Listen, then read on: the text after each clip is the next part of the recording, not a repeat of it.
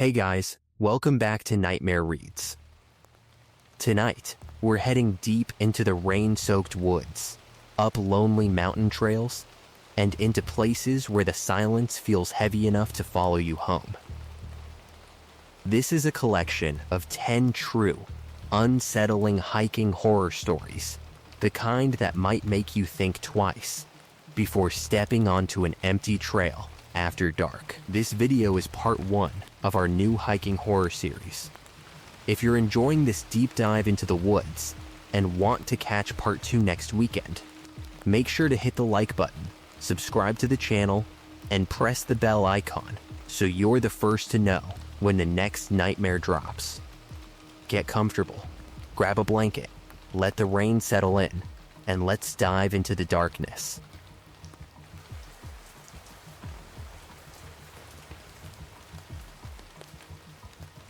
My name's Mark. I'm from Asheville, North Carolina, and I've been hiking the Appalachian Mountains since I was a kid. My dad used to take me out on short trails when I was barely old enough to tie my own boots. By the time I was in high school, I was doing full-day hikes alone. After college, hiking became the one thing I did whenever life got too loud. No phone calls, no traffic, no people asking me for anything. Just wet dirt, tree cover, mountain air, and the sound of my own breathing. So when I say I know these woods, I don't mean that in some cocky weekend hiker way. I mean I've been on the same ridges in summer heat, freezing rain, fog so thick you couldn't see 10 feet ahead, and even during those late October afternoons when everything looks dead, but somehow still feels alive.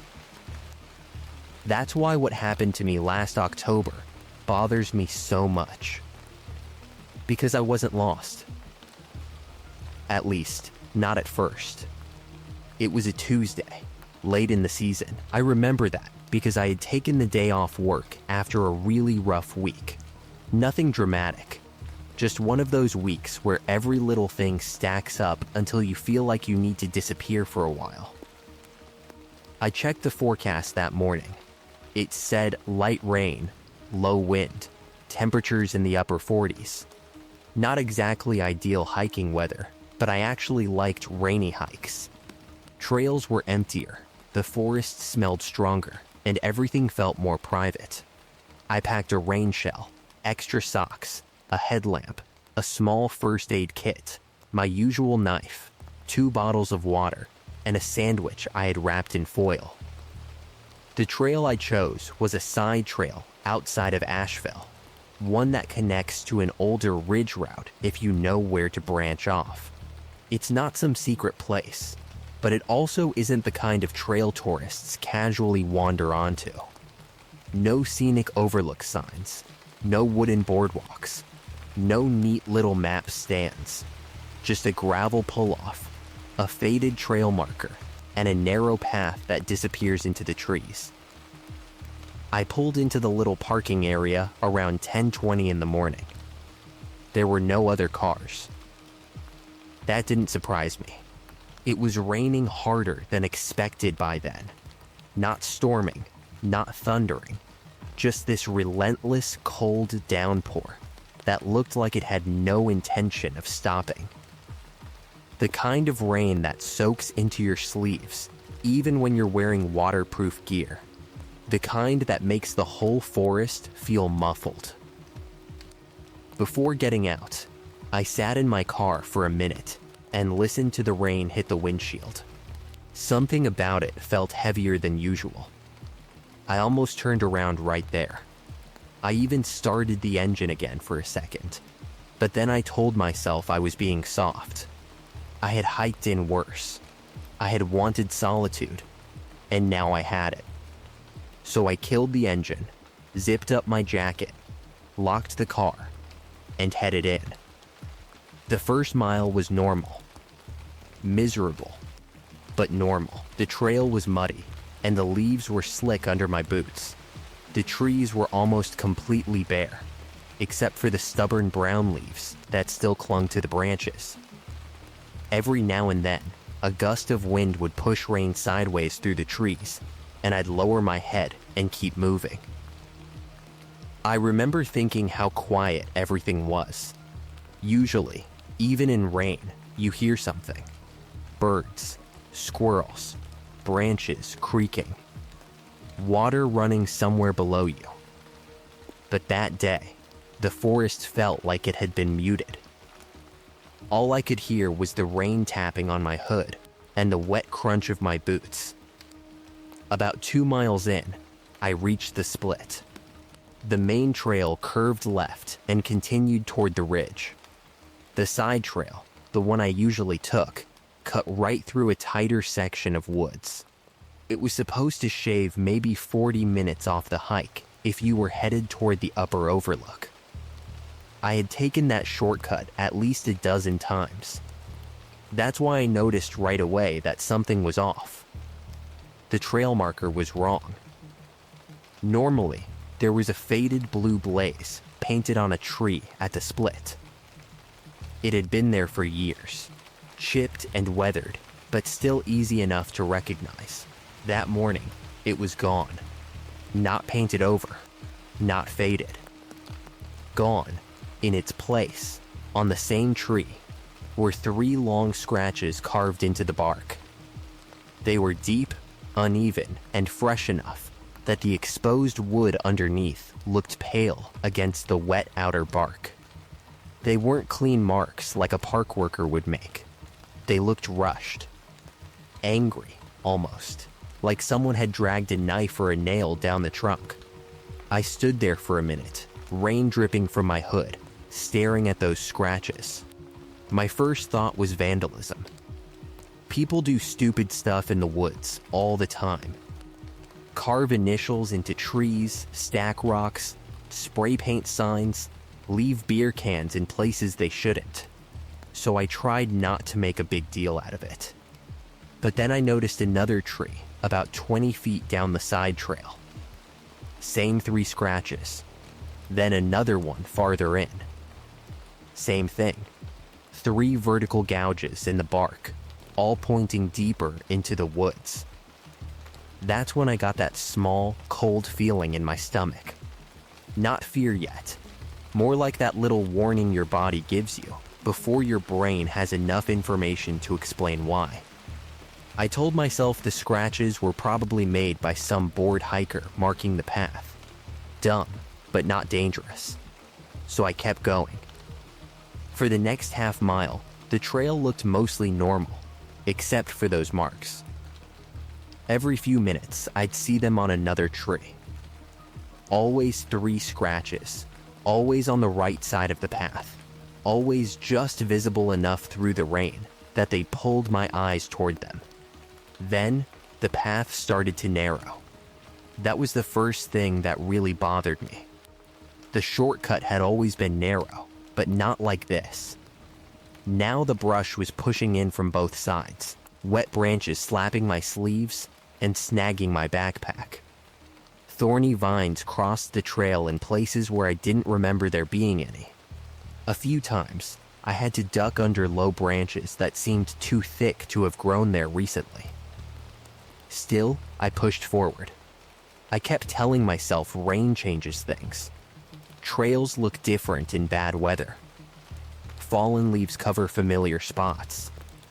Mud washes out edges. Fog messes with distance. But deep down, I knew this trail too well. Something wasn't right.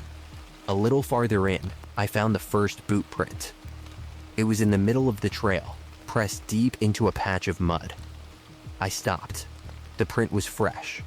Rainwater had collected in the heel, but the edges were still sharp. Whoever made it hadn't passed through hours ago. It had to be recent. I looked behind me, then ahead. There were no other sounds. No voices. No movement. No snap of branches. Just rain. I crouched down and looked closer. The print was huge, bigger than mine, with a heavy tread pattern.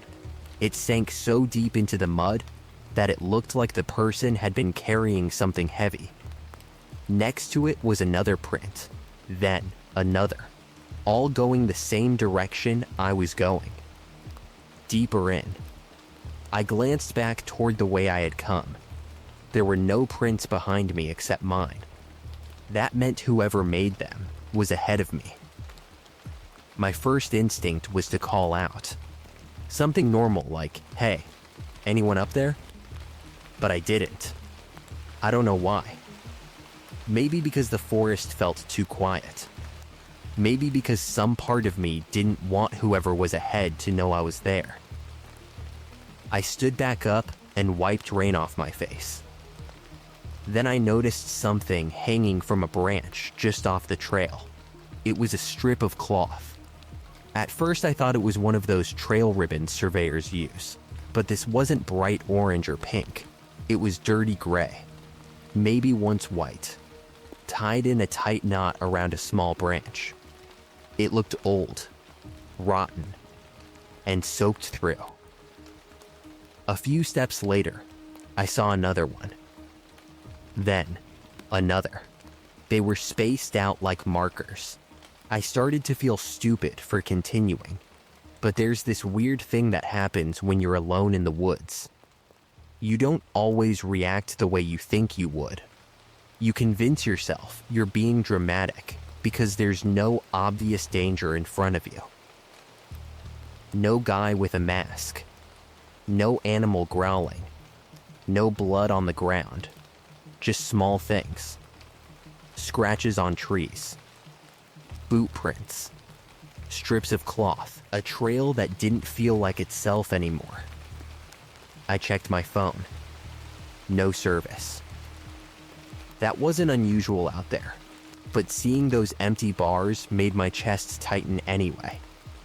I kept walking for maybe 10 more minutes before the trail bent sharply downhill. That was wrong. The shortcut was supposed to climb gradually before joining the ridge trail.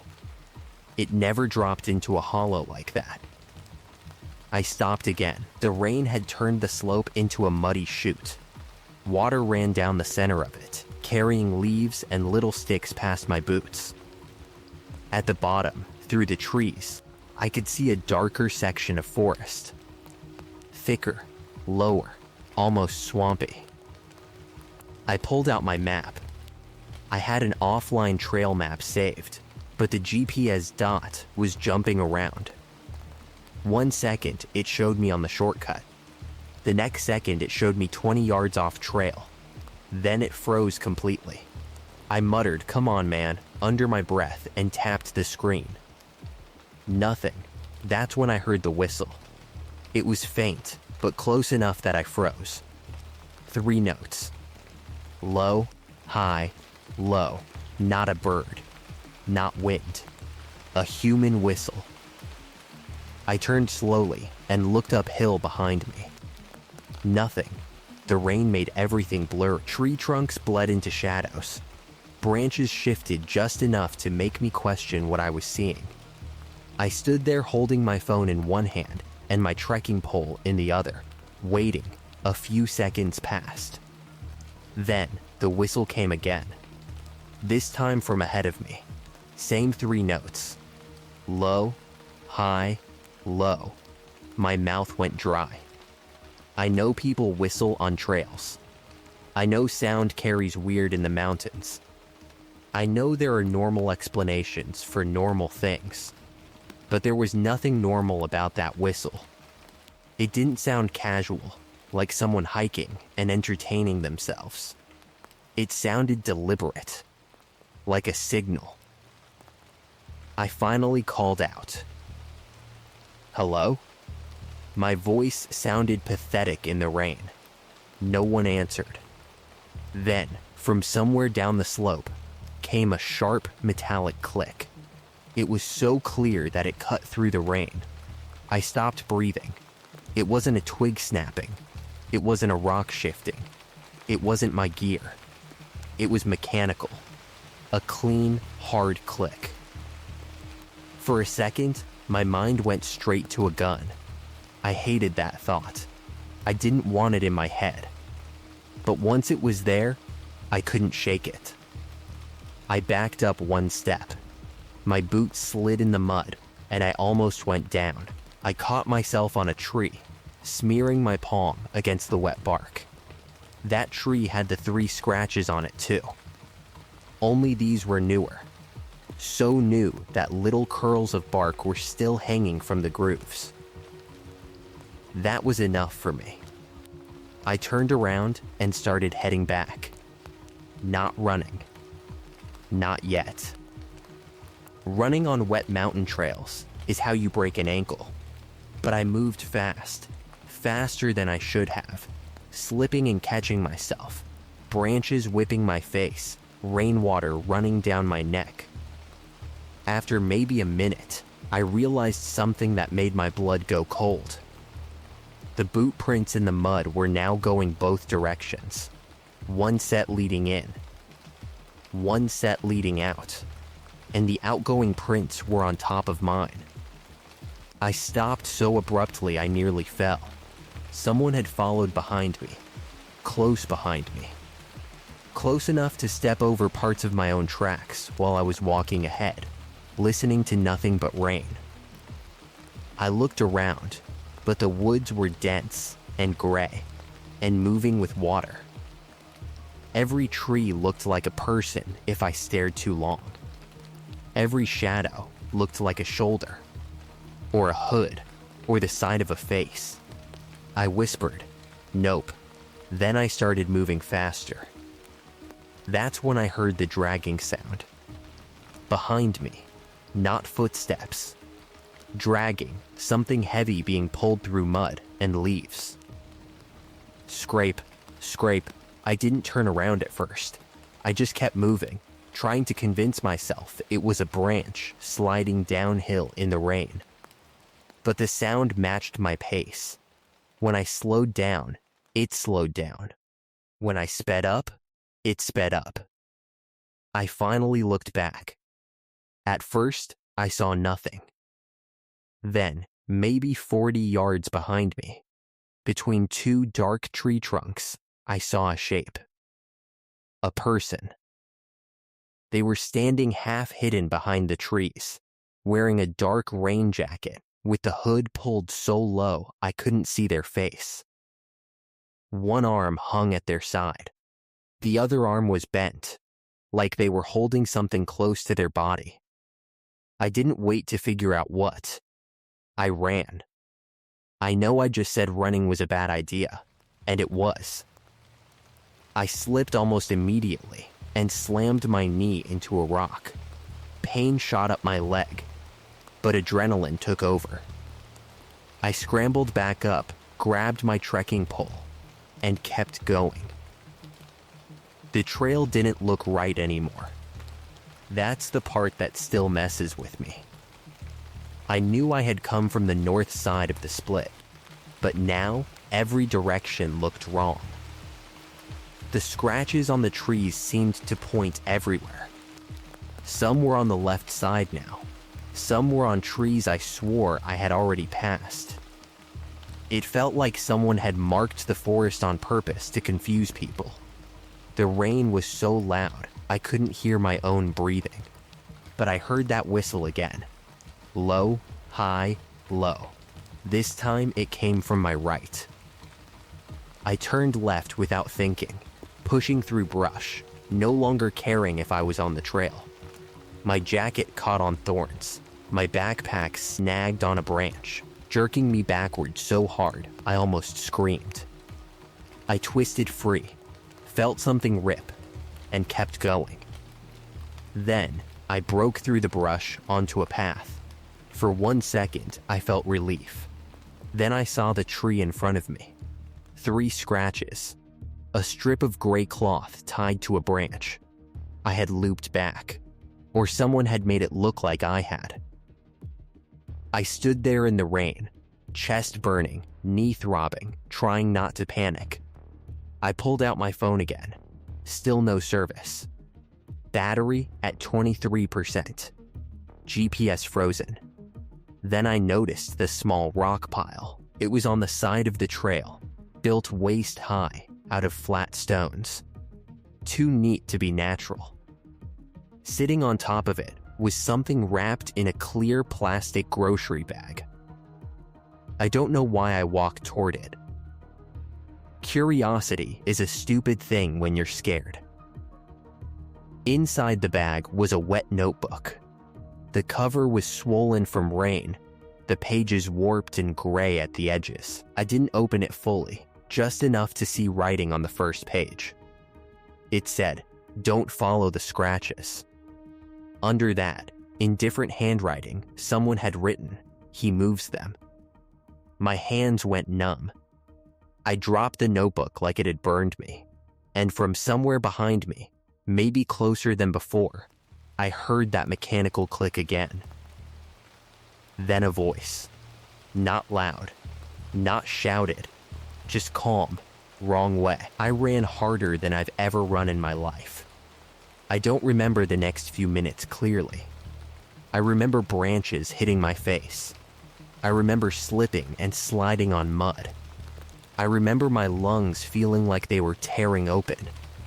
I remember thinking I might die out there not because of a ghost or some monster, but because some real person had been waiting in the rain on a trail no one else was dumb enough to hike. Eventually, I saw something bright through the trees. My car. For a second, I thought I was imagining it. But then, I saw the gravel pull off, the faded trail sign, the road beyond it. I burst out of the trees and almost fell onto the gravel. My car was the only one there. Still, I fumbled with the keys so badly, I dropped them in the mud. I grabbed them, unlocked the door, threw myself inside, and slammed it shut. Then I locked every door twice, like that would somehow make a difference. I sat there shaking. Rain hammered the windshield. My breath fogged the glass. My hands were covered in mud and scratches. My knee was bleeding through my pants. I looked toward the trail entrance. Nothing, no dark figure, no movement, no sound except rain. I told myself to drive, but before I did, I wanted to make sure I still had my phone charger. My battery was almost dead, and I didn't want to be on those mountain roads with no phone if something happened. So I pulled my backpack from the passenger side floorboard. And I froze. The main compartment was open. Wide open. Not halfway. Not slightly unzipped from running. Open, I knew for a fact I had zipped it shut at the trailhead. I always did. I had not opened that compartment once during the hike. Slowly, I looked inside. My sandwich was gone. My first aid kit was still there. My extra socks were still there. My headlamp was still there. But something had been placed inside. A strip of wet gray cloth, tied into a tight knot. For a few seconds, I couldn't move. Then I grabbed the cloth with 2 fingers and threw it out the window like it was alive. I started the car, backed out too fast, and nearly slid into a ditch turning onto the road. I didn't stop driving until I reached a gas station 20 minutes away. Only then did I call the sheriff's office. The deputy I spoke to was polite, but I could tell he didn't know what to do with my story. A weird trail marker. A whistle. A person in a rain jacket. A cloth in my backpack. No injury besides a busted knee. No direct threat besides one voice saying wrong way. He took my name and number and said they'd check the area when the weather cleared. A week later, I called to follow up. They told me they didn't find anything. No notebook. No rock pile. No fresh scratches. No sign anyone had been living out there. But the deputy did say one thing that made me feel sick. He said that trail wasn't an official trail anymore. It had been closed years ago after a washout made part of it unstable. The Forest Service had removed the old marker and blocked the original split, but hikers kept finding alternate routes that weren't on any map. Then, he asked me exactly where I had entered. I told him. He went quiet for a second and said, "There shouldn't be a path there." I never went back. I still hike, but not alone, and never in heavy rain. I don't follow unofficial trails anymore. I don't care how familiar the area looks or how many times I think I've been there. Because the scariest part isn't that I heard someone in the woods. It isn't even that someone got close enough to open my backpack without me knowing. The scariest part is that I think that trail was made for people like me. People who think they know the woods.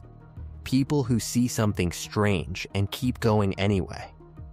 And every time it rains now, even if I'm just standing in my own backyard in Asheville, I catch myself looking at the trees, checking the bark, making sure there aren't 3 fresh scratches pointing somewhere they shouldn't.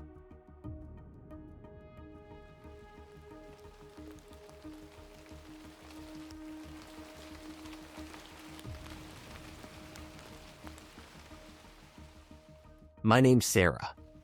I'm from Seattle, Washington, and I grew up hiking around the Olympic Peninsula.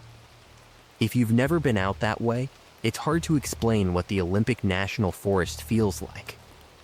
It's not like a normal forest where you can see through the trees and get a sense of where you are. Out there, everything is thick. Moss hangs off branches like wet hair. Fallen logs are the size of cars. Ferns grow waist-high in some places. The trees are so tall and packed so tight that even in the middle of the day, the forest floor can look like dusk. I had been hiking out there since I was a kid. My parents used to take me on short nature trails near Lake Crescent and the Hoh Rainforest Visitor Area. As I got older, I started going farther in. Longer hikes. Rougher trails.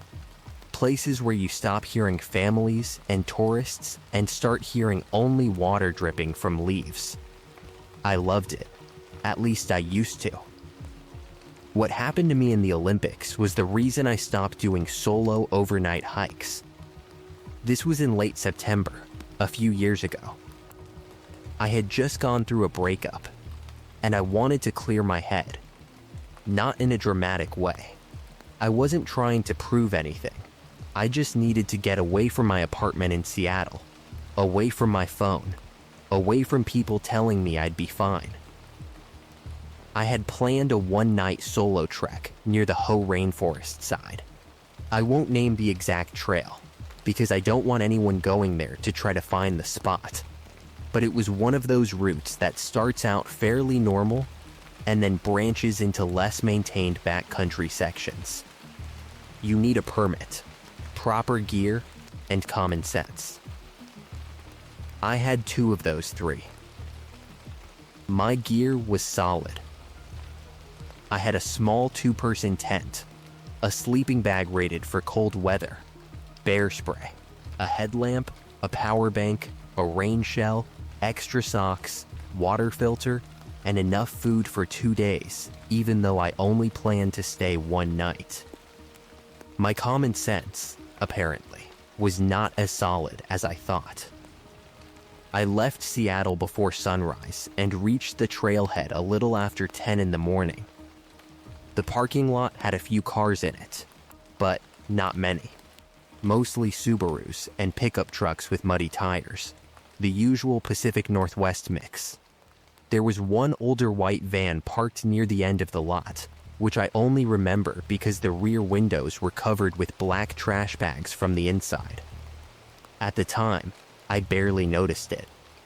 I signed in at the trail register, tightened my pack, and headed out.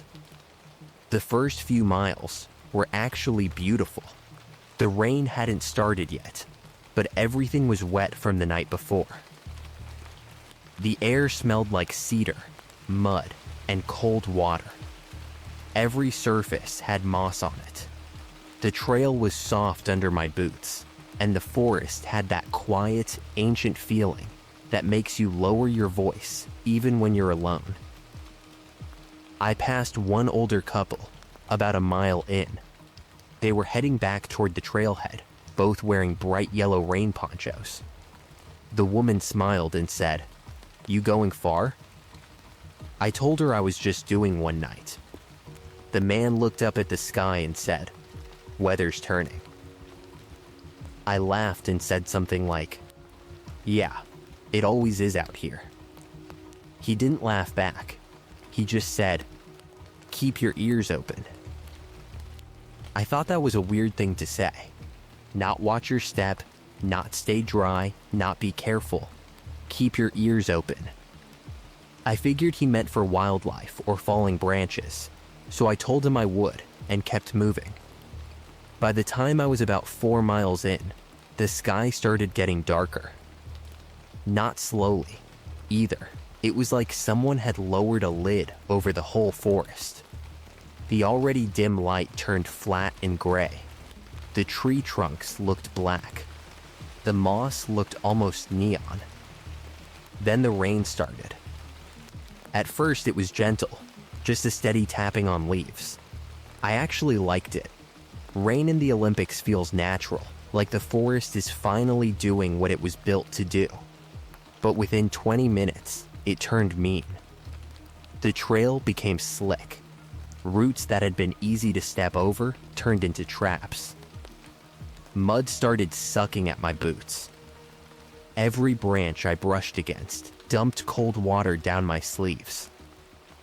My backpack cover helped, but not enough. I could feel dampness creeping into my clothes. I checked my map and realized I wasn't going to make it to my planned camping spot before dark if the trail stayed like that. I had maybe 2 more miles to go, but in those conditions, 2 miles could feel like 5. So I made the safe decision, or what I thought was the safe decision. I started looking for a place to camp early. It took longer than I expected. The forest was too dense in most places, and the ground was either uneven, covered in roots, or too close to standing water. Eventually, I found a small clearing tucked between 3 massive old-growth firs. It wasn't perfect, but it was flat enough.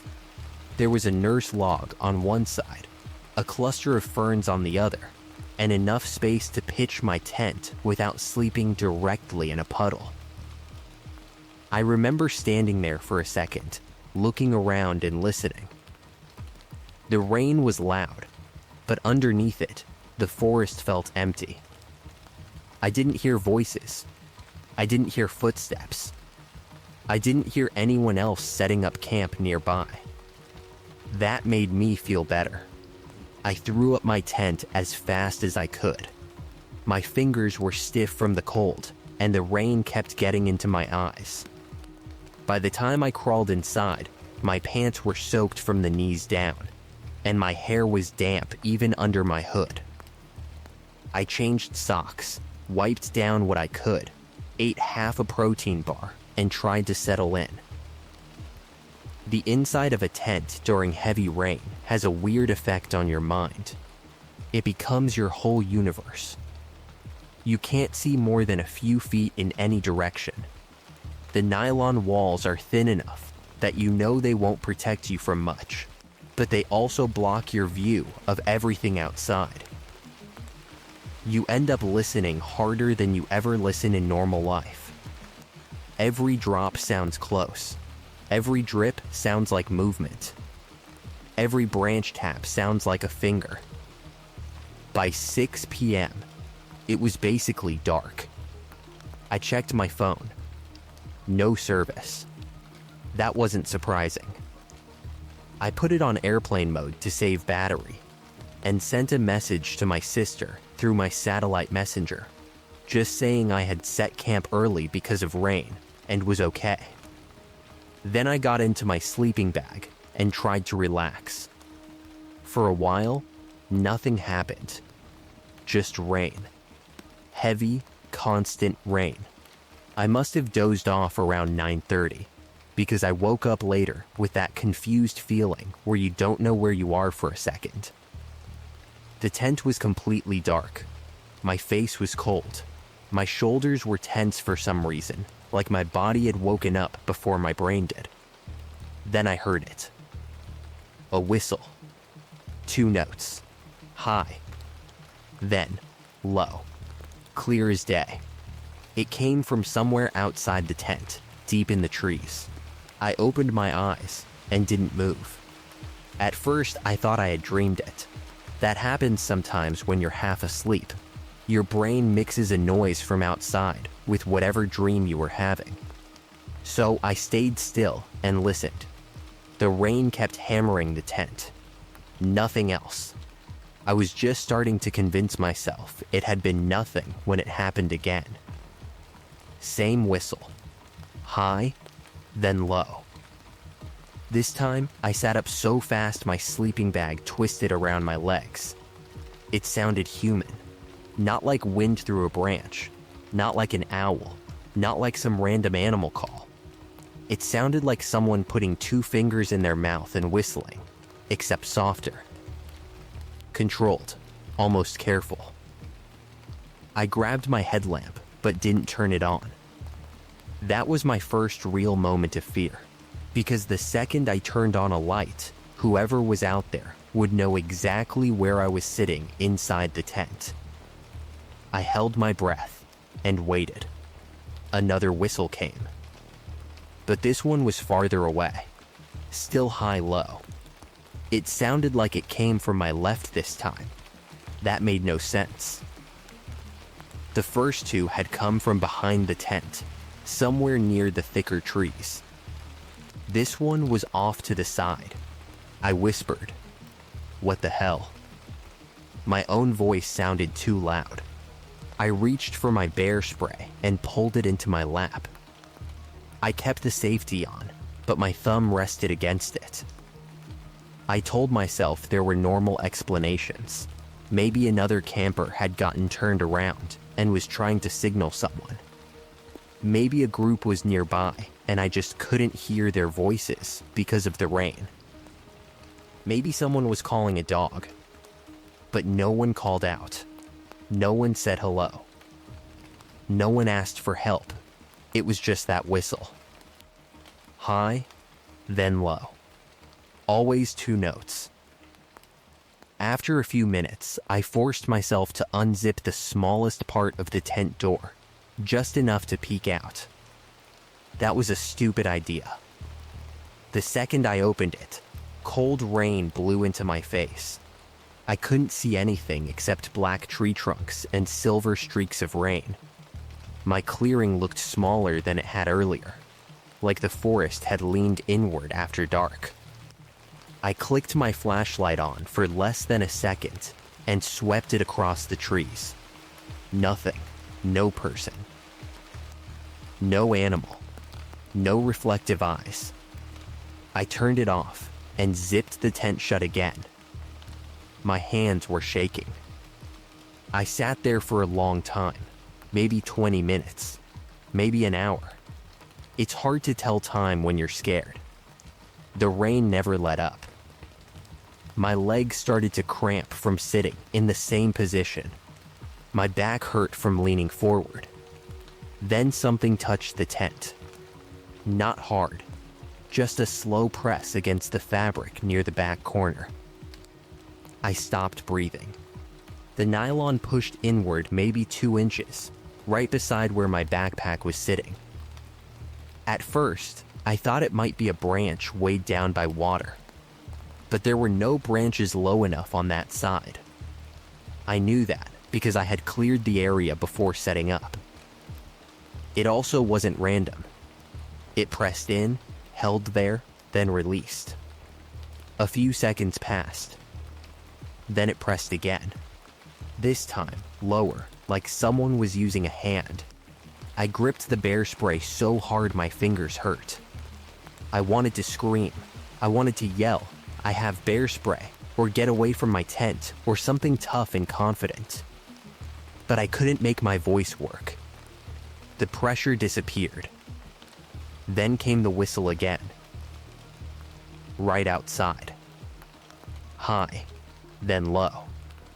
so close it sounded like it was inches from the tent wall. That broke something in me. I yelled, "Hey, I know you're there." The forest went dead quiet. Not literally, because the rain was still pounding, but emotionally, it felt like everything stopped. No whistle, no pressure, no movement. Then, from the other side of the clearing, a voice whispered, "Sarah?" I can't describe what that did to me. It wasn't loud. It wasn't aggressive. It was almost gentle, but it said my name, my actual name. For a second, my brain couldn't process it. I thought maybe my sister had somehow come looking for me.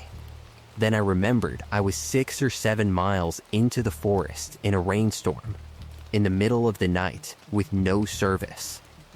No one should have known where I was. No one should have known my name. Then, I remembered the trail register. I had written my full name at the trailhead.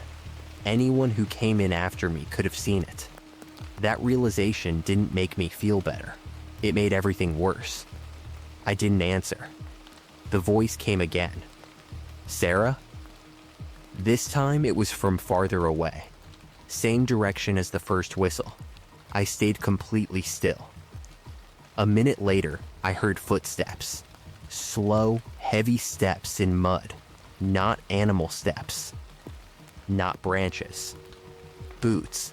They moved around the edge of my clearing, never coming directly to the front of my tent. I could hear them sinking into the wet ground, pausing, then moving again. Step, pause, step, pause. Whoever it was, they were circling me. I held the bear spray pointed at the tent door. My whole body was shaking now, but I tried to keep my breathing quiet. I thought about using my satellite messenger to call for help, but it was in the outer pocket of my pack, and my pack was near the back of the tent, exactly where the pressure had been. The footsteps stopped near that side. Then, I heard my backpack shift. It was a soft sound, almost lost under the rain. But I knew it immediately. The faint scrape of nylon against the tent floor. Someone was touching it from outside. My pack was inside the tent, but pressed against the wall. Whoever was out there was pushing the tent fabric inward and feeling around through it. That was when I finally moved. I lunged toward the pack and yanked it away from the wall. The second I did, something outside jerked back. I heard a splash in the mud. Then a low laugh. Not a big movie villain laugh. Just one short breath through someone's nose. Like they thought it was funny. I grabbed my satellite messenger and hit the SOS cover with my thumb, but I froze before pressing the button. I had never used it before. I knew if I activated it, search and rescue would be notified, but I also knew they wouldn't magically appear in 5 minutes. In that weather, in that terrain, it could take hours. And if whoever was outside heard the device beeping or saw the screen light, I didn't know what they would do. So I sent a preset emergency check-in to my sister instead. It wasn't enough. I know that now. But in that moment, I was trying not to panic. The footsteps moved away. For a while, nothing happened. No whistle, no voice, no touching the tent, only rain. I stayed awake until my eyes burned. At some point, I realized I was crying quietly, not because I had decided to, but because my body couldn't hold it in anymore. I kept wiping my face with my sleeve, trying not to make noise. Sometime later, maybe around 3 a.m., I heard the whistle again. But this time, it wasn't outside my tent. It was farther away, high, then low. Then, a second later, another whistle answered it, from a different direction. Same 2 notes, high, then low. There were 2 people. That thought nearly made me sick. For the rest of the night, the whistles moved through the forest around me. Sometimes close, sometimes far. Sometimes one note would come from behind me, and the second would come from somewhere else. Like they were splitting the whistle between them. High, then low. High, then low. I didn't understand what they were doing, and honestly, I still don't. Maybe they were trying to scare me. Maybe they were communicating. Maybe they were trying to lure me out. All I knew was that I wasn't opening that tent until there was light in the sky. When dawn finally came, it didn't feel like morning. The forest just turned from black to gray. The rain had softened into a mist, but everything was soaked. I waited longer than I needed to because I was terrified of unzipping the tent and seeing someone standing there. Eventually, I couldn't wait anymore. I got the bear spray ready, unzipped the tent, and looked out. The clearing was empty. No people, no gear, no obvious sign of anyone. Then I looked down. The ground around my tent was destroyed. There were footprints everywhere. Large boot prints, smaller boot prints, overlapping tracks, pressed deep into the mud. They circled the tent again and again, so many times that the mud had turned into a ring of slush. Some prints stopped directly outside the back wall, where my backpack had been. Others stood near the front door, close enough that whoever made them had been less than 2 feet from my face while I was inside. I backed out of the tent and nearly tripped. On the rainfly, near the back corner, there was a muddy handprint. Not a paw, not a smear, a human handprint. Long fingers. Palm, thumb. I stared at it for maybe 3 seconds, then went into full survival mode. I didn't fold anything. I didn't clean anything. I ripped the poles out, shoved the wet tent into my pack, and got moving. My hands were so cold and shaky that I couldn't buckle half the straps. Before leaving the clearing, I noticed something on the nurse log. My protein bar wrapper. The one I had thrown into a small trash bag inside my pack. It had been opened flat and placed on the log, smoothed out like someone wanted me to see it. Beside it was a small piece of paper. At first, I thought it was trash. Then, I saw writing. It was wet, but still readable. It said, "You answered once." That was it. 3 words. I didn't touch it. I just left. The hike back was the longest hike of my life. Every sound behind me made me flinch. Every bird call sounded fake. Every time water dripped from a branch, I thought it was someone stepping into a puddle. I kept looking back, but the trail behind me was always empty. About halfway back, I heard the whistle one last time. High, then low. It came from somewhere far off to my right, deeper in the trees. I didn't stop. I didn't run either, because the trail was too slick, and I knew if I twisted an ankle, I was done. So I walked as fast as I could, talking to myself under my breath the whole time. Keep moving. Don't look. Don't answer. Just keep moving. When I reached the trailhead, there were more cars than before. Families, day hikers, a guy unloading camera gear. The normal world. But that white van with the blacked out rear windows was still there. And as I walked past it, I noticed fresh mud on the rear bumper. The kind of mud that looked like someone had stepped on it while climbing in. I don't know why, but I looked at the back window. The black trash bag covering it shifted slightly, like someone inside had moved. I didn't wait around. I got in my car, locked the doors, and drove straight to the nearest ranger station. I was soaked, shaking, and probably sounded insane when I tried to explain what happened. The ranger listened without interrupting. That scared me more than if she had laughed. When I finished, she asked me if the whistle was 2 notes, high, then low. I said yes. She looked at another ranger behind the desk, and he just shook his head. They wouldn't tell me much. Officially, they said they had received odd reports from backcountry campers over the past couple of seasons. People hearing whistles, people waking up to footprints around tents, small items missing from packs, a few reports of voices calling names from the trail register. No one had been seriously hurt, at least not that they told me. But the ranger said something I'll never forget. She said, "If you hear someone call your name out there, and you didn't tell them your name, don't answer." I drove back to Seattle that afternoon and cried in my shower for almost 20 minutes. For weeks afterward, I couldn't sleep when it rained.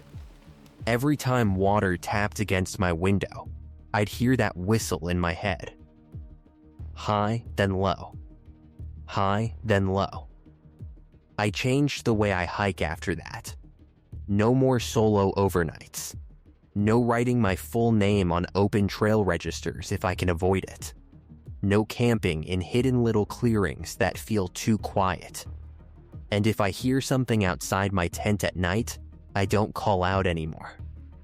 Because out there, in a forest that big and that dark, answering can be the mistake. Sometimes the scariest thing in the woods isn't an animal. It's not a ghost. It's not some creature from an old campfire story. Sometimes it's just a person who knows exactly how scared you are. And they whistle just to let you know they're close.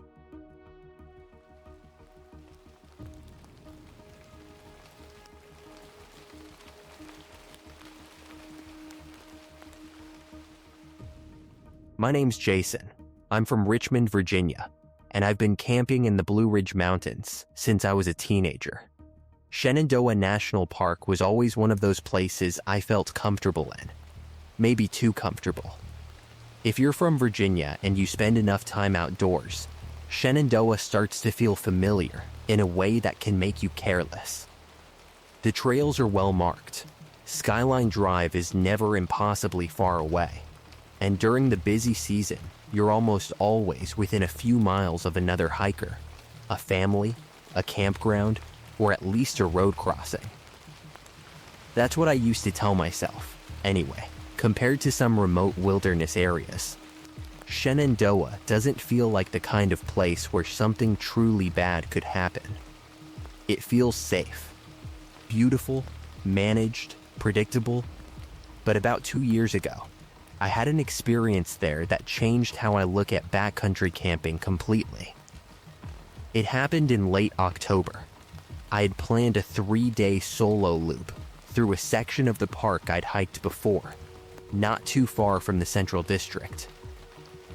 I'm not going to name the exact route because I don't want people trying to find the spot. But it connected with a few side trails off the Appalachian Trail and dipped down into a heavily wooded hollow before climbing back toward a ridge. My plan was simple. Hike in the first day, camp near a creek, do the longer section on day 2, then camp one more night before heading out early on the 3rd morning. I'd done solo trips before. Plenty of them. I wasn't reckless. I had a permit, a printed map, offline GPS, a headlamp, backup batteries, bear spray, a knife, a water filter, and enough food for an extra day. I'd checked the weather that morning before leaving Richmond, and it looked decent. Cold, but clear. Maybe a little rain late the second night, nothing serious. By the time I reached Shenandoah, The sky was already darker than it should have been. The first day was fine. Gray, windy, colder than expected, but still manageable. I passed a few hikers during the first few miles, mostly day hikers heading back toward their cars. Everyone had that same look people get in late October, shoulders hunched, hands in pockets, trying to enjoy the fall colors while pretending the wind isn't cutting through every layer. By mid-afternoon, I was alone. I made my first camp near a creek, cooked a quick meal, and slept pretty well. Nothing weird happened that night. No strange noises, no footsteps, no creepy feelings. Just cold air, running water, and the occasional branch cracking somewhere far off in the trees. The second day is when things changed. I woke up early and noticed right away that the weather report had been completely wrong. The air felt wet and heavy. The clouds had dropped low enough that the tops of the ridges disappeared into them. The forest had that quiet, pressed down feeling it gets right before rain. I packed up fast and started moving. The trail was slick from old leaves, and the downhill sections were rougher than I remembered. Everything looked the same after a while. Gray trunks, brown leaves, green moss, wet rocks. I had to stop more than once to check the map, not because I was lost, but because the fog made distance feel strange. Around noon, the rain started. At first, it was just a drizzle. Annoying, but not terrible. By 2 o'clock, it had turned into a cold, steady downpour. The kind that gets under your collar and runs down your back no matter how good your jacket is. The trail became mud. The roots became slick. Every step required focus. I was still about 3 miles from the spot where I'd planned to camp, and I was already soaked from the waist down. That's when I made the first mistake. I decided to cut the day short. Not off trail exactly, but I chose an alternate campsite area I'd used years before. It was a flatter stretch tucked back from the main trail, surrounded by hardwoods and mountain laurel. It wasn't marked as an official campground or anything, but it was one of those backcountry spots people clearly used. You could tell from the old fire ring and the flat dirt patches where tents had been pitched before. I got there a little before 5. It was already getting dark. The rain was coming down hard enough that the whole forest sounded like a running faucet. Leaves slapped against each other. Water streamed off branches. The ground had turned soft and black. I remember standing there in the clearing, breathing hard, completely fed up. Then I noticed the other tent. It was about 50 yards away, half hidden between 2 trees near the edge of the clearing. At first, I thought it was just a dark rock or a fallen branch covered in leaves. Then, a gust of wind pushed the rain sideways, and I saw the shape clearly. A tent. Small, low, dark green. It was pitched badly, like someone had set it up in a hurry, or maybe like it had been sitting there for a while and slowly sagging under the weather. One side of the rainfly was drooping. The front vestibule was zipped shut. Wet leaves had gathered along the base. I stopped and stared at it for a few seconds. I didn't see anyone moving around it. No light inside. No gear outside. No cooking smell. No voices. Just the tent. My first thought was that somebody else had gotten caught in the storm and was already inside, probably trying to stay warm and dry. Honestly, I was relieved. I know that sounds weird, because most people want privacy when they camp. But when you're alone in the woods during bad weather, seeing another tent nearby can make you feel less isolated. Like, okay, if something goes wrong, At least there's another human being close enough to hear you. So I gave the tent some space and pitched mine on the opposite side of the clearing. I didn't call out. That was probably my second mistake. I told myself it was because I didn't want to bother whoever was inside. If they were anything like me, they were wet, cold, miserable, and not in the mood to make small talk. I set up as fast as I could. My fingers were stiff. My sleeves were soaked. I was shivering by the time I crawled into my tent and zipped everything shut. Inside, I changed into dry socks and a thermal shirt, hung my wet jacket near the door, and ate a cold dinner, because there was no way I was cooking in that rain. I kept glancing toward the side of my tent where the other camper would have been, even though I couldn't see them from inside. For the next hour, nothing happened. No one walked past. No one coughed. No one turned on a headlamp. That started to bother me. I kept thinking about that other tent. It was too quiet. Even when people are trying to be respectful, you still hear them. A zipper, a sleeping pad squeaking, a cough, a pack buckle clicking. Something, but from that tent, there was nothing. Around 7:30, I decided to peek outside. I unzipped my tent door just a few inches and looked across the clearing. The other tent was still there, barely visible through the rain. No light, no movement. The front was still zipped shut. I almost called out then, something simple like, "Hey, you good over there?" But I stopped myself. I didn't want to be the weird guy yelling across a campsite in the dark. I also didn't want to start a conversation with a stranger when I was already exhausted and half frozen. So I zipped my tent back up and tried to sleep. For a while, I drifted in and out. The rain was loud, and in a weird way, comforting. It drowned out my own thoughts. I remember waking up a few times because my feet were cold, or because water was pooling under one corner of the tent floor. Then, sometime around 1:40 in the morning, I woke up fully. I didn't know why at first. My eyes were open, and I was lying completely still, staring into the darkness of my tent. The rain was still coming down, but something felt different. Then I saw light, not inside my tent. Outside, a faint, flickering glow passed across the nylon wall, then disappeared. I sat up slowly. There it was again. A weak orange flicker, like a candle or a dying lantern, moving through the trees from the direction of the other tent. My first thought was that the camper had finally woken up. Maybe they were checking their gear. Maybe they had to use the bathroom. Maybe they were just as uncomfortable as I was and couldn't sleep. But then I heard the whispering. It was faint at first, almost buried under the rain. Low voices. I couldn't tell if it was one person or two.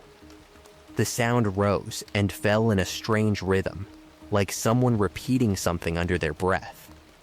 Not chanting exactly, but not normal conversation either. I leaned forward, holding my breath, trying to make out words. I couldn't. The rain made everything sound distorted. The whispering seemed to stretch and flatten as it moved through the trees. Sometimes it sounded like it was coming from the other tent. Sometimes it sounded like it was closer. I told myself not to panic. People do weird stuff when they're alone. Maybe the camper was praying. Maybe they were talking to themselves. Maybe they had earbuds in and were repeating lines from a podcast or something. But then, the whispering stopped. Completely. The sudden silence was worse than the sound had been. A second later, I heard a zipper. Slow, careful, zip. It came from the other tent.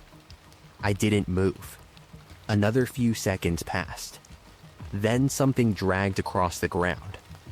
Scrape, scrape. It was heavy. Not like a branch moving in the wind. Not like an animal brushing through leaves. It sounded like someone pulling a wet duffel bag through mud. The sound came from the direction of the other tent and moved a few feet, then stopped. Then I heard a man cough. Not a loud cough. A low, wet cough. Like someone trying to keep quiet. That was when the hair on my arm stood up. Because it confirmed there was someone over there.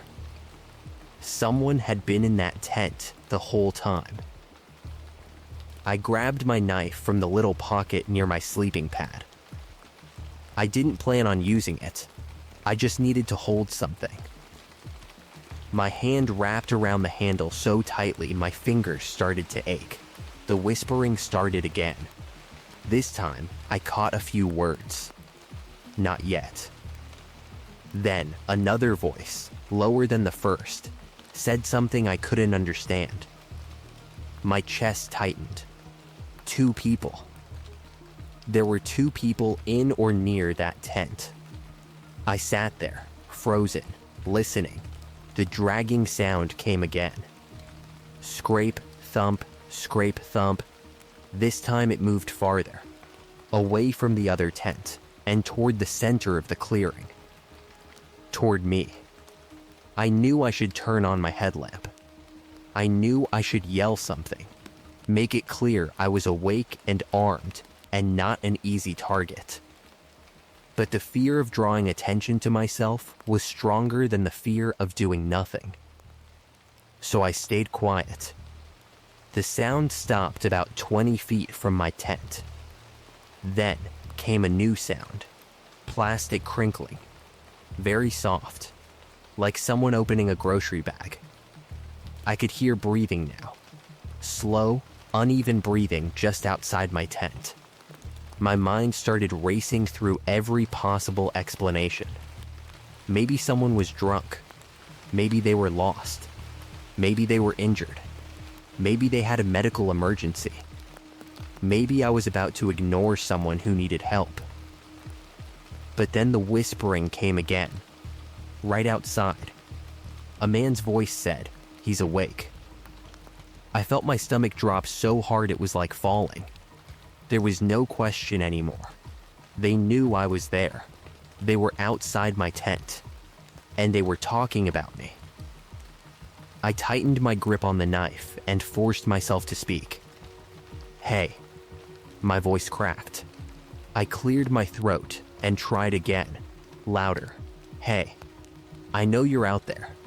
You need something?" No answer. The rain kept hammering down. I waited, holding my breath. Then the same voice whispered, "No," just one word. "No." It came from maybe 10 feet away. I didn't know what to do with that. It wasn't threatening exactly, but it wasn't normal either. A normal person would explain themselves. A normal person would apologize for creeping around someone's tent in the middle of the night. I reached for my phone. No service, obviously. I opened the camera app, turned the brightness all the way down, and started recording audio. I don't know why. Maybe I thought if something happened, at least there would be proof. Maybe I just needed to feel like I was doing something. A minute passed.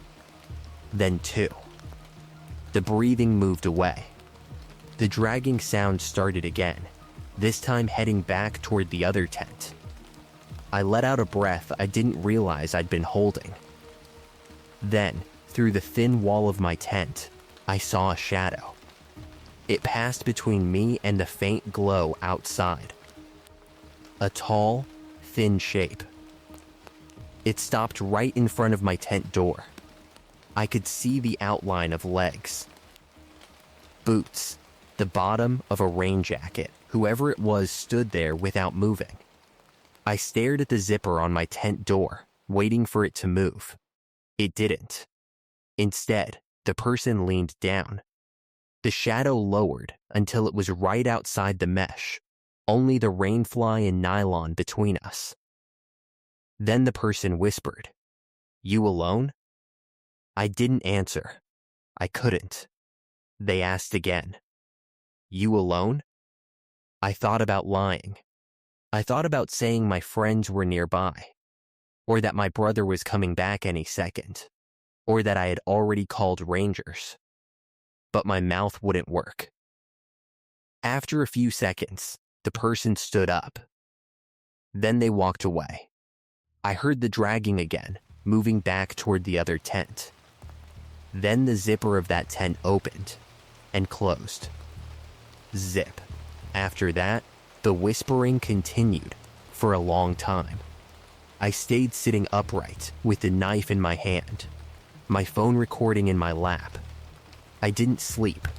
I didn't even lie down. Every muscle in my body was locked. Sometime after 3, the rain slowed a little. That made the sounds clearer.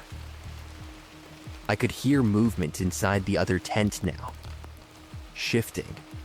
Wet fabric rustling. Someone coughing.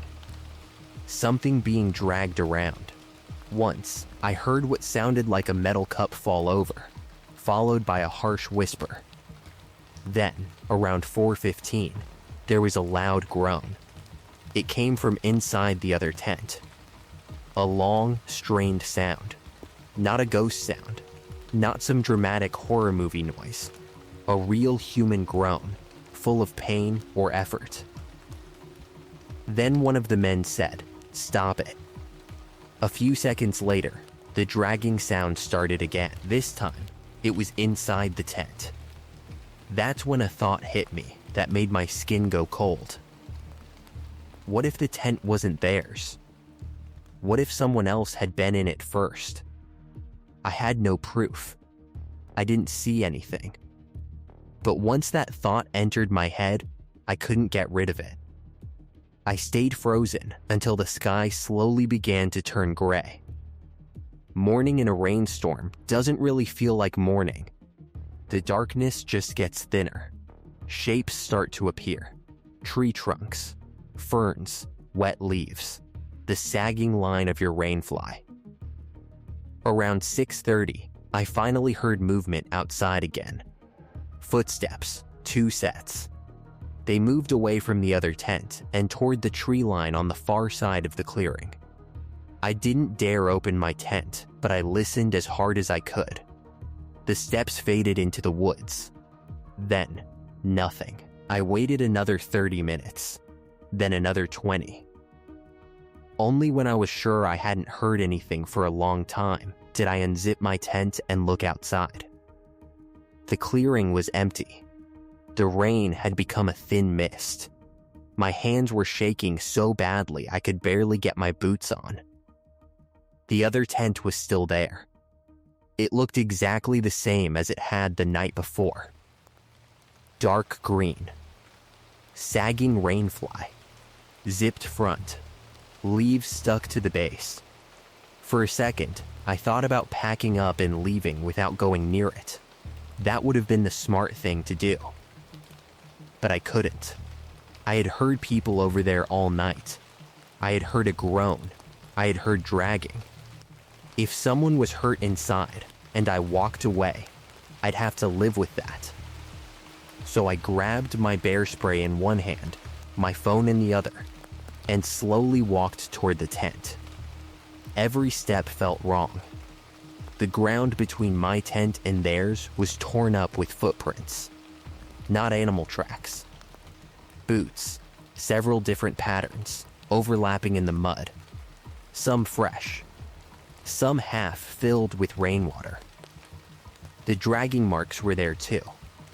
Long grooves running from the other tent toward the middle of the clearing and back. When I got close, I called out. "Hello?" No answer. I waited. "Anyone in there?" Still nothing. The tent smelled awful. Not like death. Exactly. More like wet clothes, old sweat, mildew, and something sour. I reached for the zipper with my left hand while keeping the bear spray ready in my right. My fingers touched the metal tab. Then something inside the tent shifted. I jumped back so fast I almost fell. For a second, I heard nothing. Then, from inside the tent, a voice whispered, "Don't." It was weak, barely human. I backed away, heart hammering. "Are you hurt?" I asked. No answer. I took another step back. Then the tent wall moved, just slightly, like someone inside had pressed a hand against it. That was all I needed. I ran back to my tent, threw everything into my pack without folding a single thing, and got out of that clearing as fast as I could. I didn't care about wet gear. I didn't care about leaving my tent stakes behind. I didn't care about looking stupid. I just needed to reach the trail. The whole hike back, I kept looking over my shoulder. I expected to see one of those men following me. I expected to hear the dragging sound. I expected to hear that whisper asking if I was alone. But the woods stayed quiet. That almost made it worse. By the time I reached the nearest ranger station, I was soaked, shaking, and probably looked insane. I told the ranger there were people in a tent near my campsite, that one of them might be hurt, and that I thought something was seriously wrong. To their credit, they took me seriously. 2 rangers went back out with me, and we reached the clearing a few hours later. My tent was still there, half collapsed from how badly I packed it. The other tent was gone. Not moved. Gone. No tent. No people. No gear. Nothing. But the footprints were still there. So were the drag marks. The rangers didn't say much while they looked around. One of them photographed the ground. The other walked to the edge of the clearing and found something tucked under a wet log. It was a torn piece of dark green tent fabric, same color as the tent I'd seen. There was also a broken tent pole nearby, bent almost in half. They asked me to describe the voices again, then the tent, then the exact words I'd heard. When I told them about the person outside my tent asking if I was alone, one of the rangers looked at me in a way I didn't like. Later, they told me there had been reports that fall of someone, possibly more than one person, camping illegally in that part of the park. Packs had gone missing. Food bags had been cut down. One hiker claimed he woke up to someone standing outside his tent, but he never got a look at them. They never told me if they found the people. They also never told me who or what was inside that tent when I heard the voice say, "Don't." A week later, a ranger called me and asked me to send the audio recording from my phone. I had almost forgotten about it. When I listened back, most of it was useless. Rain, static, my breathing, the tent fabric snapping in the wind. But near the end of the recording, around the time I remembered the person standing outside my tent, there was a voice. It was faint, but clear enough. "You alone?" Then, maybe 10 seconds later, another voice whispered from farther away, "Leave him." I sent the file to the ranger and never heard anything about it again. I still camp. I still hike. I've even gone back to Shenandoah a few times. But I don't camp near other tents in the backcountry anymore unless I've actually seen and spoken to the person using it. I don't assume another camper means safety. And if I find a tent sitting quiet in the rain with no light, no gear, and no movement, I don't get closer. I leave. Because that night taught me something I should have known already. The woods don't have to be empty to be dangerous. Sometimes the thing that scares you isn't the darkness beyond your camp. Sometimes it's the tent right next to yours. The one you keep telling yourself is empty. Until it whispers back.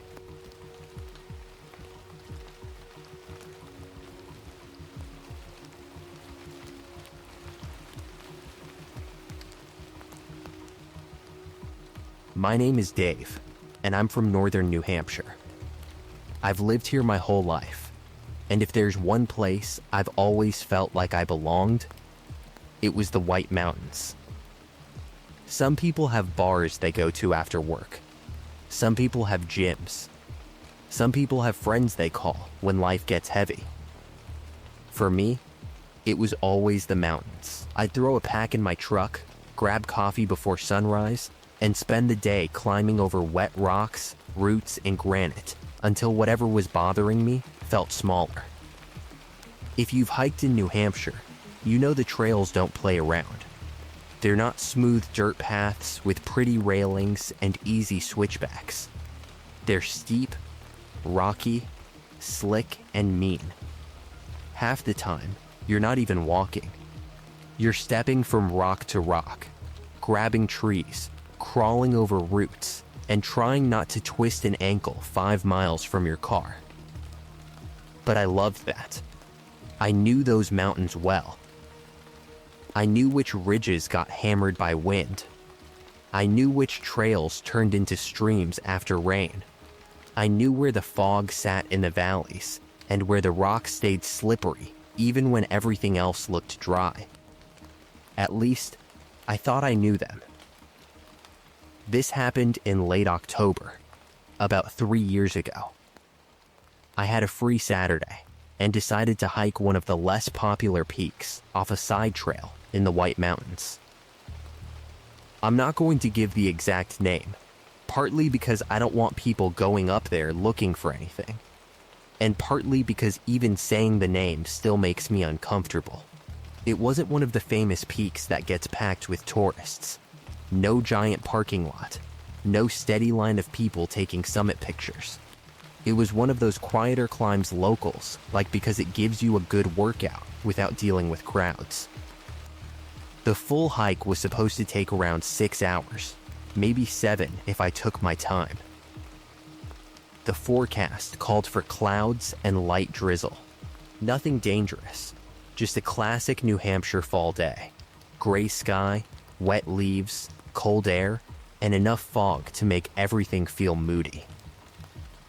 I got to the trailhead around 8:30 in the morning. There were only 2 other vehicles there. One was an old pickup with Vermont plates. The other was a dark SUV parked crooked near the far edge of the lot. I remember noticing that because the SUV looked like it had been there overnight. The windshield was covered in wet leaves, and the windows were fogged from the inside. I didn't think much of it. People sleep in their cars before early hikes all the time. I signed the trail register, tightened my boots, and started up. For the first couple miles, everything was normal. The trail climbed steadily through hardwood forest, and the rain was barely more than mist. The leaves were mostly down, covering the ground in a wet brown carpet.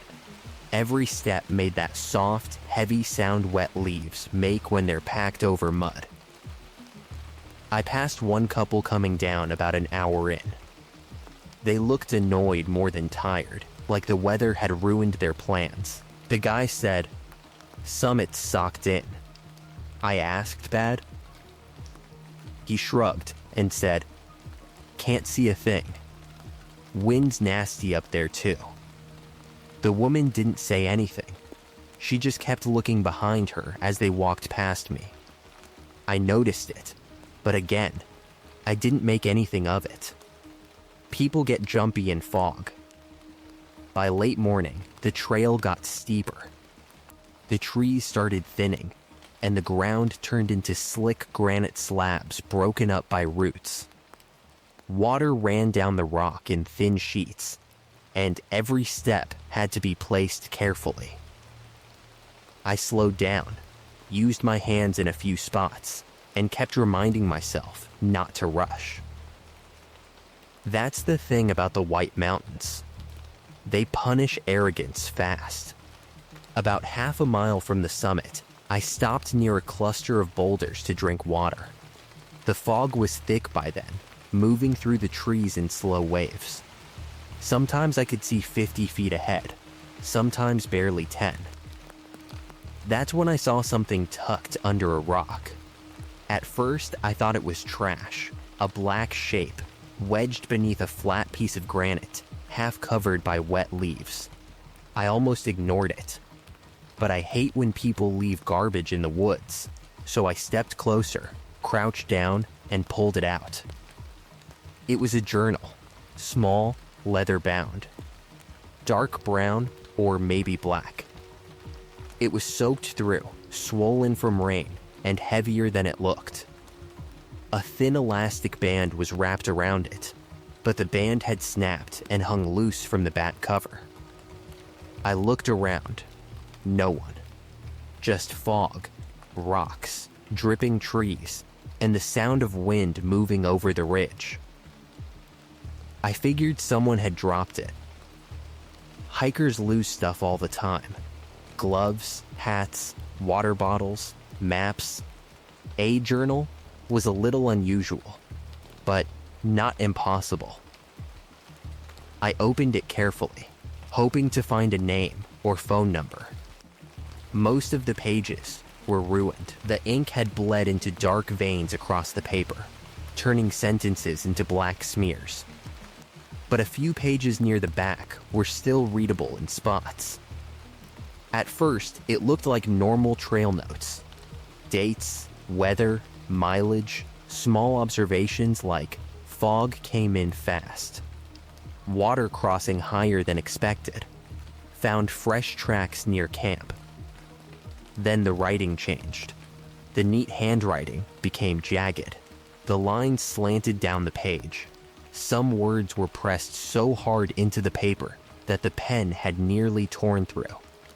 One page said, "They only come out when it rains." I stared at that line for a second. Then I flipped to the next page. "The rain doesn't hide them. It brings them." That sentence was written over and over again. The rain doesn't hide them. It brings them. The rain doesn't hide them. It brings them. I remember laughing once, but it wasn't because I thought it was funny. It was that nervous little laugh you make when something is weird and you don't know how else to react. I said out loud, "Okay, that's creepy." My voice sounded flat in the fog. I thought maybe someone had made it as a joke. Some Blair Witch-style prank for hikers to find. Or maybe it belonged to someone who had gotten spooked during a bad storm and started writing nonsense. Either way, I didn't want to leave it there. So I put it in the side pocket of my pack and kept climbing. That was the first decision I regret. The summit was only about 20 minutes away, but the weather got worse fast. The drizzle turned into real rain. The wind picked up and pushed fog across the rocks in thick gray sheets. By the time I reached the top, visibility was basically nothing. There was no view, just wet rock, low clouds, and that hollow roaring sound wind makes when it has nothing to stop it. I didn't stay long. I took one quick picture of the summit marker, ate half a granola bar, and started back down. That's when I noticed the first person. At least, I thought it was a person. A dark figure stood near the edge of the fog, maybe 30 or 40 yards away, just off the trail. Tall, motionless, wearing what looked like a dark rain jacket with the hood up. I raised one hand and called, "Hey." The figure didn't respond. The fog shifted, and for a second I lost sight of them. Then, they were gone. I stood there with rain running down my face, trying to decide if I had actually seen someone, or if it had just been a dead tree. Up near the summit, the crumholes trees get twisted by wind. In fog, they can look like people if you catch them from the wrong angle. So I told myself that's what it was. A tree. Nothing more. I started down. The descent was slow. The rocks were slick. The rain was getting heavier, and my knees were already feeling the strain. Every few minutes, I could hear thunder rolling somewhere beyond the ridge. Not close enough to panic, but close enough to remind me I did not want to be exposed up there for long. About 10 minutes below the summit, I heard footsteps behind me. I stopped. The footsteps stopped too. I turned around. Nothing but fog and wet rock. I waited, listening. Rain ticked against my hood. Water ran down the trail in little streams. Somewhere above me, a branch creaked. No footsteps. I started moving again. A few seconds later, I heard them again. Slow, wet, heavy, like boots stepping carefully on stone. I turned around faster this time. Still nothing. That was when I remembered the journal in my side pocket. I don't know why. It just popped into my head. They only come out when it rains. I told myself to stop being stupid. A weird journal doesn't summon people. A creepy sentence doesn't mean anything. I was tired, cold, alone, and hiking through fog. That's all. Then lightning flashed. For one split second, the fog lit up white, and I saw 3 figures standing on the trail above me. Not trees. Not shadows. People. They were maybe 50 yards back, spread across the trail like they didn't want me going that way. All of them wore dark rain gear. Hoods up. Heads tilted slightly downward. I couldn't see their faces. Then the flash was gone, and the trail above me was gray again. Empty. My heart slammed against my ribs. I didn't wait for thunder. I didn't call out. I turned and kept going. Not running. Not yet. The rocks were too dangerous. But I moved fast, using my hands, sliding on wet granite, grabbing roots when I had to. For the next few minutes, I heard nothing but rain. Then something tapped my backpack. Just once. A light tap. Like someone had flicked the side pocket. I spun around so hard, I almost slipped. No one was there. I pulled my pack around and looked at the side pocket. The journal was sticking halfway out. I know I had pushed it all the way in. I shoved it back down, zipped the pocket shut this time, and kept descending. That's when the trail started feeling wrong. Not lost wrong. I was still on the path. The blazes were there. The rocks were familiar enough. But the woods around me felt occupied. That's the only way I can describe it. Like I had walked into a room where people had been talking about me and stopped the second I entered. Every few steps, I caught movement at the edge of my vision. A dark sleeve behind a tree. A hood dipping behind a boulder. A shape crossing between trunks just before I turned my head. I kept telling myself it was fog. Fog and trees. Fog and fear. But then I saw footprints.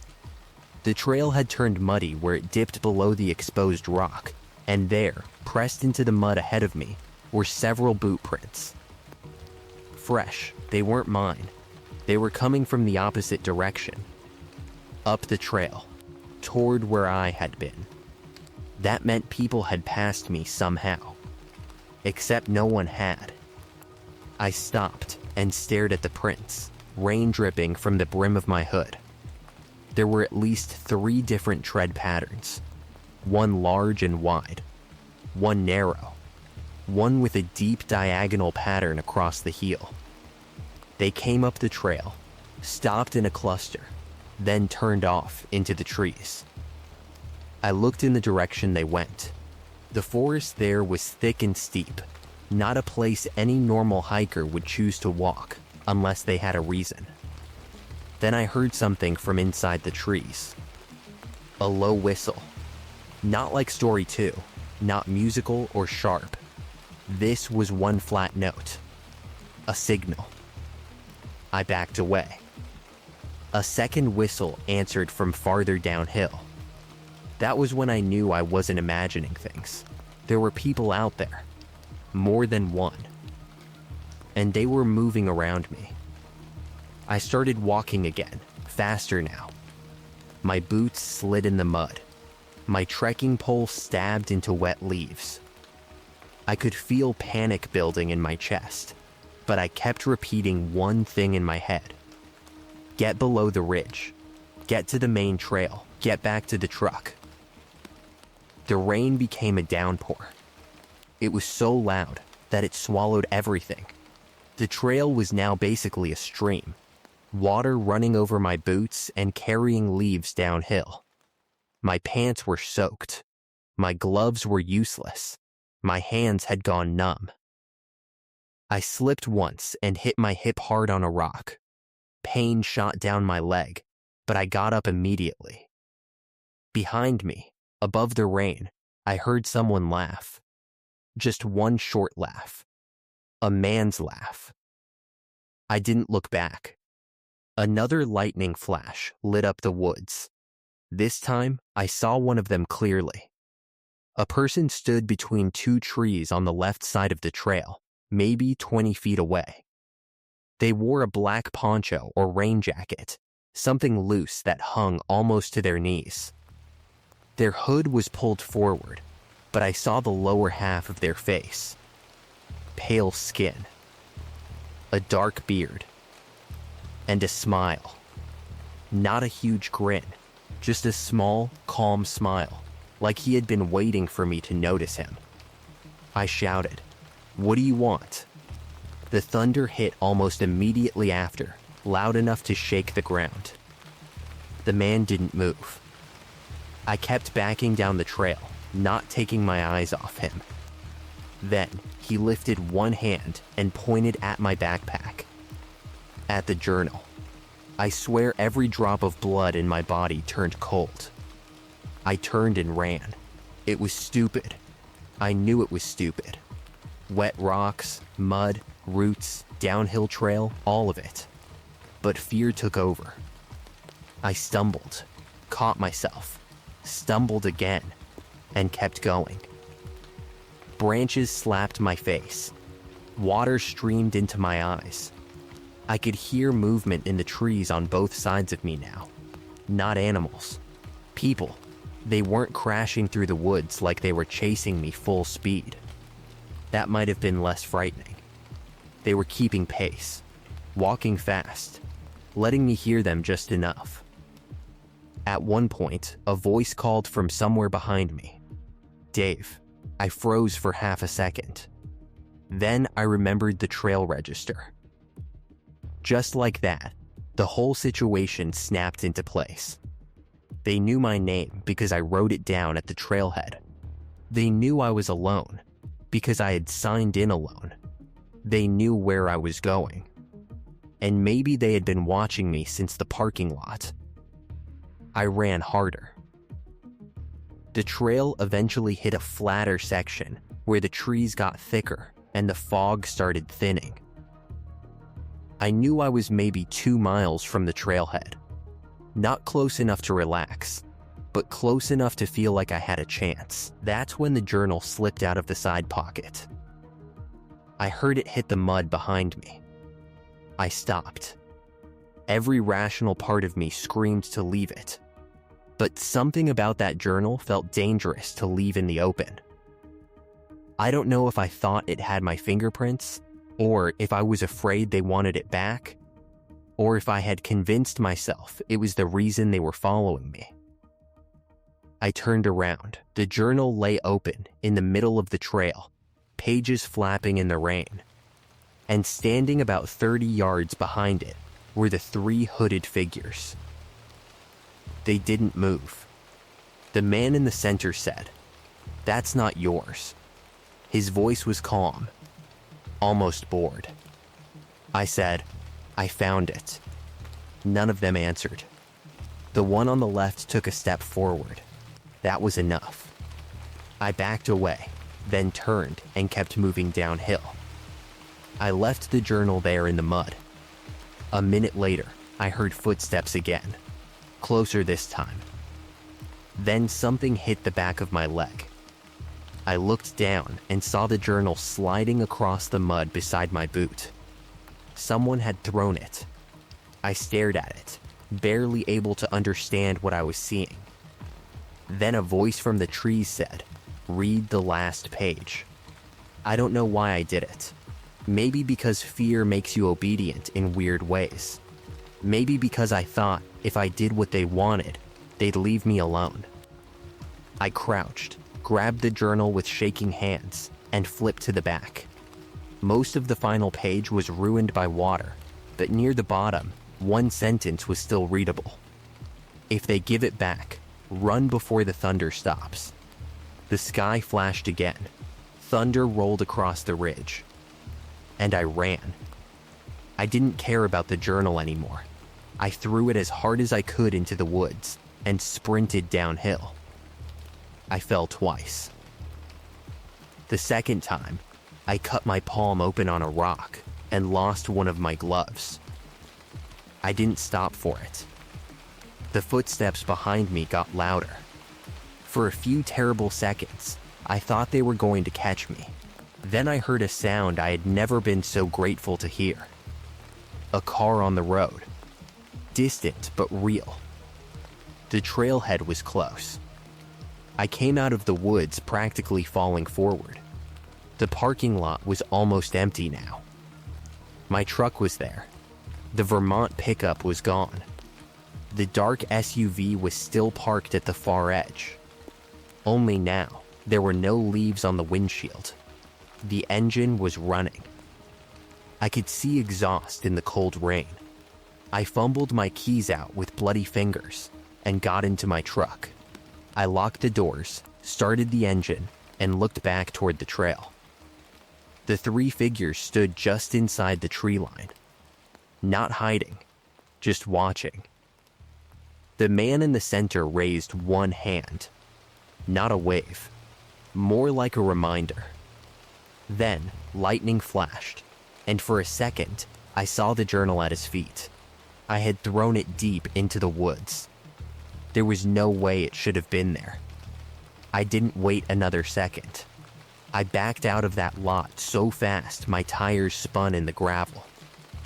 I drove down the mountain road with both hands locked on the wheel, checking the rearview mirror every few seconds. The dark SUV followed me for 8 miles. I'm sure of it. Every turn I made, its headlights stayed behind me. Not too close. Never tailgating. Just there. When I finally reached a busier road near town, I pulled into a gas station. The SUV kept going. I sat in the parking lot for almost 20 minutes, shaking so badly I couldn't even text my wife properly. Later that night, I called the local ranger office and reported what happened. I left out the part about the journal coming back.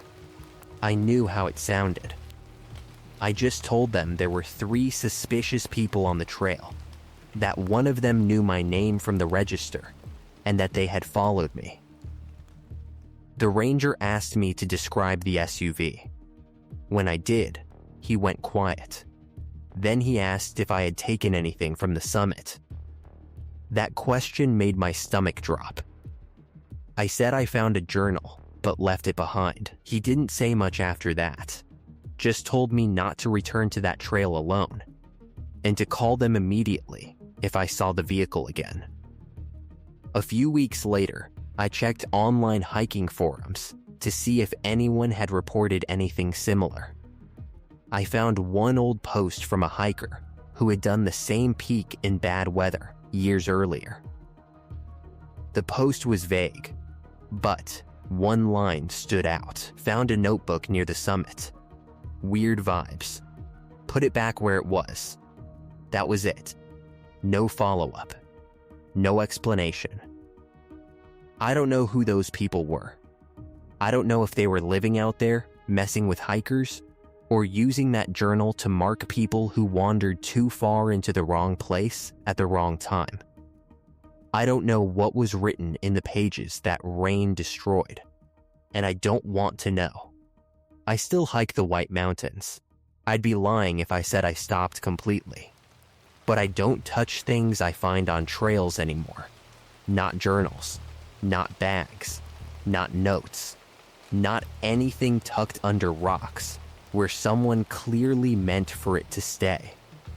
And I don't hike alone in storms, because every time thunder rolls over those ridges, I think about that sentence written again and again in a stranger's ruined handwriting. The rain doesn't hide them, it brings them.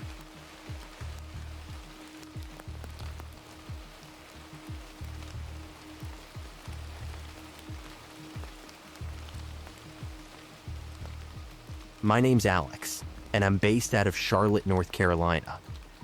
Most people who go out to the mountains on weekends go for the views. They want overlooks, waterfalls, scenic drives, and pictures they can post later. I get that. North Carolina has plenty of places that look like they belong on postcards. But I don't really go out there for pictures. I go to run. More specifically, I go trail running. There's something about running through the mountains that clears your head in a way nothing else does. Road running never did it for me. Too many cars. Too many intersections. Too much noise. But out on a forest trail, especially somewhere like Pisgah, it's different. You're focused on the next route, the next rock, the next patch of mud, the next breath. Your brain doesn't have room to obsess over work, bills, relationships, or whatever else is bothering you. It's just you, the trail, and the sound of your own feet. Pisgah National Forest has always been my favorite place for that. It's big, rugged, and easy to underestimate. The trails twist through deep forest, climb steep ridges, drop into wet hollows, and cross old forest roads that sometimes look abandoned for decades. Even popular areas can feel empty if you go at the wrong time or in bad weather. And last November, I picked the wrong time. Or maybe someone picked it for me. It was the weekend before Thanksgiving. I remember that because I was supposed to drive to my parents' house that Sunday, and I wanted to get one long run in before a week of eating too much and pretending to enjoy family small talk. I left Charlotte before sunrise and drove west toward Pisgah. The weather wasn't great, but it wasn't supposed to be dangerous. The forecast said light rain in the morning, clearing by early afternoon. Temperatures in the 40s. Cloudy, typical late fall mountain weather. I had done bad weather runs before. I actually liked them. Rain keeps casual hikers away, and there's something peaceful about having a trail to yourself. I had a hydration vest, extra calories, my phone sealed in a plastic pouch, a small first aid kit, a headlamp, and a lightweight rain shell. I wasn't planning to camp or spend the night. It was supposed to be a long, isolated loop, around 12 miles total, with a few old connector trails and a forest road that would bring me back near the parking area. I won't give the exact route, but it was in Pisgah National Forest, not far from one of the less touristy trailheads outside Brevard. When I pulled into the gravel lot, it was empty. Completely empty. No Subarus. No pickup trucks. No mountain bikes. No dog walkers. Nothing. That was unusual, even with the rain, but not impossible. It was cold, gray, and early. Most people had better sense than to run 12 miles through wet mountain trails before breakfast. I sat in my car for a minute, watching rain slide down the windshield. It wasn't pouring yet, just steady enough to make everything look washed out. The trees were mostly bare, and the ground was covered in slick brown leaves. The forest beyond the lot looked dark and quiet. I checked the time, 7:18 a.m. Then I checked my phone. 1 bar. I downloaded my map again just to be safe, zipped my phone into the waterproof pouch, locked the car, and started my run. The first couple miles felt great. Cold rain, yes, but my body warmed up fast. The trail climbed gradually through thick woods, and the mud wasn't too bad yet. I fell into that rhythm trail runners know well. Short steps, light feet, scan the ground, breathe steady, don't fight the hill, let the trail decide the pace. After about 3 miles, the rain got heavier. Not storm heavy. No thunder. No wind. Just that relentless, straight down mountain rain that soaks everything evenly. The kind that makes the world feel smaller. The trail started turning soft under my shoes. Water collected in every low spot. Tiny streams ran across the path where there hadn't been streams before. I thought about turning back, but I was feeling good, and I knew the loop. I figured once I hit the old forest road, the footing would improve. That was my first mistake. Around mile 5, I saw the first boot print. It was right in the middle of the trail, pressed deep into a patch of mud. I noticed it because it didn't look like a hiking shoe. It looked like a work boot. Big, heavy, squared off at the toe, with an old tread pattern that left thick blocky marks in the mud. I ran past it without thinking much. People use those trails for all kinds of reasons. Hunters, trail workers, hikers, locals cutting through old forest roads. A boot print wasn't weird by itself. But then I saw another one. Then another. They were heading the same direction I was. I kept running. At first, the prints stayed ahead of me like any normal tracks would. I'd see one in a muddy dip, then lose them on leaves or rock, then pick them up again farther down the trail. They were fresh enough that the rain hadn't softened the edges much. That's when the first little thought entered my mind. Whoever made these couldn't be that far ahead. I looked up the trail, expecting to see someone in a rain jacket, maybe 20 or 30 yards away. Nothing. Just trees, rain, and gray trail curving into the woods. I kept moving. 10 minutes later, the prints were still there. Always ahead of me. Always in the same direction. That started to bother me. I was running at a decent pace. Not sprinting, but moving much faster than a normal hiker, especially in those conditions. If someone had been walking ahead of me, I should have caught up to them by now. Or at least seen them on a switchback, heard them stepping through mud, caught a flash of movement. But there was nothing. No person. No sound. Just those big boot prints appearing again and again in the mud. I slowed down near a creek crossing and checked behind me. My own footprints were there, but already softening around the edges. Rainwater was filling them, collapsing them, erasing them almost as soon as I made them. Then I looked ahead. The boot prints in front of me were deeper, darker, cleaner, like they had been made seconds ago. I remember saying out loud, "That's weird."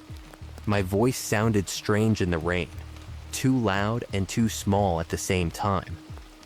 I kept going, but my comfortable running rhythm was gone.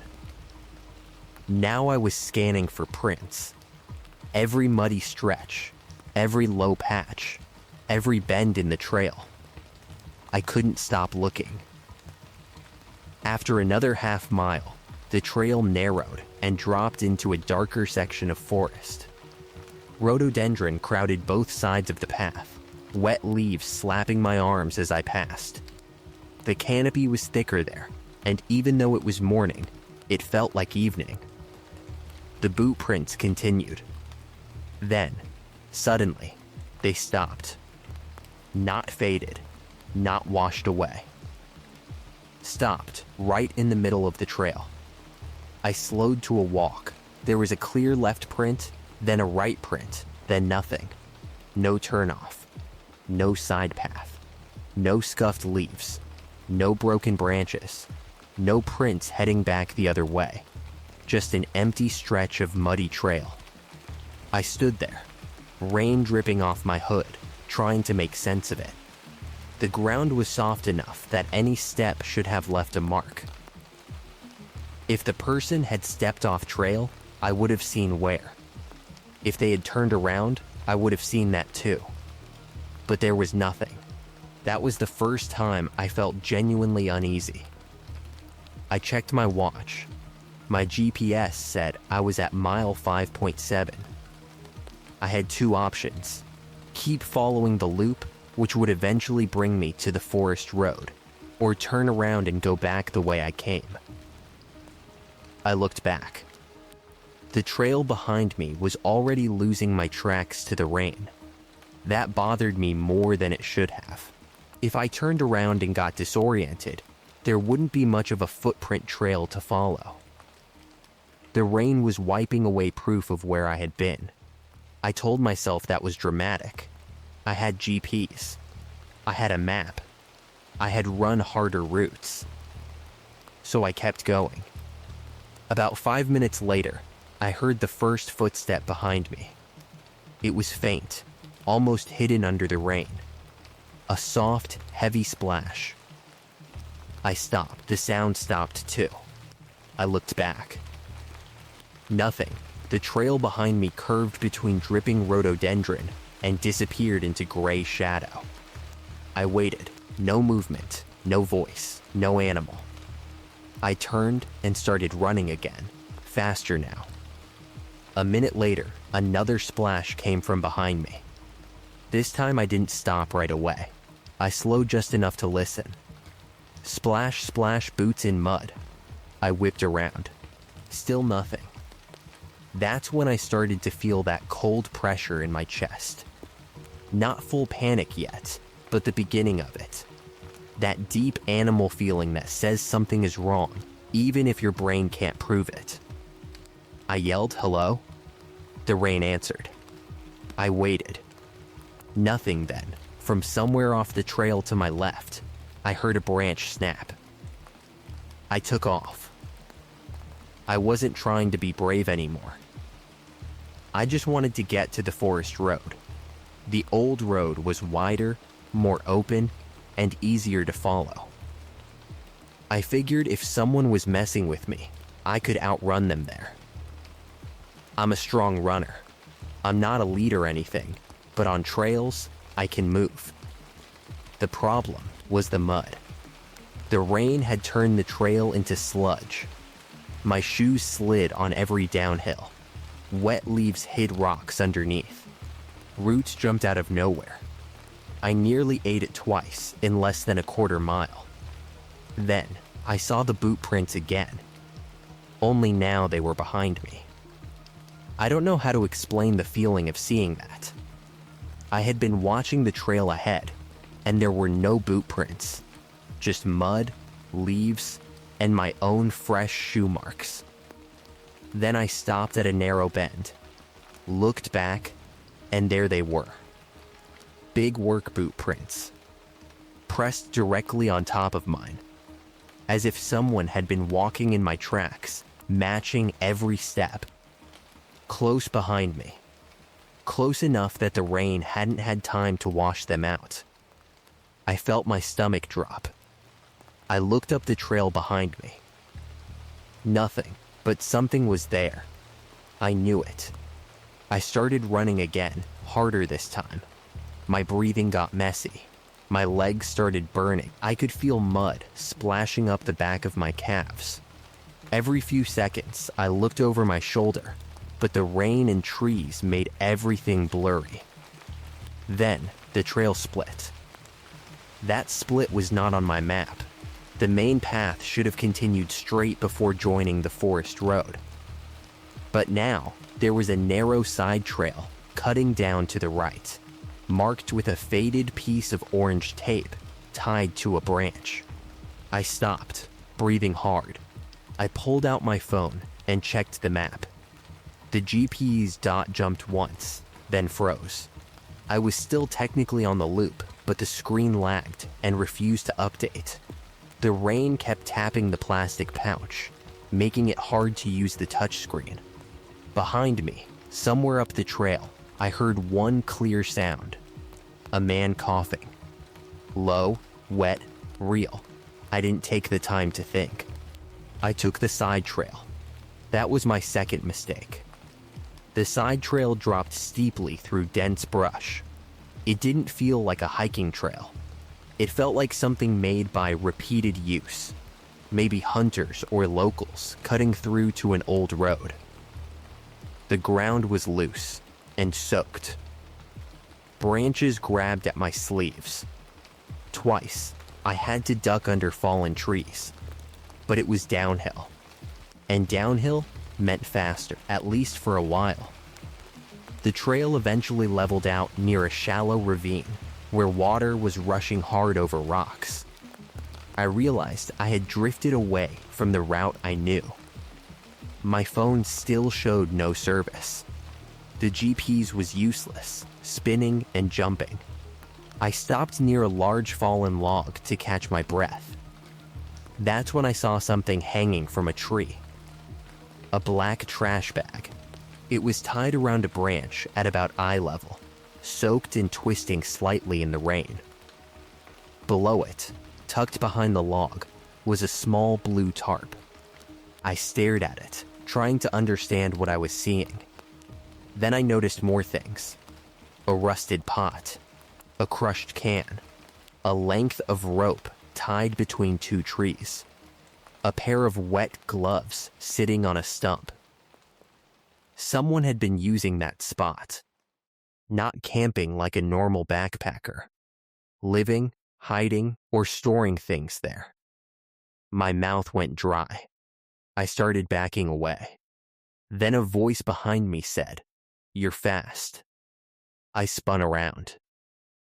A man stood on the trail maybe 30 feet away. He was wearing a dark green rain poncho, the kind that hangs loose and makes a person look larger than they are. Under the hood, I could see part of his face. Middle-aged maybe. Scruffy beard. Pale skin. His eyes were hard to see in the shadow of the hood, but I knew he was looking right at me. He wore heavy brown work boots. Old school boots. The same tread pattern. I couldn't speak. He took one step forward. I took one step back. He smiled a little and said, "You shouldn't run alone out here. There are moments where your body makes a decision before your mind catches up." That was one of them. I bolted left, off the trail and into the woods. I didn't care about poison ivy, thorns, ticks, snakes, twisted ankles, any of it. I crashed through rhododendron, slipped down a muddy slope, grabbed a sapling to keep from falling, and kept moving. Behind me, I heard him laugh. Not loud, not crazy, just amused, like this was exactly what he wanted. I pushed through brush until my arms were scratched and my shins felt raw. I could hear water somewhere ahead, maybe the creek, maybe a drainage ditch. I aimed for the sound because running water usually leads downhill, and downhill often leads to roads or bigger trails. The rain got heavier. It was covering everything. My tracks. His tracks. Any proof that either of us had been there. I kept thinking about that as I ran. If he caught up to me, no one would know where it happened. My shoe prints would be gone in minutes. Any struggle in the mud would be smoothed over by rain and leaves. The forest was erasing the entire chase as it happened. That thought almost broke me. I slipped crossing a wet rock and went down hard on my side. My elbow hit first, then my shoulder. Pain flashed white through my arm. I scrambled up, but my right hand was shaking. Behind me, through the trees, I heard him moving. Not running fast, just following. Steady, confident, he didn't need to sprint. He knew the area better than I did. I pulled out my phone and tried 911. No service. I tried anyway. The call failed. I kept moving. After what felt like forever, I stumbled onto an old forest road. It was narrow, overgrown, and covered with leaves, but it was a road. 2 ruts. Gravel underneath the mud. Enough open space to run without tripping every 3 steps. For the first time in almost an hour, I felt hope. I turned left and started running down it. After maybe 2 minutes, I heard an engine. At first, I thought I was saved. Then I realized the sound was behind me.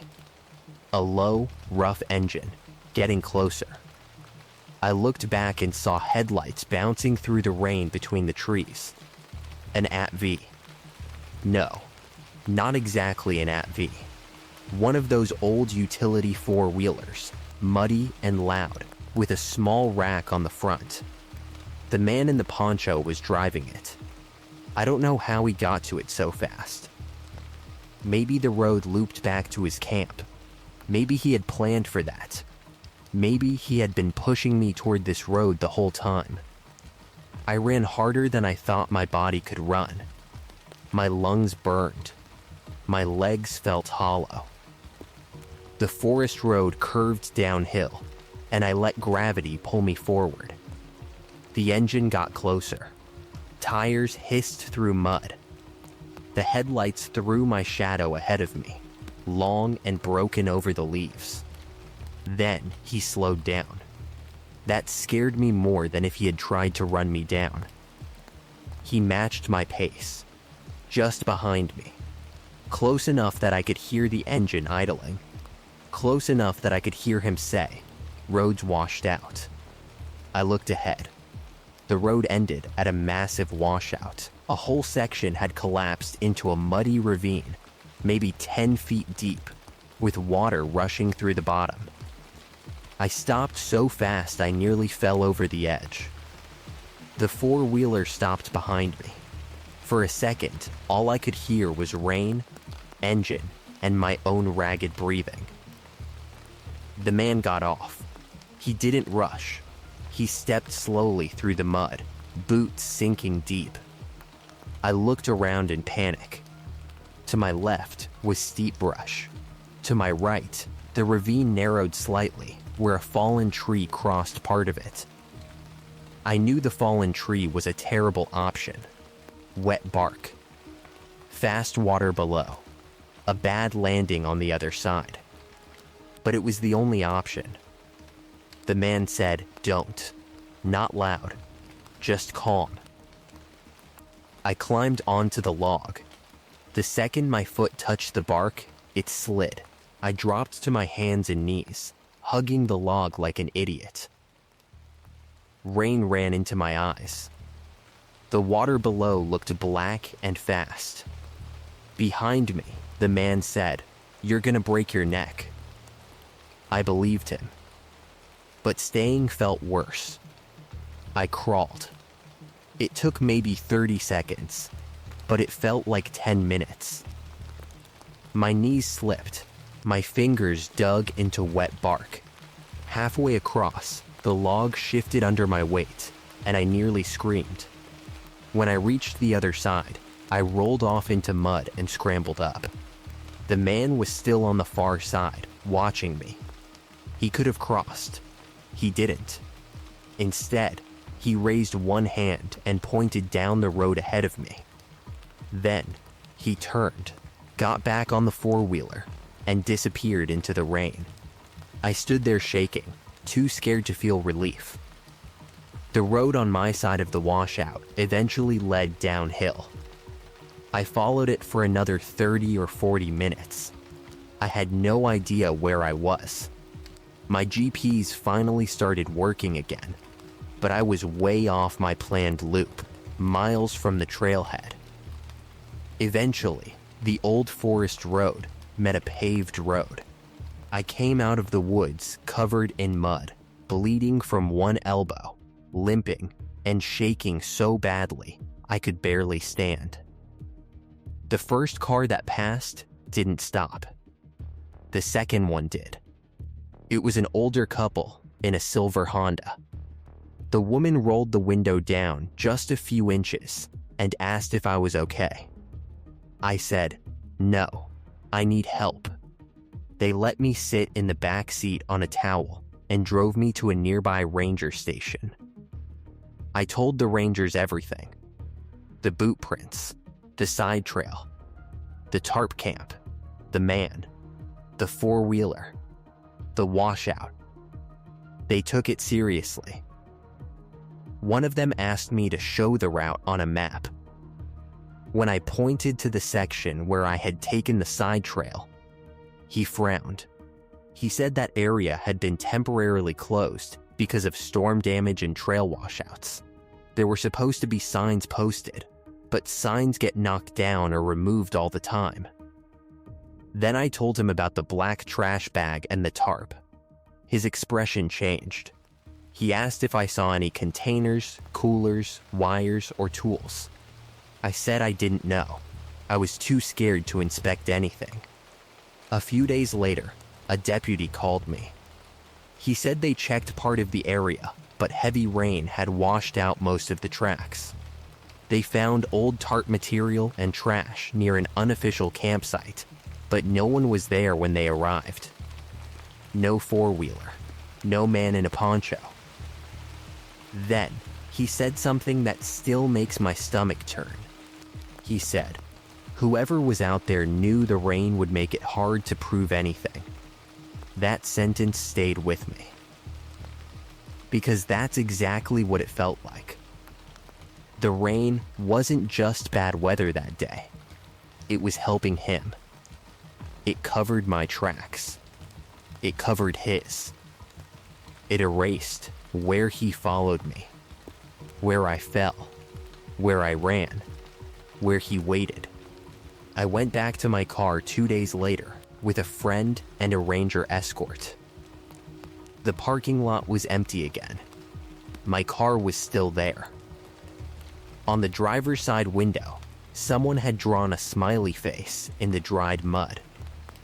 Not with a finger, with the edge of something sharp. Under it were 3 words scratched lightly into the dirt on the glass. "You are fast." I sold that car a month later. I still run, but I don't do isolated trail runs in bad weather anymore. I don't trust empty parking lots. I don't take unmarked side trails. And when rain gets heavy enough that it starts washing away my footprints, I turn around. Because now I know how quickly a forest can erase you, and how much worse it is when the person following you knows that too.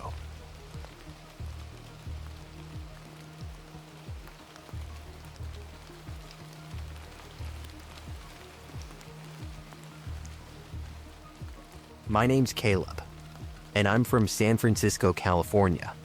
I've been into photography since I was a kid. Not professionally at first. Just the kind of kid who would steal his dad's old camera on family trips and take 100 blurry pictures of trees, clouds, cars, random street signs, anything that looked even a little interesting. As I got older, it turned into something more serious. I started doing landscape photography, mostly around Northern California.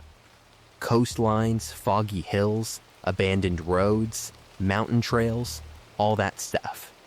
But the one place I always wanted to photograph properly was the redwoods.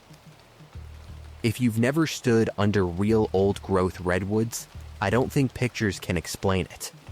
You can look at 1,000 photos online and still not understand the scale. Those trees don't just look tall. They feel ancient, like they've been standing there longer than anything you've ever worried about. Walking through them feels like stepping into a cathedral made out of wood and fog. So last year, I finally took a week off work and drove north to Redwood National Park. I wanted misty shots, the kind where fog hangs between the trunks and the light comes through in thin silver beams.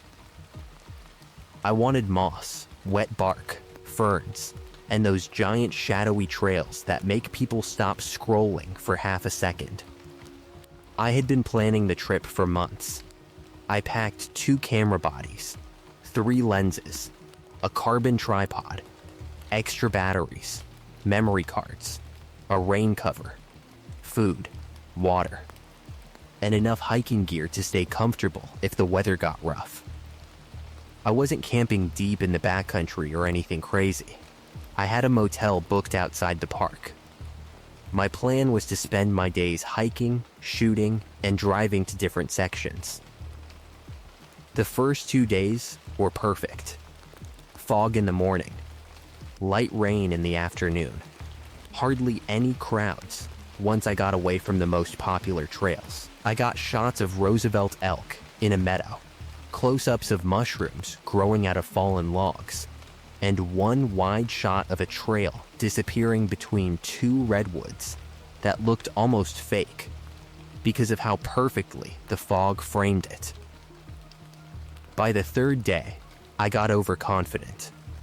That's usually how these things happen. You have a few good days, nothing goes wrong, and suddenly you start acting like you belong somewhere more than you actually do.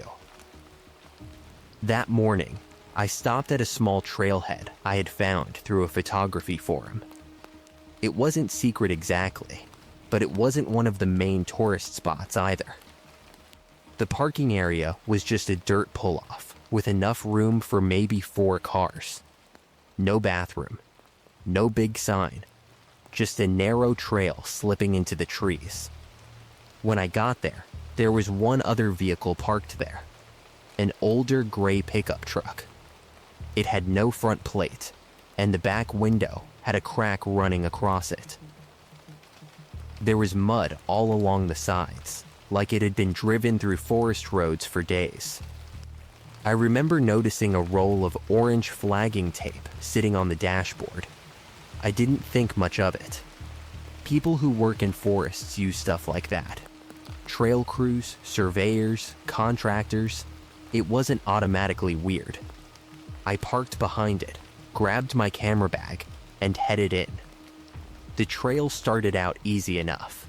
Soft dirt, huge ferns, and redwoods so wide, I had to tilt my head all the way back to see where they disappeared into the fog. Everything was damp. Drops of water fell from branches high above, landing on leaves with soft little taps. The air smelled like earth, bark, and rain. For the first hour, I was in heaven. I took my time. I stopped constantly. I shot everything. The way the fog moved, the way fallen logs looked like walls, the way spider webs caught water droplets between fern stems. About 2 miles in, the trail crossed a small creek. On the other side, it climbed slightly, and then split. The main trail continued left. To the right was a much narrower path, barely visible between the ferns. There was no sign. But someone had tied a small piece of orange flagging tape to a branch about 10 feet down that side path. I remembered seeing orange tape in the pickup. That should have made me turn around. Instead, I thought maybe the side path led to some unofficial photography spot. I know that sounds dumb, but landscape photographers talk about hidden spots all the time. little groves, creek bends, ridge lines, things that don't show up on park maps, but people pass around quietly online. I told myself I'd follow it for 10 minutes. Tops, the side path was narrow and muddy, but it clearly had been used recently. Ferns were bent. A few branches had been cut cleanly. Every so often, another small piece of orange tape appeared, just enough to keep you moving forward.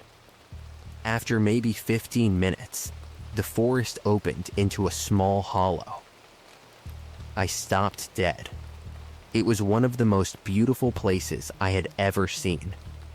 The ground dipped into a bowl-shaped grove surrounded by redwoods. Not the biggest trees in the park, but huge enough to make me feel tiny. Fog hung low between the trunks. A fallen redwood stretched across one side like a natural wall, covered in moss and tiny plants. In the center of the grove, rainwater had collected in a shallow pool that reflected the trees above it. The light was perfect. Soft, gray, and cinematic. I forgot every warning sign. I spent the next 2 hours taking pictures.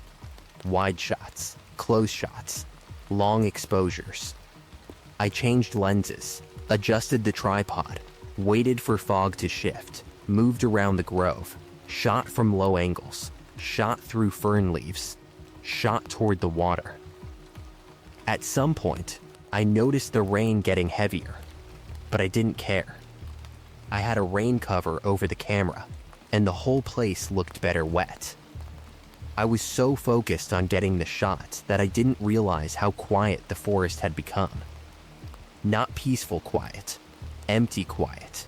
No birds, no squirrels, no distant hikers, not even much wind, just water dripping from trees and the soft click of my camera shutter. Then I heard another click. Behind me. Not my camera. It was smaller and sharper, like plastic snapping shut. I looked over my shoulder. Nothing. The grove was empty. I stood still for a few seconds, listening. Water dripped. Rain ticked softly on leaves. Somewhere above me, a branch creaked. I convinced myself it was a falling twig hitting something. I went back to shooting. A few minutes later, I heard it again. Click. This time it came from the far side of the grove, near the fallen redwood. I lowered my camera and stared. That was when I noticed something black strapped to a tree. It was small, about chest height, and partly hidden behind moss. At first, I thought it was some kind of park research equipment. Then I walked closer. It was a trail camera. One of those motion-activated hunting cameras people strap to trees to capture wildlife.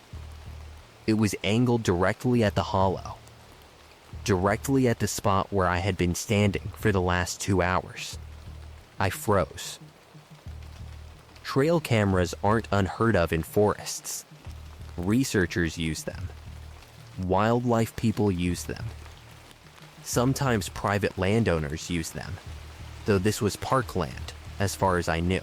But this one didn't have any official marking. No label. No ID tag. No agency sticker. It was just strapped there with black cord. I looked around and saw another one. Then another. 3 cameras. All pointed into the grove. My stomach tightened. I suddenly felt exposed in a way I hadn't a minute earlier. I thought I had been alone in this beautiful hidden place, but cameras had been watching me the whole time. I backed away from the trail camera without touching it. That's when I saw the tarp. It was behind the fallen redwood, low to the ground, covered with branches and ferns. If I hadn't been standing at the right angle, I never would have noticed it. Dark green tarp.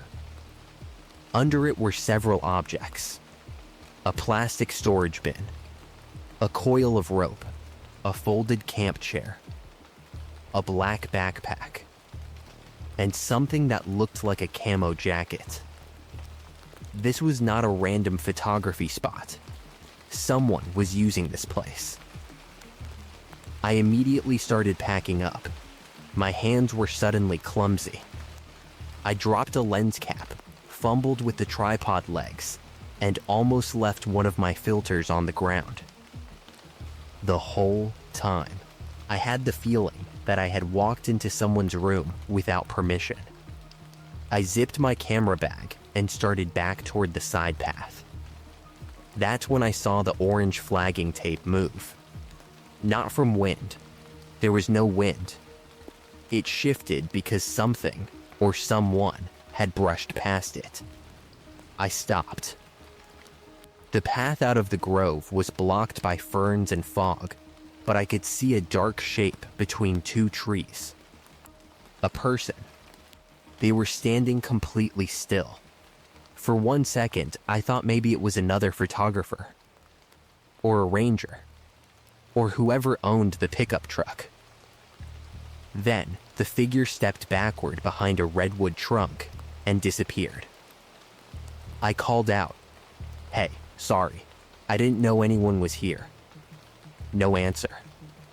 My voice sounded small under those trees. I waited. Nothing. Then, from somewhere behind me, came that sharp plastic click again. One of the trail cameras had taken another photo. I didn't wait. I walked fast toward the side path, trying not to look like I was panicking. Every instinct in my body was telling me not to run. Running makes you look like prey. I don't know where that thought came from, but it was there, loud and clear. Don't run. Not yet. I made it onto the narrow path and started back toward the main trail. The rain had picked up by then. Water dripped from the trees in heavy drops. The mud sucked at my boots. My camera bag bounced against my hip, heavier than it had felt all morning.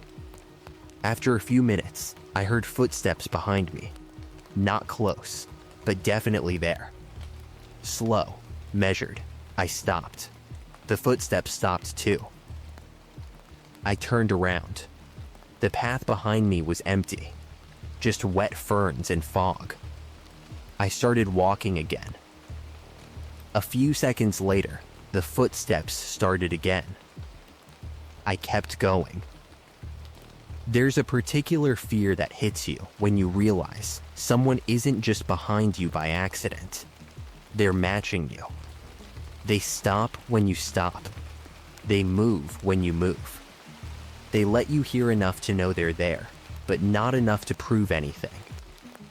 I picked up the pace. The footsteps picked up too. I reached into the side pocket of my bag and gripped my tripod. It wasn't a weapon, not really, but it was carbon fiber and metal, and it made me feel slightly less helpless. Then I heard a voice. Not loud, just close enough to cut through the rain. Camera. I froze. The voice came from somewhere behind me, maybe 20 yards back. A man's voice. Flat, no anger, no panic, just one word. Camera. I turned around slowly. At first, I saw nothing. Then a man stepped out from behind a redwood. He was maybe 50, maybe older. Hard to tell. He wore a dark rain jacket, dark pants, and rubber boots. He wasn't dressed like a hiker. No backpack, no trekking poles, no bright rain shell. He looked like someone who worked outside and didn't care if he got dirty. His face was partly covered by a gray beard. In one hand, he held something long and dark. For a second, I thought it was a rifle. My heart dropped. Then I realized it was probably a walking stick or maybe a long tool handle. But in that moment, I didn't know. He pointed at my camera bag. "Give me the card," he said. I swallowed and said, "What?" "The memory card." I took a step back. He took a step forward. That was when I understood. I had photographed something I wasn't supposed to see. Maybe the trail cameras. Maybe the tarp. Maybe him. Maybe someone else in the background. I didn't know. I said, "I didn't take pictures of you." He didn't respond. He just stared. The rain made little streams down the shoulders of his jacket. His boots were planted in the mud, completely steady. He looked calm in a way that scared me more than if he had been shouting. I said, "I'm leaving. I don't want any trouble." He tilted his head slightly. Then he said, "You already made trouble." I ran. I know I said running makes you look like prey, but at that point, I was prey either way. The side path was awful to run on. Roots, ferns, wet branches, mud. My camera bag slammed against my ribs. The tripod caught on brush. I nearly fell within the first 10 seconds.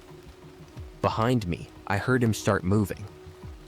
Not running hard, just fast enough. That was worse. He knew the path. He knew the ground.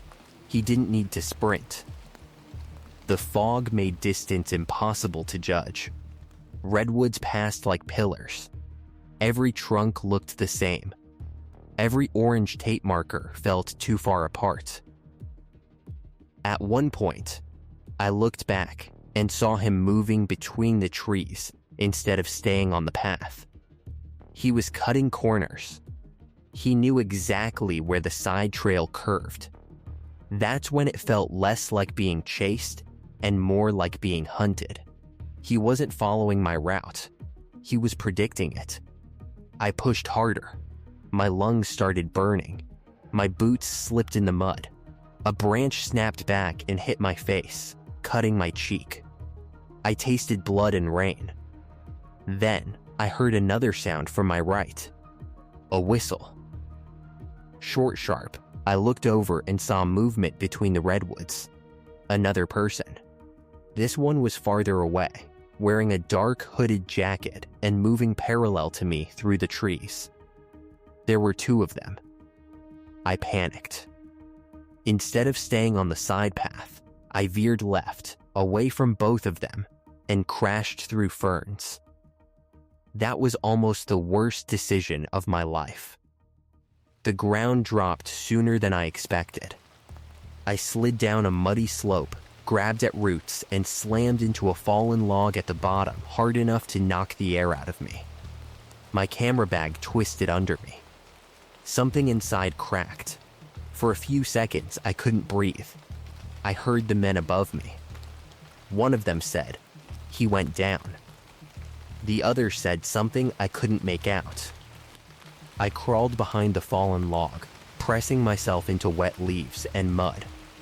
I tried to stay silent, but my breathing was ragged and loud. Footsteps moved along the ridge above. Slow, searching. One of them stepped down the slope a few feet, then stopped. I could see his boots through the ferns. Rubber boots. Dark mud stuck to the soles. He was maybe 15 feet away. I held my breath so long my chest hurt. Then his phone rang. I swear that ringtone saved me. It was a normal ringtone too. Some generic default tone that sounded insane out there in that ancient forest. The man answered quietly. I couldn't hear the words clearly, but I heard him say, "No, not yet." Then after a pause, "He's still close." My skin went cold. He ended the call and stood there for a few more seconds. Then the other man whistled once from farther up the slope. The boots moved away. I waited until I couldn't hear them anymore. Then I waited longer. When I finally moved, I checked my camera bag. One lens was cracked. My tripod was bent. One camera body was still working, but the rain cover had torn, and the whole bag was muddy. I thought about leaving it, but that camera had the memory card, and for some reason, I felt like that memory card mattered. Not because of the photos, but because those men wanted it so badly. I forced myself up and started moving downhill through the forest. I had no idea where I was now. My phone had no service, and the GPS was slow under the canopy. The map showed me as a blue dot floating somewhere between the side path and the main trail, but it kept jumping around. I tried to orient myself by the creek I had crossed earlier, thinking if I could find water, I could follow it back toward the trail. For 20 minutes, I moved as quietly as I could. That's hard when everything is wet and alive under your feet. Every step squished. Every fern brushed against my pants. Every branch I moved snapped back with a wet slap. I kept hearing them, not constantly, just enough.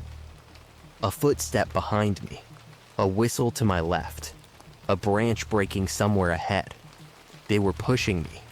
I didn't realize it at first. Every time I heard one of them, I'd turn away from the sound. Every time I turned away, I moved in the direction they wanted. Slowly, without touching me, they were steering me through the forest. When I understood that, I stopped. I crouched behind a redwood and tried to think. They wanted the card. They also knew the land. If I kept reacting, they would herd me wherever they wanted. So I did the only thing I could think of. I took the memory card out of my camera, shoved it into the tiny coin pocket inside my pants, and put an empty backup card into the camera body. Then I stood up and yelled, "Fine, take it." My voice cracked, but it carried. For a second, nothing happened. Then the older man stepped out from behind a tree maybe 30 yards away. He looked almost surprised. I pulled the fake card from the camera, held it up, and tossed it toward him. It landed in the wet leaves between us. He didn't rush to grab it. He looked at me, then at the card, then back at me. I turned and ran in the opposite direction. I didn't know if he believed it. I didn't know if he would check right away. I just needed a few seconds. Those few seconds were enough. I broke through a wall of ferns and found the creek. The same creek I had crossed earlier. I nearly cried when I saw it. I followed it downstream, slipping over rocks, using tree trunks for balance. Eventually, the creek curved toward the main trail. I recognized the little wooden footbridge near the split. The second my boots hit the main trail, I started running again. I didn't care if tourists saw me. I didn't care if I looked insane. I ran past 2 hikers in bright jackets who stared at me like I was out of my mind. I must have looked awful. Mud all over me, blood on my cheek, camera bag hanging half open. One of them called, "You okay?" I yelled, "There are guys back there." They didn't follow me. I don't blame them. I hit the parking area maybe 10 minutes later. The gray pickup was gone. My car was still there. For one beautiful second, I thought it was over. Then I saw my driver's side door. It was slightly open, not wide open, just cracked.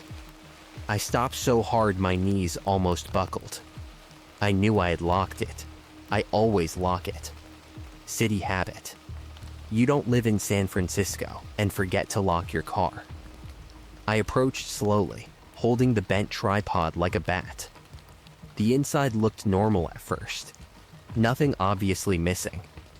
My jacket was on the passenger seat.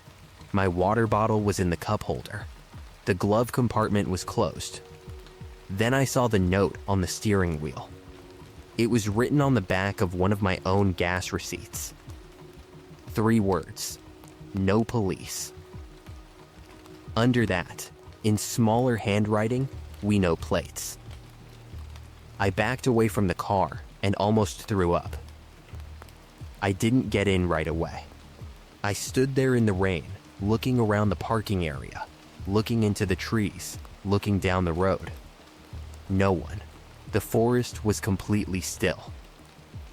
I got in, locked the doors, and drove straight to the nearest ranger station. I told them almost everything: the hidden grove, the trail cameras, the tarp, the men, the memory card, the note in my car. This time, I did report it. The ranger's face changed when I mentioned the trail cameras. He asked exactly where I found them. I showed him on the map as best I could. Then, I gave him the memory card. Before I handed it over, I had looked through the photos in the car, just enough to see if I had actually captured anything. Most of the shots were just trees, fog, water, and ferns. But in one wide shot of the grove, in the far background near the fallen redwood, there was a person. Not the older man, someone else. They were kneeling beside the tarp, their face turned away, holding what looked like a black hard case. In another photo, taken maybe 15 minutes later, that same person was gone. But the tarp had been pulled back slightly, and inside the storage bin, you could see several license plates. I didn't notice that when I was there. I had photographed it by accident. The ranger copied the photos and told me they would investigate. A county deputy took my statement later that afternoon. He said it could be illegal dumping, theft, poaching, stolen property, or some other operation they didn't want exposed. He didn't say much else. A few weeks later, someone from the sheriff's office called and told me they had recovered items of interest from a concealed camp area near the park boundary. They didn't tell me if they caught anyone. They didn't tell me what the license plates were connected to. They just told me not to return to that area alone. Trust me, I didn't need to be told twice. I still do photography. I still love forests. But I don't follow unofficial markers anymore. I don't walk toward hidden groves just because the light looks perfect. And if I see a trail camera pointed at something it shouldn't be pointed at, I leave. I don't take one more shot. I don't pack slowly. I don't convince myself it's probably nothing. Because that day in the redwoods taught me something I'll never forget. The forest doesn't have to chase you to hunt you. Sometimes it just watches. It waits for you to step into the wrong place, photograph the wrong thing, and realize too late that the silence around you isn't empty. It's someone holding still, waiting to see which way you run.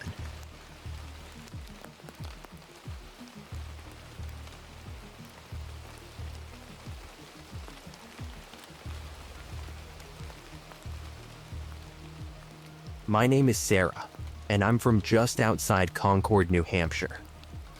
I've been hiking in the White Mountains since I was a kid.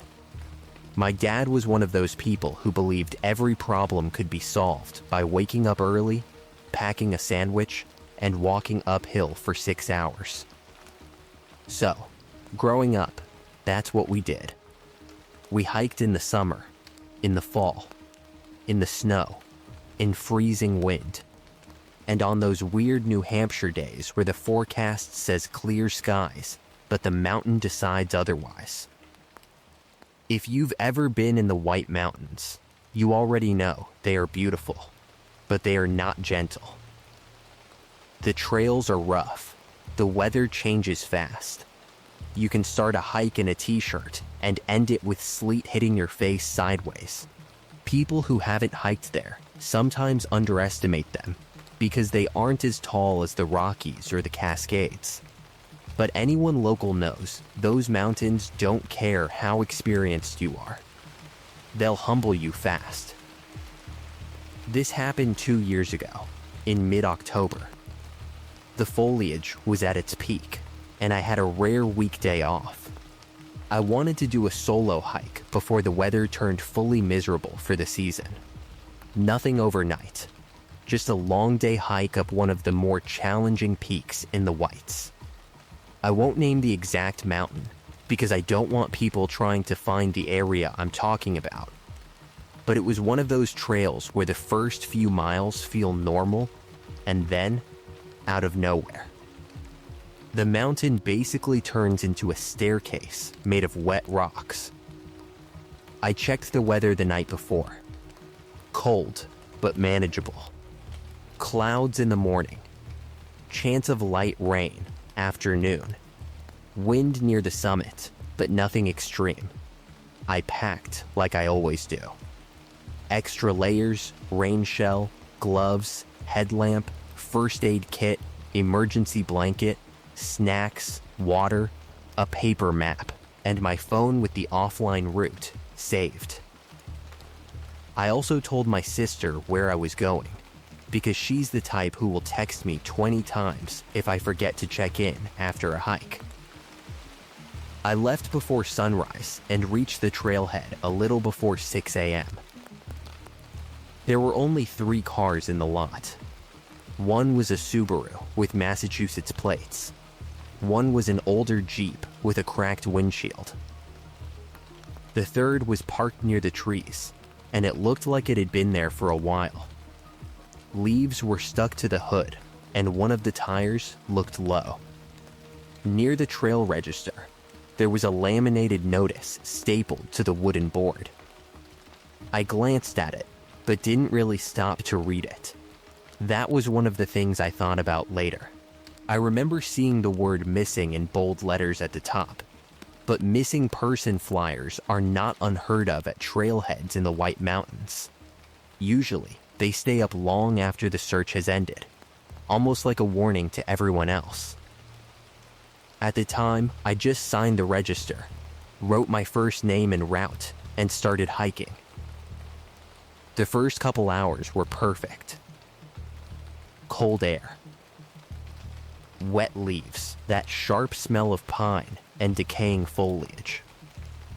The sky was gray, but not threatening yet. Every now and then, the clouds would break enough for the ridge above me to glow orange through the trees. I passed one older guy, coming down around 7:30. He had trekking poles, a bright blue jacket, and that tired smile hikers give each other when they don't feel like talking, but still want to be friendly. He said, "You heading to the top?" I said, "That's the plan." He looked uphill and said, "Careful in the fog. It's rolling in fast." I thanked him and kept moving. By 8:45, the trail started getting steeper. The dirt disappeared under rocks and roots. I had to slow down and use my hands in a few places. The higher I got, the quieter everything became. The birds disappeared. The wind picked up. The fog began threading through the trees in pale gray strips. Around 9:15, I saw the man for the first time. He was sitting on a large flat rock about 50 yards ahead of me, just off the trail. At first, nothing about him seemed alarming. He looked like a normal hiker. Dark jacket, hiking pants, boots, backpack. His hood was up, and his elbows rested on his knees. He was facing uphill, toward where the summit would be, though from that spot, you couldn't actually see it through the trees. I figured he was taking a break. When I got closer, I slowed down and said, "Morning. How's it going?" He didn't answer. He didn't even turn his head. I stopped for half a second, waiting to see if he had earbuds in, or just hadn't heard me over the wind. Nothing. He sat completely still, staring uphill. I got that small, uncomfortable feeling you get when someone ignores you in a place where people usually acknowledge each other. On a street, you might not care. In the woods, it feels different. I gave a nervous little laugh and said, "All right, have a good one." Still nothing. I kept hiking. For the next half hour, I tried to push him out of my mind. Maybe he was exhausted. Maybe he was meditating. Maybe he was one of those intense hikers who hated small talk. It wasn't my business. but something about him stuck with me.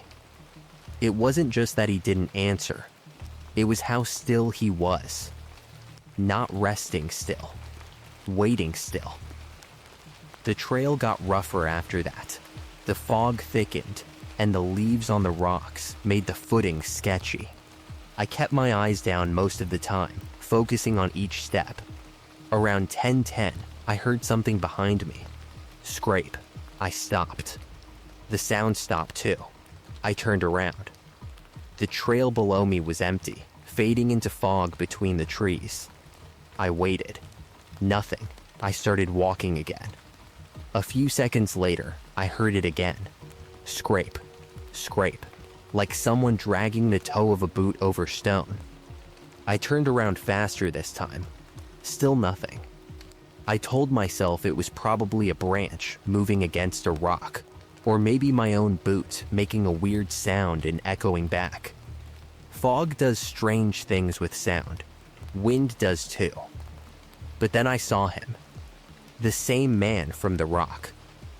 He was standing maybe 30 yards below me on the trail. I hadn't heard him catch up. I hadn't heard footsteps, breathing, gear shifting, nothing. He was just there, half blurred by fog, facing uphill toward me. I raised a hand and called, "You good?" He didn't respond. Then he started walking. Slowly, he had a limp. His left boot dragged with every step. Scrape step, scrape step. I didn't like that at all. I stepped off to the side of the trail to let him pass. I didn't want him behind me anymore. And I definitely didn't want to keep checking over my shoulder every 30 seconds. As he got closer, I noticed details I hadn't seen before. His backpack was in terrible shape. One shoulder strap was barely holding on. The bottom had a long tear in it, and part of a gray sweatshirt was hanging out through the rip. One side pocket was shredded like it had been caught on rocks, or dragged through brush. His jacket was muddy too, not normal trail mud. It was dried into the fabric in thick patches, especially around the elbows and lower back. There were bits of moss stuck to one sleeve. His pants were torn at the knee, and the left boot, the one he kept dragging, had a broken lace wrapped around it in a messy knot. He passed close enough that I could have reached out and touched his sleeve. He smelled awful, like wet fabric, old sweat, and something sour underneath.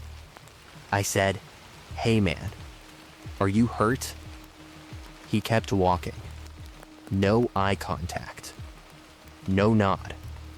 No words. But as he passed, I saw something on the back of his pack. There was a small white name tag clipped to one of the torn straps. Most of the writing had been smeared by rain and mud, but I could make out one name. Evan. That name meant nothing to me in the moment.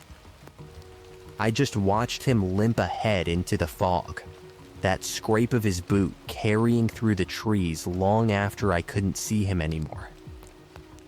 I waited a few minutes before continuing. I know that sounds paranoid, but I didn't want to be close to him. Everything about the encounter felt wrong. Normal injured hikers ask for help. Normal tired hikers say they're fine. Normal people don't limp past you in silence with a destroyed pack and mud all over them.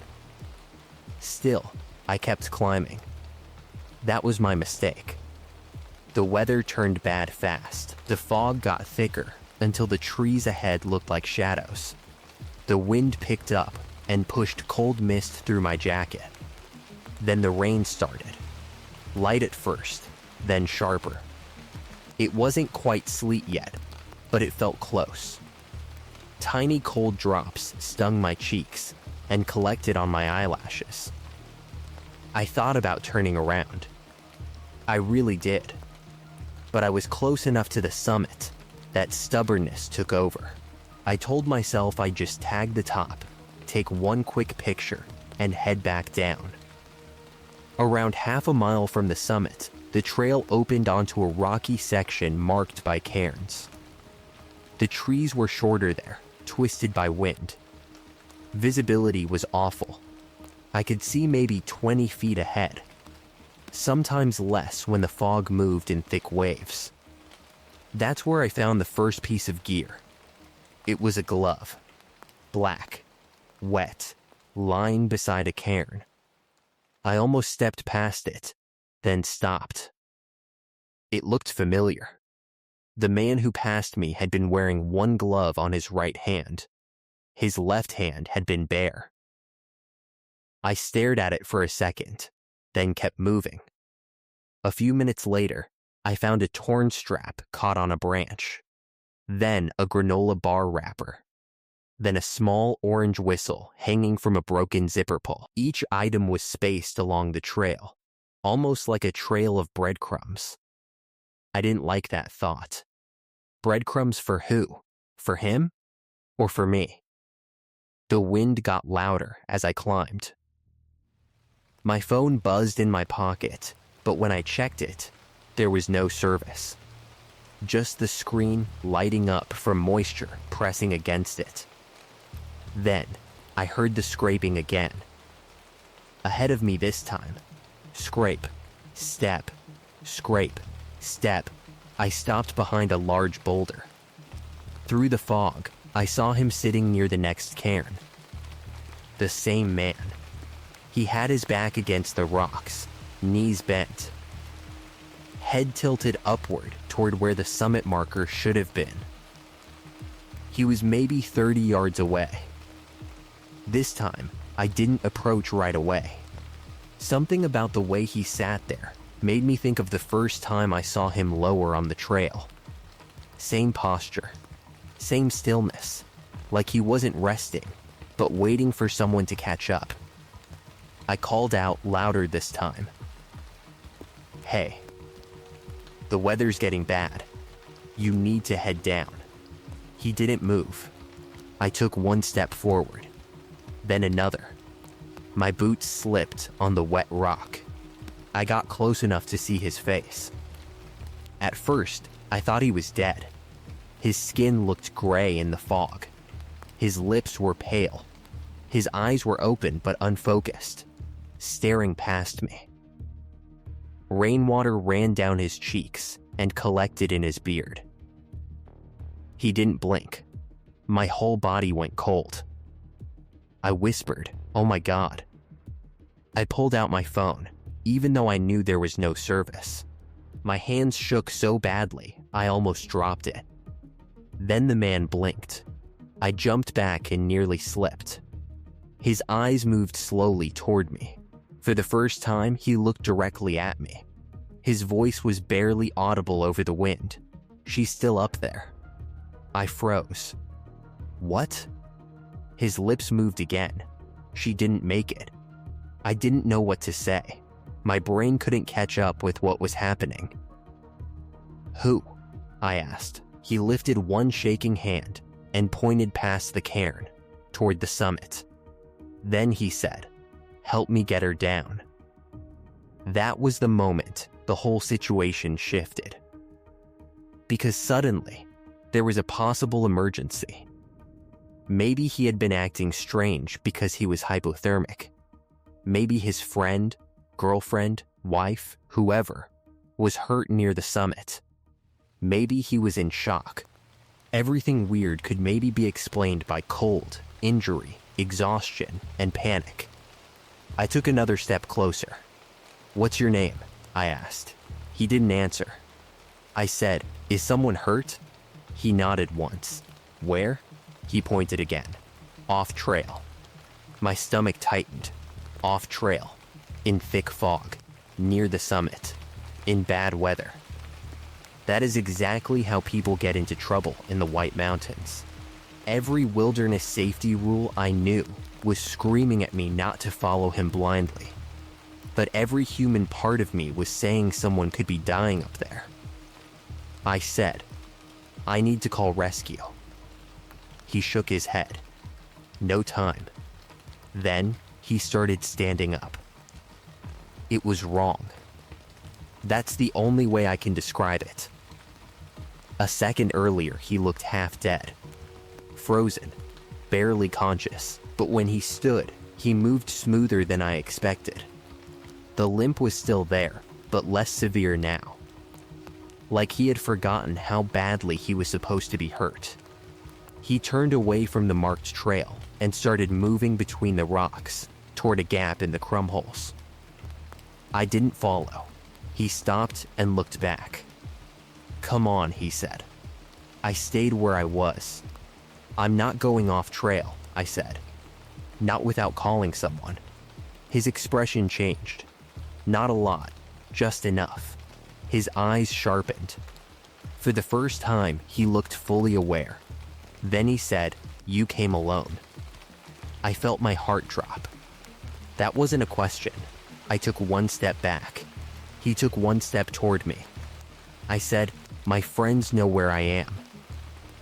That was a lie. My sister knew the trail, but I had written in the register that I was solo. Anyone could have read it.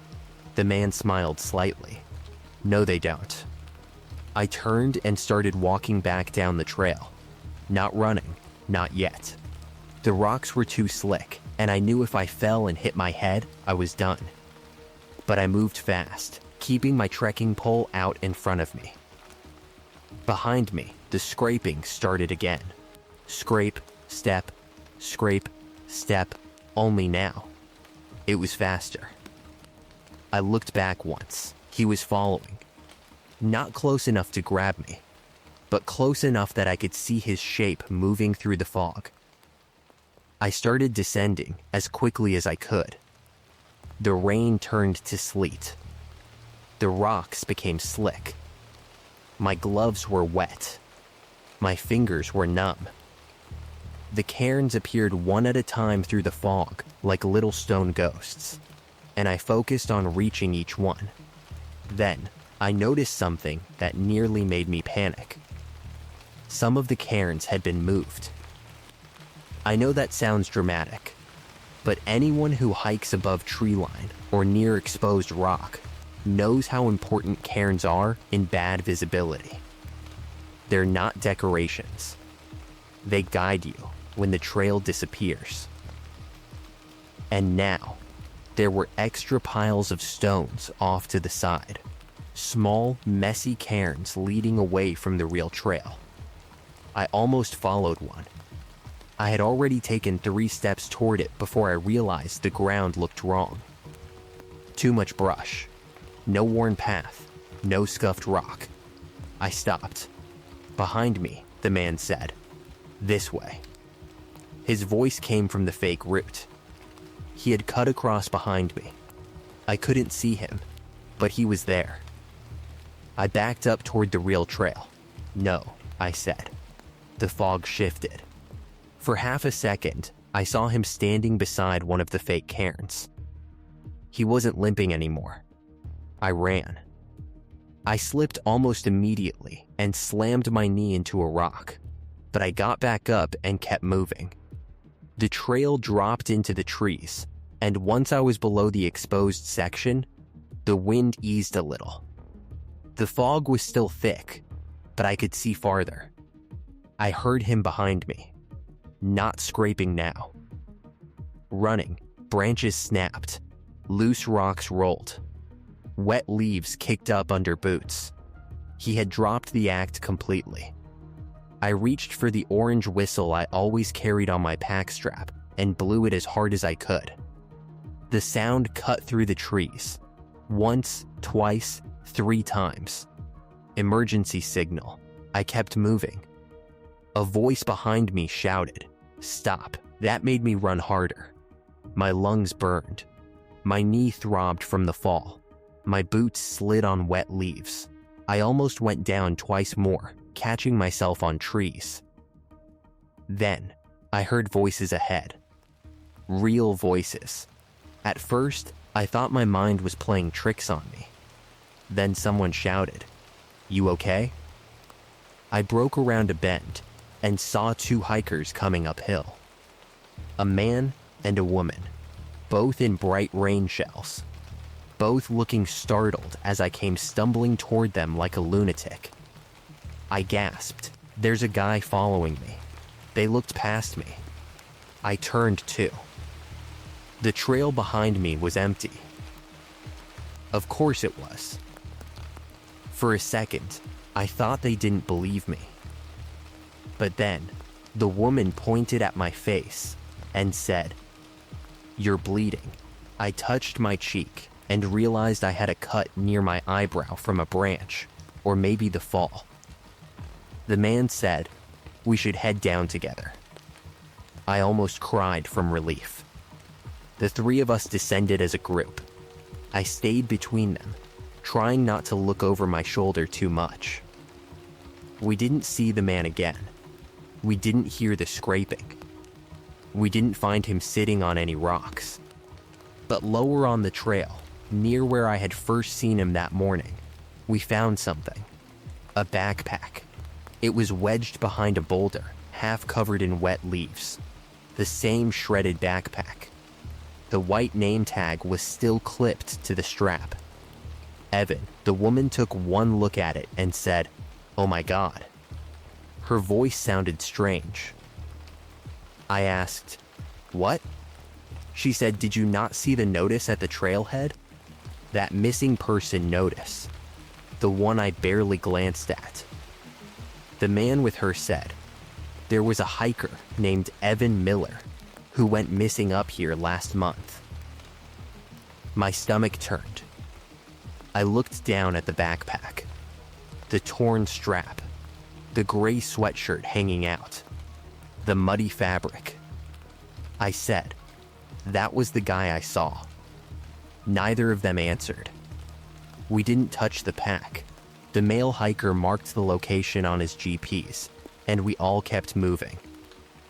When we finally got back to the trailhead, the weather had gotten even worse. The lot had more cars now, including a ranger vehicle. I went straight to the ranger and told him everything. The silent hiker, the ripped pack, the name tag, the story about someone being hurt near the summit, the fake cairns, the chase. When I said the name Evan, the ranger's face changed. He asked me to wait in my car while they made calls. About an hour later, 2 more rangers arrived, along with local search and rescue volunteers. The storm was bad enough that they couldn't safely go all the way to the summit right then, but they did hike up to where we had found the backpack. When they came back, the pack was gone. I know how that sounds. But it was gone. The leaves were disturbed. The spot was exactly where we said it was. The GP's point matched. But there was no backpack. There were, however, boot prints in the mud nearby. One set had a dragging left foot. The ranger didn't say much after that. He took my statement, asked me to describe the man in detail, and then asked one question that made me feel sick. "Did he ask you to leave the trail?" I said yes. He looked at the other ranger. Neither of them said anything for a second. Later, I found out more. Evan Miller was a real missing hiker. He had disappeared 3 weeks before my hike. He had signed in solo, tried to summit late in the day, and never signed out. Search teams had found a few pieces of his gear lower down in a drainage area, but not his body. The weather had been bad during his hike too. Fog, rain, high wind. The official theory was that he went off trail, got injured, and died from exposure. But here's the part that still messes with me. The ranger told me, very carefully, that I was not the first person to report a strange hiker in damaged gear on that mountain after Evan disappeared. 2 other hikers had mentioned seeing someone matching that description. One said the man didn't respond when spoken to. Another said he asked for help finding someone near the summit. Both times, by the time rangers searched, there was no sign of him. I asked if they thought it was Evan. The ranger didn't answer directly. He just said, "We don't encourage hikers to follow strangers off trail in bad conditions." A week later, they found Evan's backpack. Not where we had seen it. It was found almost a mile away, down a steep drainage, badly damaged and soaked through. The name tag was still attached. There were items inside that confirmed it belonged to him. They did not find Evan. They also never identified the man I saw. I want to be clear about something. I don't know if that man was Evan. I don't know if he was someone who had found Evan's gear and was using it to lure hikers. I don't know if he was mentally unstable, living out there, or connected to something else entirely. I'm not saying I saw a ghost. Honestly, the real possibilities scare me more, because if it was a person, then he knew exactly what he was doing. He knew how to act injured. He knew the weather would make people panic. He knew a solo hiker might feel guilty enough to follow him off trail. And he knew my name, my route, and the fact that I was alone because I wrote it down at the trailhead. I still hike, but not solo in the whites anymore. I don't ignore missing person notices. I don't follow strangers off trail, no matter how desperate they sound. And if someone in damaged gear asks me to help them near a summit in bad weather, I call rescue first. Every time fog rolls in up there, I think about that scrape. Step. Scrape. Step. The sound of a boot dragging over wet stone. The sound of someone who never reached the summit, or someone who doesn't want anyone else to reach it either.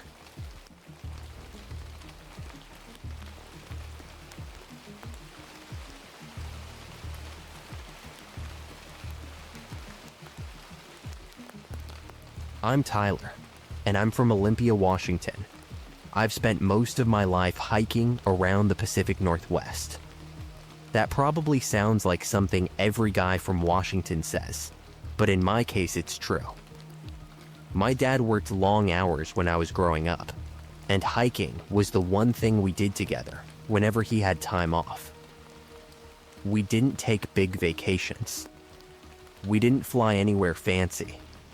We just loaded up the car, drove toward the trees, and disappeared for a day. Because of that, the woods never scared me when I was younger. They felt normal. Rain on cedar branches, mud under boots, ferns brushing your legs, moss hanging off old trees like green curtains. That was home to me. But the Olympic National Forest is different from a lot of places people imagine when they think of forests.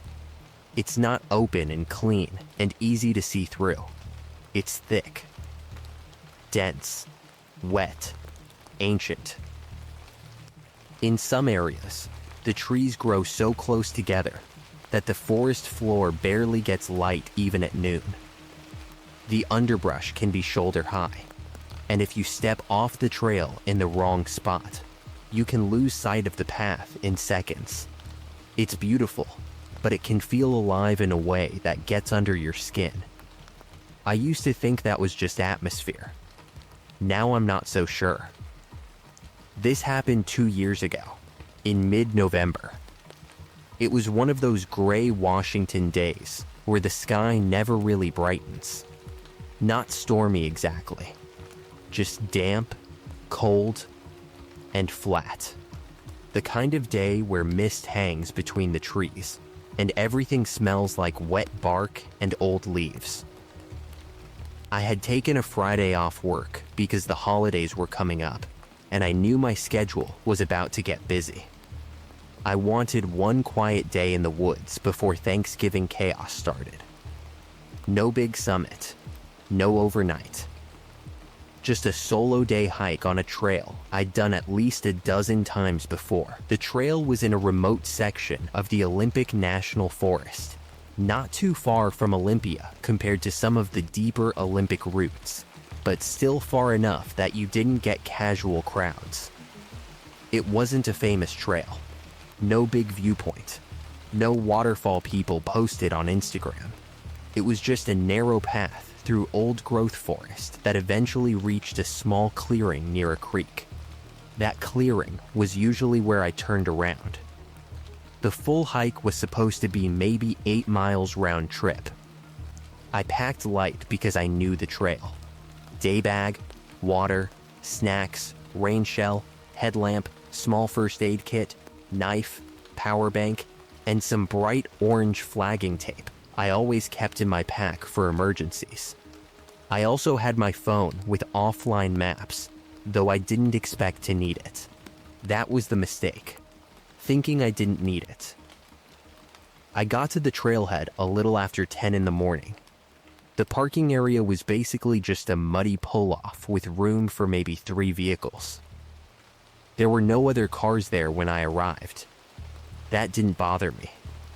In November, in rain, on a quiet trail, empty parking lots are pretty normal. I did notice something new near the trail entrance, though. A small wooden post had been hammered into the ground next to the first tree. It wasn't an official sign. No park logo, no trail name, nothing like that.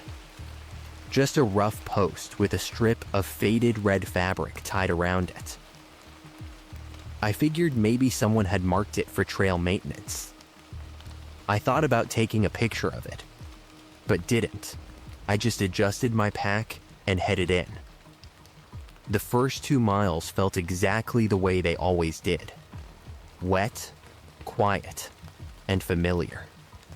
The trail dipped through a tunnel of salal and ferns, crossed 2 muddy drainage cuts, and then climbed slightly into a darker section of old trees.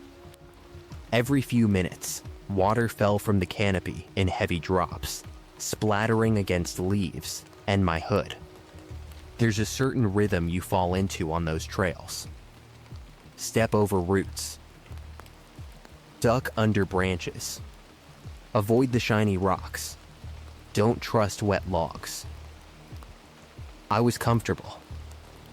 Around mile 3, I reached the landmark I always used to measure distance. A huge cedar tree right beside the trail. It had been struck by lightning years before, and half the trunk was black and twisted. One side of it had split open all the way up, leaving a dark scar that looked like someone had burned a line straight through it. You couldn't miss it. Every time I passed that cedar, I knew the clearing was about another mile ahead. I stopped there to drink water. The forest was quiet, but not in a creepy way yet. Just that damp, insulated silence you get when mist and moss seem to absorb every sound. I could hear rain ticking softly against leaves, and somewhere below the trail, a creek moving through rocks. I checked the time. 11:18. Plenty of daylight left. I kept going. Past the cedar, the trail narrowed a little. That was normal. The path always got tighter before the clearing because the underbrush grew thick on both sides. But that day, it felt tighter than I remembered. Not enough to worry me. Just enough that branches brushed both sleeves at the same time. I pushed through and kept hiking. After maybe 45 minutes, I reached the clearing. It looked different. Not dramatically different. There wasn't some abandoned cabin or weird symbol or anything like that. But the clearing seemed smaller than I remembered. The ferns along the edges had grown tall, and several freshly cut branches were piled near one side, stacked neatly under a cedar. I stared at them for a second.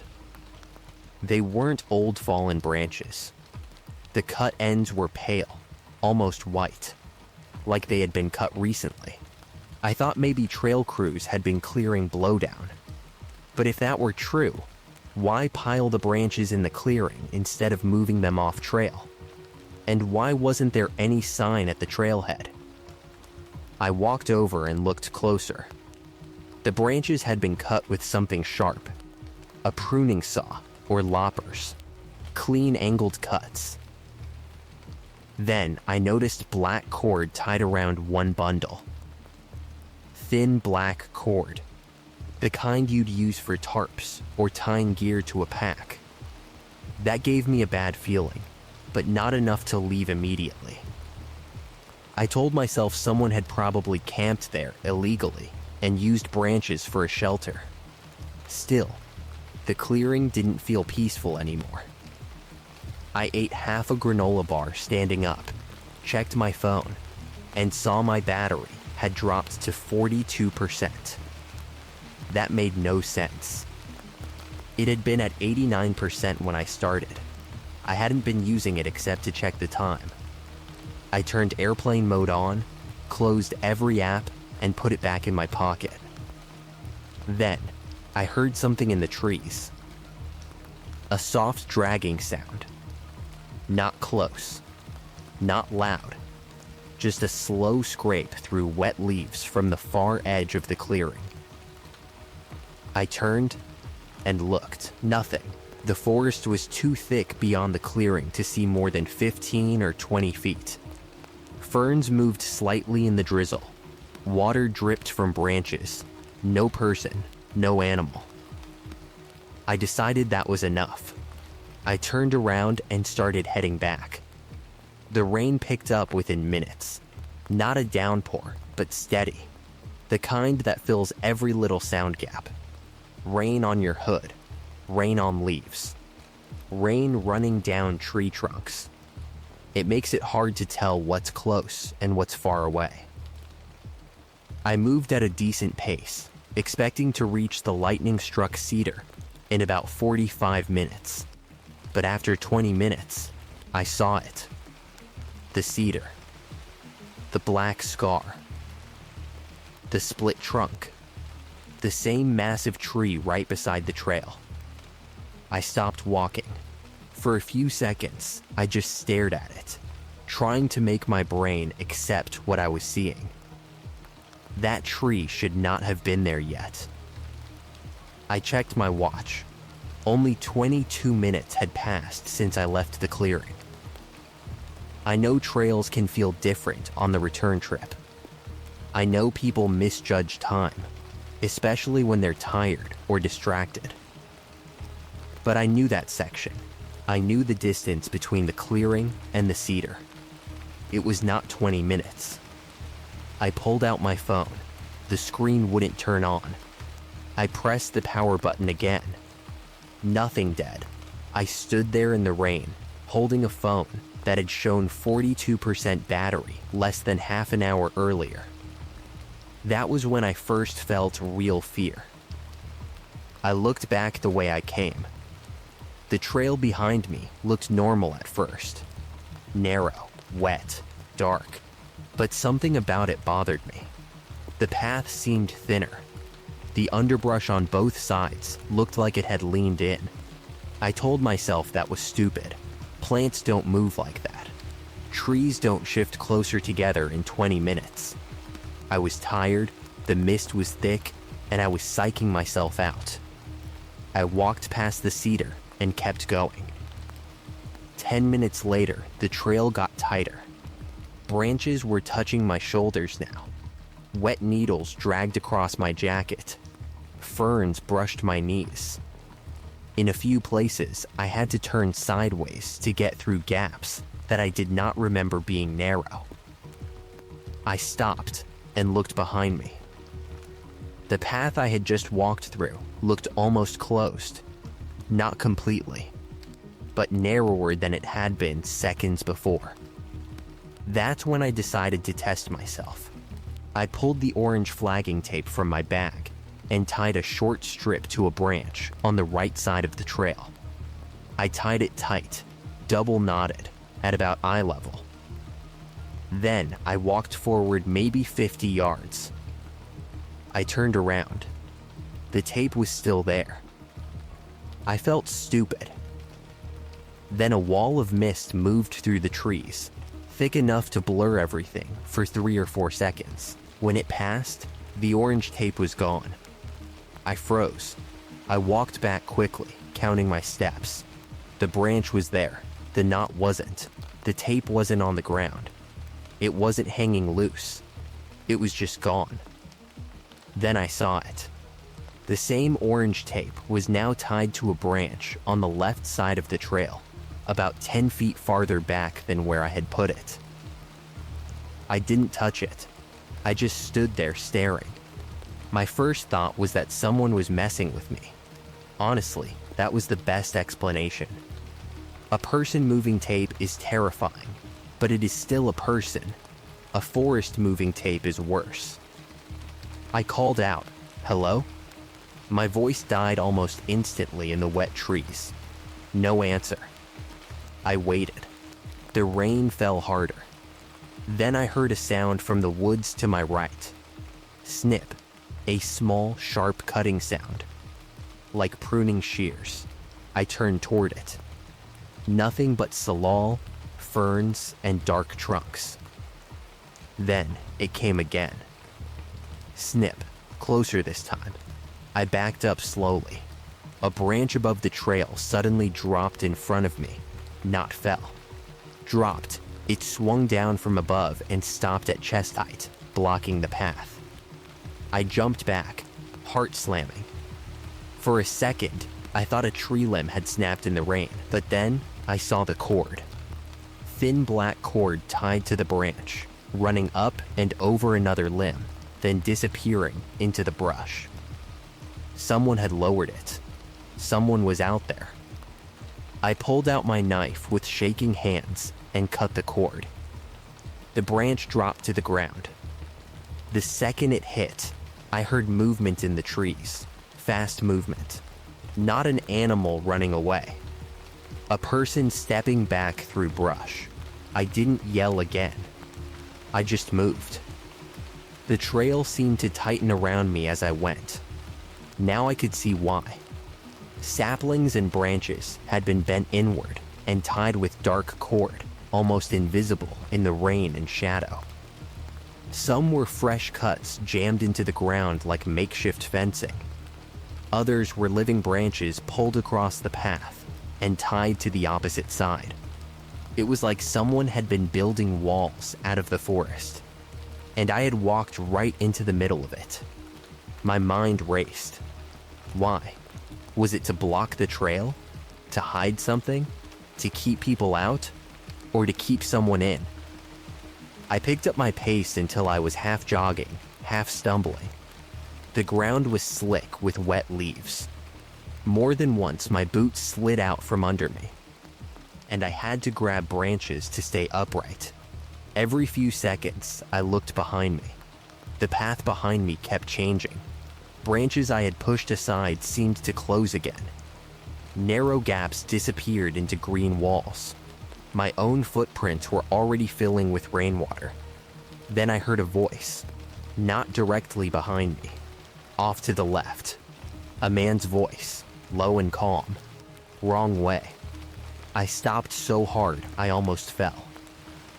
I looked left. Nothing. I looked right. The forest was packed so tight that anything could have been 10 feet away and I wouldn't have seen it. I shouted, "I'm leaving." No response. Then, from the right side of the trail, a second voice said, "Not that way." This one was closer. My entire body went cold. There were at least 2 people. I started running. I didn't care about the mud anymore. Branches slapped my face and scraped my neck. Twice, I had to duck under lowered limbs. Once, a loop of cord caught my backpack strap and yanked me backward so hard I nearly fell flat on my back. I twisted out of the strap, heard fabric rip, and kept going. The trail bent around a massive fallen log, and I realized I didn't recognize that section at all. That was impossible. I had hiked this trail a dozen times. There had never been a fallen log there, not one that big. It crossed the path like a barrier, chest high and slick with moss. On the other side, the trail seemed to continue, but barely. More like a tunnel carved through underbrush. I climbed over the log, slipped, and landed hard on the other side. My knee hit a rock. Pain shot up my leg, but I forced myself up. Behind me, I heard the cord tighten. Then branches moved. A whole section of brush shifted across the trail behind the fallen log, closing the gap I had just climbed through. That's when I understood why it felt like the trees were moving closer. They were being pulled, not the big trees, the smaller ones. Saplings, branches, fern walls, brush screens.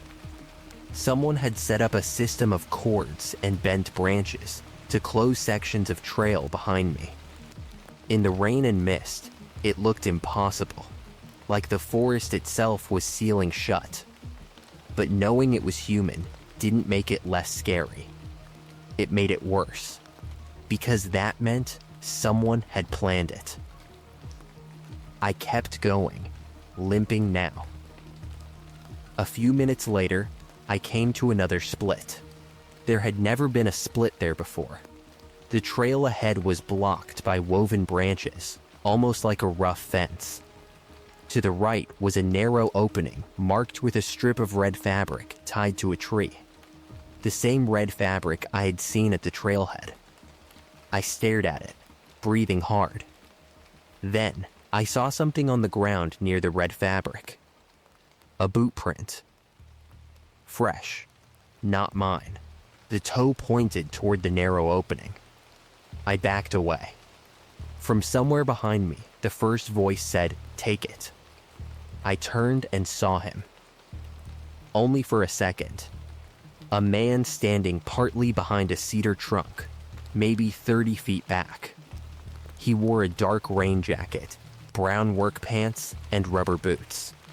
His hood was up, and his face was mostly hidden. But I could see a short gray beard and the lower half of his mouth. He was holding pruning shears, big ones, the kind with long handles.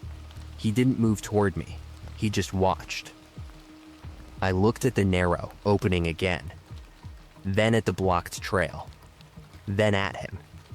He raised one gloved hand and pointed toward the red fabric. I ran straight at the woven branch fence. It was a stupid choice, but I knew the route with the red fabric was where he wanted me to go. So I lowered my shoulder and crashed into the barrier. Branches cracked. Cord snapped. Wet leaves exploded around me. For a second, I got stuck halfway through, branches digging into my pack and jacket. I panicked and shoved harder, tearing my sleeve, scraping my cheek, and finally breaking through. Behind me, the man shouted something I couldn't make out. Then I heard another person crashing through brush. Now they were chasing. The trail on the other side was barely there, but it felt more familiar. I recognized a cluster of nurse logs on the left. I recognized a muddy dip where water always pooled. I was back on the real trail. I kept running. The rain became heavier, cold and loud. The forest blurred around me. My lungs burned. My knee throbbed. I could hear footsteps behind me, sometimes on the trail, sometimes in the brush beside it. They weren't sprinting. They were keeping pressure on me. Like they knew exactly how far I still had to go. That was the worst part. They knew the trail better than I did. At one point, I saw another cord stretched low across the path, almost invisible. I barely caught it in time. I jumped awkwardly, clipped it with one boot, and stumbled forward. If I had been moving any faster, I would have gone face first into the rocks. I looked back and saw one of the men standing behind me on the trail. He was taller than the first one, wearing a dark green poncho. I couldn't see his face at all. He bent down, picked up the cord, and slowly pulled it tight again across the path, like resetting a trap. I turned and kept going. Eventually, the trail started dropping toward the parking area. I knew that downhill stretch. I had never been so relieved to see a familiar patch of mud in my life. Then, I saw the lightning struck Cedar again, right in front of me. I stopped. For one insane second, I thought I had looped all the way back uphill. Then I realized something. It wasn't the same cedar. It was a different tree. Someone had burned and cut a scar into it to make it look like my landmark. The black mark wasn't from lightning. It was charred, but shallow. The split in the trunk had been made with tools. On the ground below it were wet wood chips, darkened by rain. They had made a fake landmark. I stared at it, horrified. That meant the moment I thought I had seen the cedar too early, I hadn't passed the real one. I had been guided toward a copy. A fake marker. A way to make me doubt where I was. The forest wasn't moving. They were moving me. That realization snapped me out of the panic just enough to think. I stopped following what looked familiar and started following the slope. The parking area was downhill. The road was downhill. No matter how many fake markers they made, they couldn't change gravity. So I left the trail completely and headed down. It was brutal. The brush was thick enough that I had to shove through it with both arms. Thorns scratched my hands. Branches hit my face. My boots sank into mud. I fell twice and slid down a short embankment on my side. Behind me, I heard one of the men shout, "Hey." Then another voice shouted, "Cut him off." I moved faster. The wood started thinning slightly, and I heard something that almost made me cry. A car, not close, but somewhere below. Tires on wet pavement. I angled toward the sound. After another few minutes of crashing downhill, I saw gray light through the trees. The road. I stumbled out of the forest onto the shoulder of a narrow forest road, maybe a quarter mile from where I had parked. For a few seconds, I just stood there in the rain, bent over, hands on my knees, trying not to throw up. Then, I heard brush moving above me. I looked back. Between the trees, one of the men stood on the slope, the taller one in the green poncho.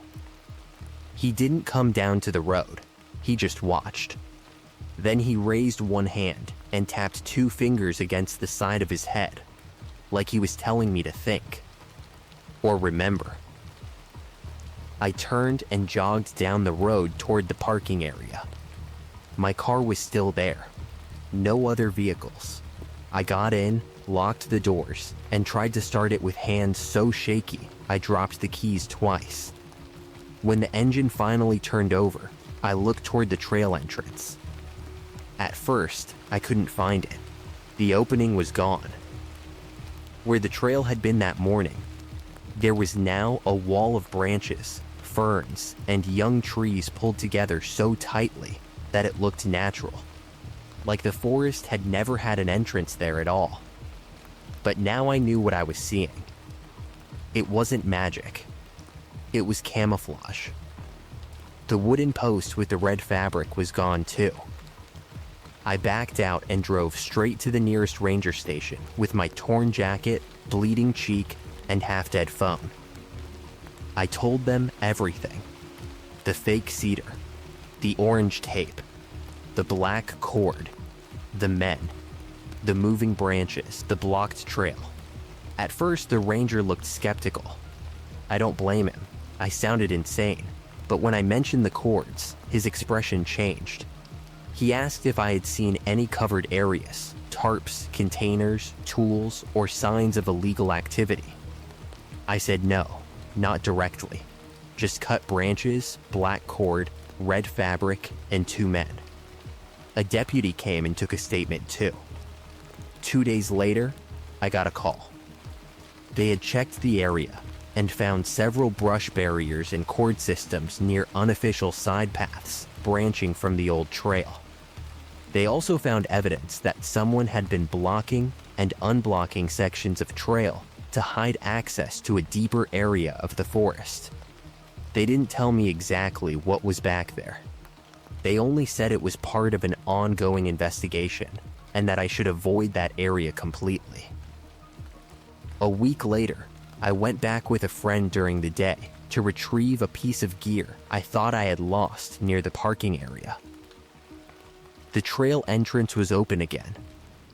That almost scared me more. No wall of branches, no red fabric, no fake post, just the narrow trail, wet and quiet, leading into the trees like nothing had happened. I didn't go in. I stood at the edge of the parking area and looked down the path for maybe 10 seconds. Then, far inside the forest, I heard it. Snip, one clean cut, like pruning shears closing on a branch. My friend asked if I was okay. I told him we were leaving. I haven't hiked that trail since, and I don't joke anymore when people say the woods feel alive. I know trees don't get up and walk. I know forests don't actually breathe or think or decide to trap you. But people do. People can take a place that's already dark and confusing and turn it into a maze. They can bend branches, move markers, fake landmarks, and make you question your own memory until the trail feels like it's shrinking around you. So yes, I know how it sounds, but I swear, that day in the Olympic National Forest, the trees were moving closer. Maybe not on their own, but they were moving, and they were moving because someone wanted me deeper in the woods than I was ever supposed to go.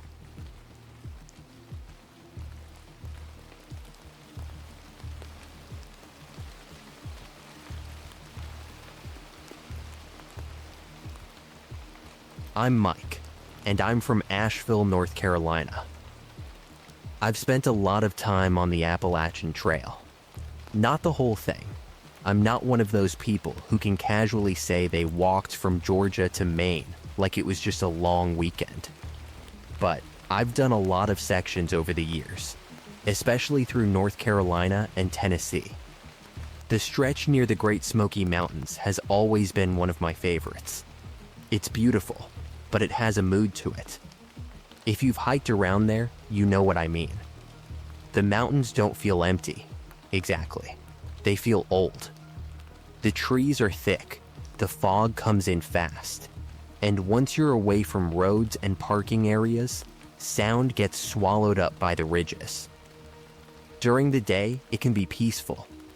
At night, it can feel like the trail has changed into something else. I learned that the hard way about 3 years ago. It was mid-October, and I had planned a 4-day solo section hike near the North Carolina-Tennessee border, not too far from the Smokies. I had done parts of that route before, but never the full stretch I had planned that week. The first 2 days were perfect. Cold mornings, clear afternoons, leaves changing color, and just enough wind to keep the bugs away. I passed a few through hikers and section hikers, mostly people moving south.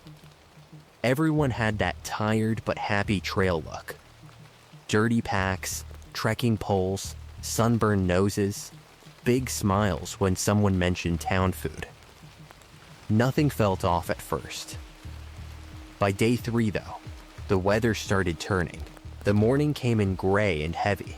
The sky had that flat look where you can tell the sun is up, but it never really gets bright. I was running behind schedule because I had stopped too long the day before to dry some gear and talk with 2 hikers at a shelter. My plan for the 3rd night was to reach a known shelter area before dark, eat, sleep, and push out early the next morning. But the trail had other plans. The terrain slowed me down more than I expected. Wet leaves covered slick rocks. Some of the climbs were steeper than they looked on the map. By late afternoon, I knew I was behind. I should have stopped and set up camp before dark. I had a small tent. I had enough water. I had food. There was no real reason to push. But I kept telling myself the shelter was close. That was the mistake. Any experienced hiker knows that close gets dangerous when daylight is disappearing. A mile in daylight is one thing. A mile in the mountains after dark, when you're tired and the trail is wet, feels completely different. Around 6:30, the sun dropped behind the ridge. By 7, it was dark. Not city dark. Not backyard dark. Mountain dark. The kind where your headlamp creates a tiny circle of safety, and everything outside it turns into black wall. I could see my boots, the next few rocks, and sometimes a white blaze on a tree ahead. That was it. I had my headlamp on a low setting to save battery. The beam bounced over roots and wet leaves as I walked. Every now and then, fog would drift through it and make the light scatter. Like I was walking inside a cloud. I kept moving. I remember feeling annoyed more than scared at first. My shoulders hurt. My knees were tired. My stomach was growling. I wanted to reach that shelter, get out of my wet socks, and be done with the day. Then the forest went quiet. That sounds dramatic, but it's real. Even at night, the woods usually make noise.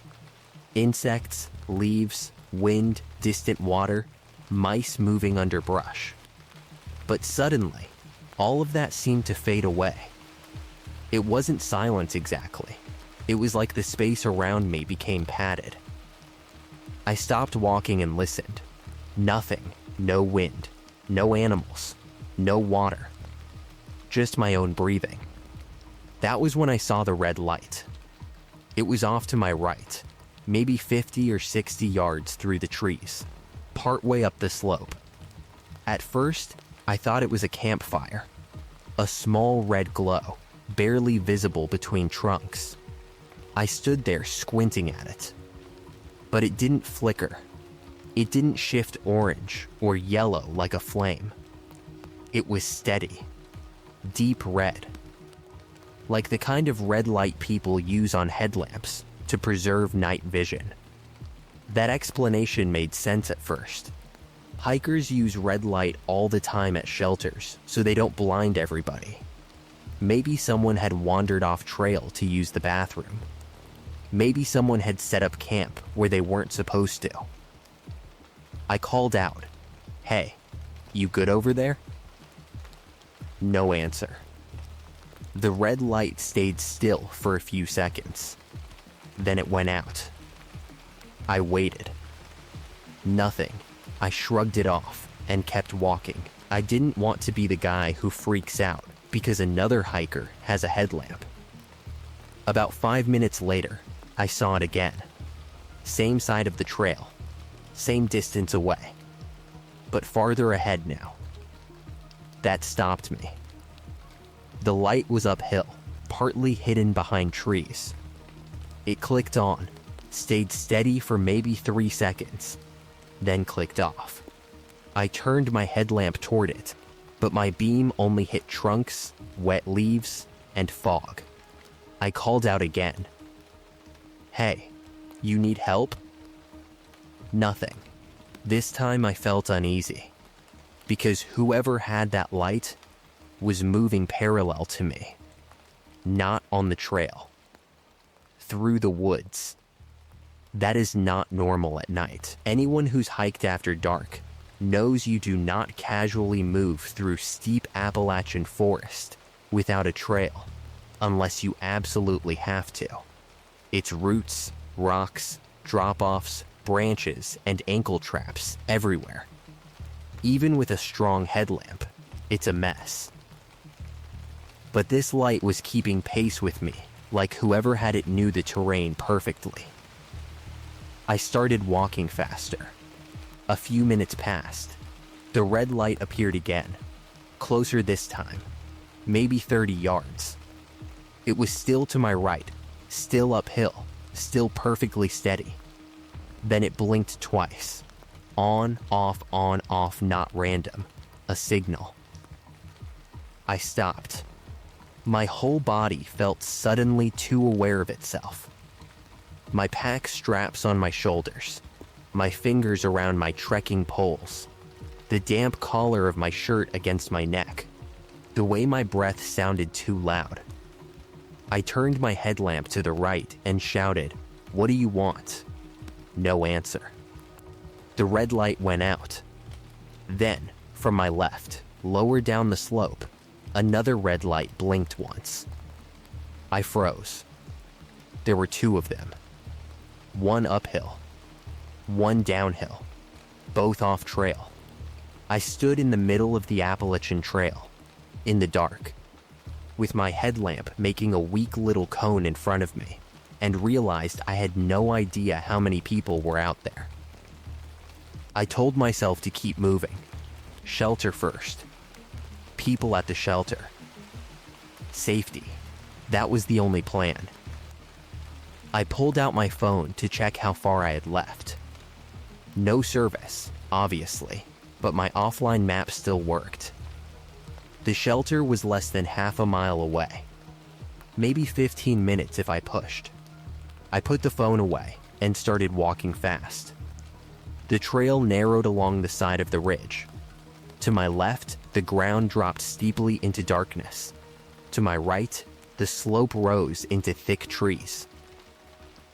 Every few seconds, my headlamp caught a white blaze and pulled me forward like a lifeline. The red lights kept appearing. One would blink uphill, then another downhill, then one farther ahead. They never stayed on long enough for me to see who held them. They were just there for a second, then gone. After a while, I realized they weren't just following me. They were guiding me. Whenever I drifted slightly left on the trail, a red light would blink from the right. Whenever I slowed down, one would appear ahead. It felt like they were pushing me toward the shelter. That should have made me feel better. It didn't. Because if they wanted me to reach the shelter, I didn't want to know why. I finally saw the shelter through the trees around 8:15. At first, I almost laughed from relief. It was one of those standard Appalachian trail shelters. 3-sided wooden structure, raised floor, simple roof, open front. A small clearing in front of it, bare cables nearby, and a rough fire ring that looked useless in the damp weather. But as I got closer, the relief faded. There was no one there. No voices. No headlamps. No sleeping bags.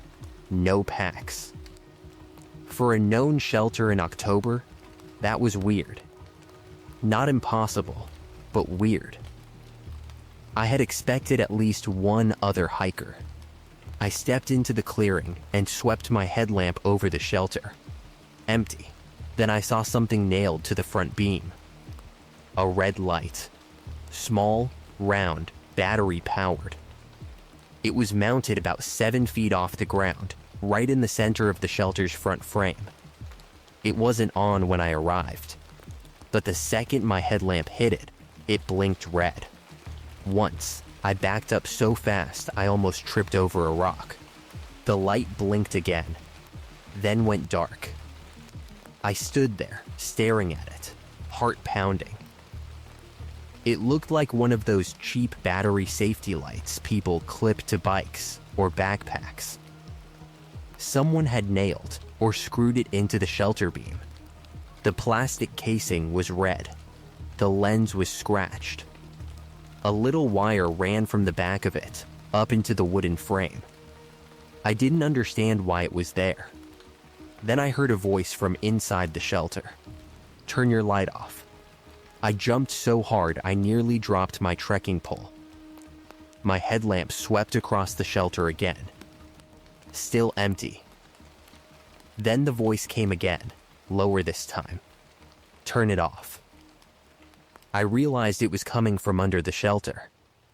Summit shelters are raised just enough that someone can crawl beneath them. Not comfortably, but enough to hide if they really wanted to. I backed away and said, "Who's there?" A face appeared in the darkness under the front platform. A man. He was lying on his stomach under the shelter, half hidden in shadow. His beard was wet. His eyes reflected my headlamp like an animal's. For a second, I couldn't move. He raised one dirty hand to his mouth and whispered, "Off." I turned my headlamp down to the lowest setting, but I didn't turn it off completely. The man crawled out slowly. He was older, maybe late 50s, maybe older than that. Hard to tell. He wore a soaked gray fleece and a ripped rain jacket. His pack was shoved under the shelter beside him. He looked like a hiker, but also like someone who had been hiding there for a long time. I said, "Are you hurt?" He shook his head. Then he pointed toward the red light on the beam. "They put that up after dark." My mouth went dry. "Who?" He looked past me, into the woods. Them. I turned around. The clearing was empty. The man whispered, "Don't sleep here." I asked him what was going on. He didn't answer right away. He just crawled closer to his pack, pulled it into his lap, and started stuffing things inside with shaking hands. Then he said, "They wait until you're tired." I felt cold all over. I asked, "Are they hikers?" He laughed once, quietly, without humor. "No." Before I could ask anything else, the red light on the shelter beam blinked once, then a red light in the woods behind me blinked back. The older man looked like he might cry. He whispered, "You need to leave." I said, "Where?" He pointed down the trail, the direction I had already been heading. "Road crossing. 2 miles. Don't take the blue blazes. Don't answer anybody." That last part hit me hard. "What do you mean, don't answer anybody?" He grabbed my sleeve. His hand was freezing. "If you hear someone call from the side trail, keep walking." I wanted to ask more. I wanted to know if he was crazy, if this was some kind of prank, if he had been out there too long and lost it. Then, we both heard footsteps. Slow steps in the wet leaves behind the shelter. The older man let go of my sleeve and crawled back under the platform so fast it was like he had practiced it. I turned toward the sound. My headlamp caught nothing but trees. Then a red light appeared between 2 trunks. This one was different. It wasn't small like the blinking lights. It was larger and steady, about head height, maybe 40 yards away. A person was standing behind it. I couldn't see their body, just the red glow, perfectly still. Then a voice called from the woods. "Mike?" I stopped breathing. My name. They knew my name. For a second, I thought of the trail register. I had written my first name at the last road crossing. I had also talked to hikers earlier. My name could have been heard.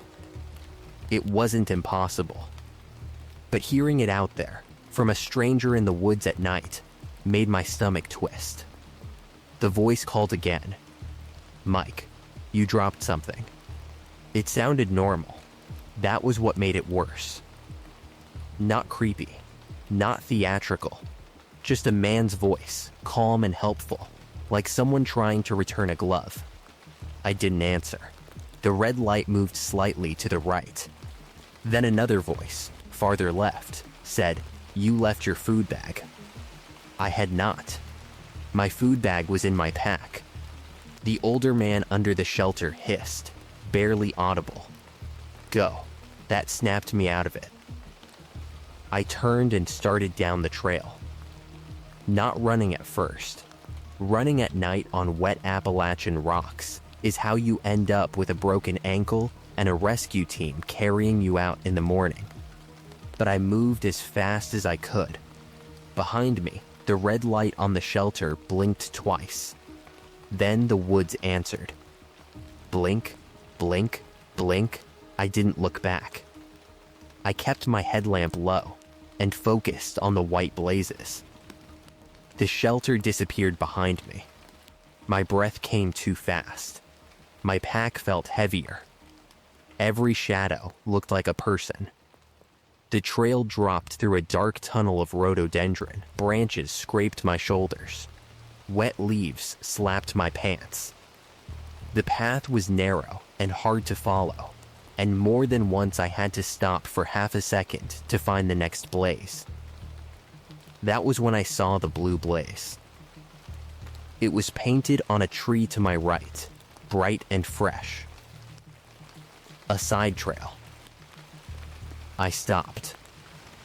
The older man had said not to take the blue blazes, but my map showed a blue blazed side trail in that area that connected to a road faster than the at did. In normal conditions, it might have been a shortcut. Then I saw the red light down that side trail. Small, steady, waiting a voice came from the darkness. "Roads this way." I didn't answer. I stepped backward and continued on the at. The voice changed. Not angry, exactly, just flatter. Wrong trail. I kept walking. A few seconds later, I heard movement behind me. Multiple footsteps, not loud, not rushing, just steady. They were following, but they weren't trying to catch up yet. That was somehow worse.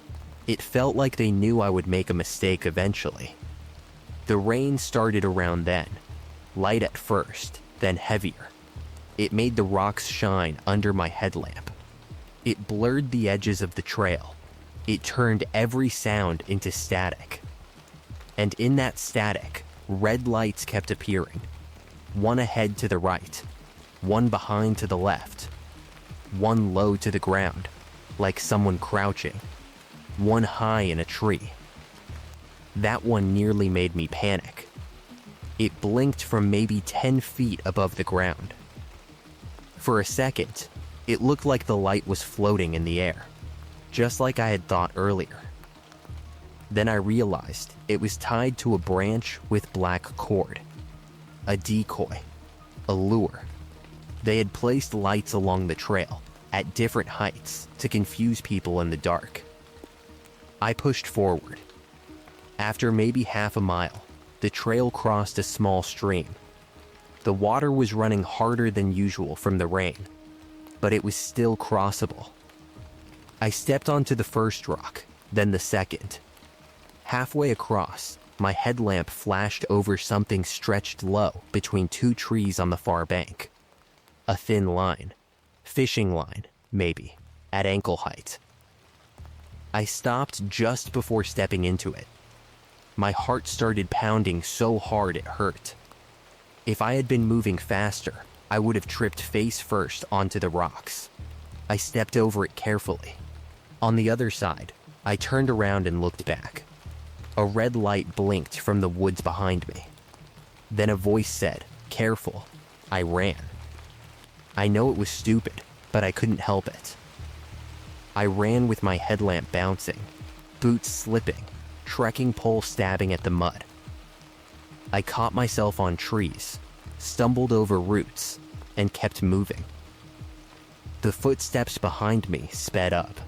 For the first time, they were actually chasing. Branches snapped.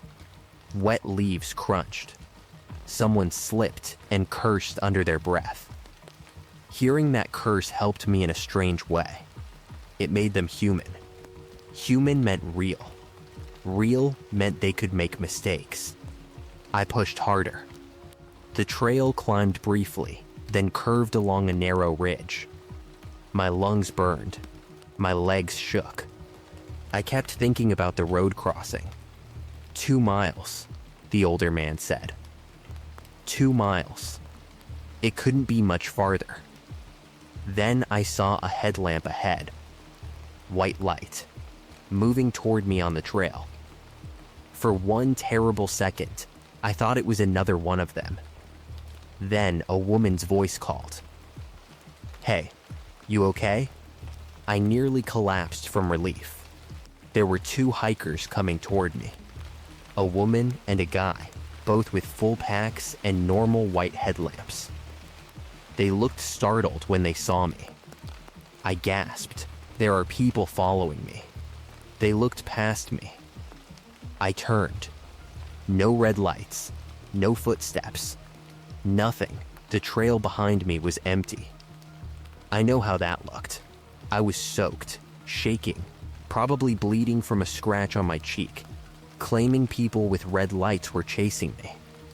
The guy said, "We haven't seen anyone." The woman said, "There's a road crossing about 20 minutes back." We were going to the shelter. I said, "Don't." That came out harder than I meant it to. They stared at me. I told them about the red light on the shelter, the man hiding underneath, the voices using my name, the blue blazed side trail, the fishing line. The guy looked skeptical at first, but the woman didn't. She kept looking past me into the woods. Then, far behind me, a red light blinked once. She saw it. Her face changed. She said, "We're going back to the road." The 3 of us moved together after that. Nobody talked much. The woman took the lead because she knew the last section to the road. I stayed in the middle. The guy stayed behind me, looking back every few seconds. The red lights followed for a while, but from farther away. No voices now, no obvious footsteps, just flashes in the trees. Blink, gone, blink, gone, like they were irritated we weren't alone anymore. When we finally reached the road crossing, there was a small gravel pull-off and a woman's car. I had never been so happy to see a beat-up Honda in my life. We all got in. She drove us to a hostel about 15 minutes away, where hikers sometimes stayed. From there, I called the ranger station and reported everything. The next morning, a ranger and a county deputy met me at the road crossing. The 2 hikers came too, because they had seen at least one of the red lights and could back up part of my story. We hiked back to the shelter in daylight. It looked normal. No red light nailed to the beam, no wire, no older man hiding underneath, no obvious signs of anyone. But under the shelter, wedged between 2 boards, the ranger found a strip of black electrical tape and a small broken piece of red plastic, like part of a cheap bike light. Near the blue blazed side trail, they found boot prints in the mud and several broken branches leading off trail. At the stream crossing, they found the fishing line. That was the only part they clearly admitted was intentional. It had been tied low across the crossing, exactly where someone moving fast in the dark would step. The deputy cut it down and bagged it. They asked if I had taken any pictures. I hadn't. Of course I hadn't. When you're scared out of your mind in the dark, you don't think, Let me document this for later. A few weeks went by. I didn't hear anything. Then the woman hiker, the one who had given me a ride, messaged me on social media. We had exchanged names after the incident, mostly because the ranger asked us all to provide statements. She sent me a picture. It was from the shelter log. She had taken it the next day when we were there, before the ranger collected the notebook. I hadn't even noticed what was written on the last page. Someone had written in block letters, "Red means don't follow." Under that, in different handwriting, someone else had written, "They know your name if you sign in." That line made me feel sick. I stopped doing solo night hiking after that. I still hike sections of the Appalachian Trail. I still love those mountains. But I don't push past dark anymore unless I absolutely have to. I don't write my full route in open registers if I can avoid it. And if I see a red light in the trees, I don't assume it's another hiker. Maybe it's nothing. Maybe it's a headlamp.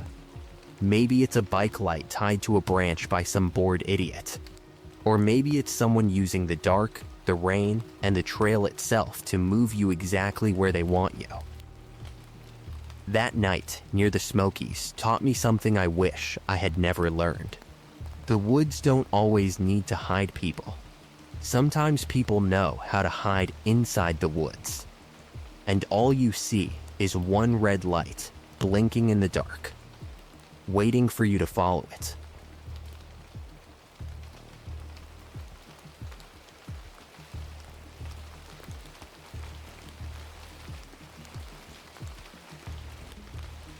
My name's Ethan, and I'm from Portland, Oregon. If you've ever spent any serious time hiking around Mount Hood, you know how fast the weather can change out there. 1 minute, the trail feels peaceful and open. The next, the clouds drop, the temperature falls, and rain starts coming down so hard that the whole forest feels like it's been sealed off from the rest of the world. Rain in Oregon isn't just weather. It changes how everything works. It muffles footsteps. It makes voices bounce in weird directions. It turns trees into dark shapes and makes distances feel impossible to judge. A person could be 20 feet away from you in the woods, and if the rain is loud enough, you might never know. I grew up in Portland, so I'm used to rain.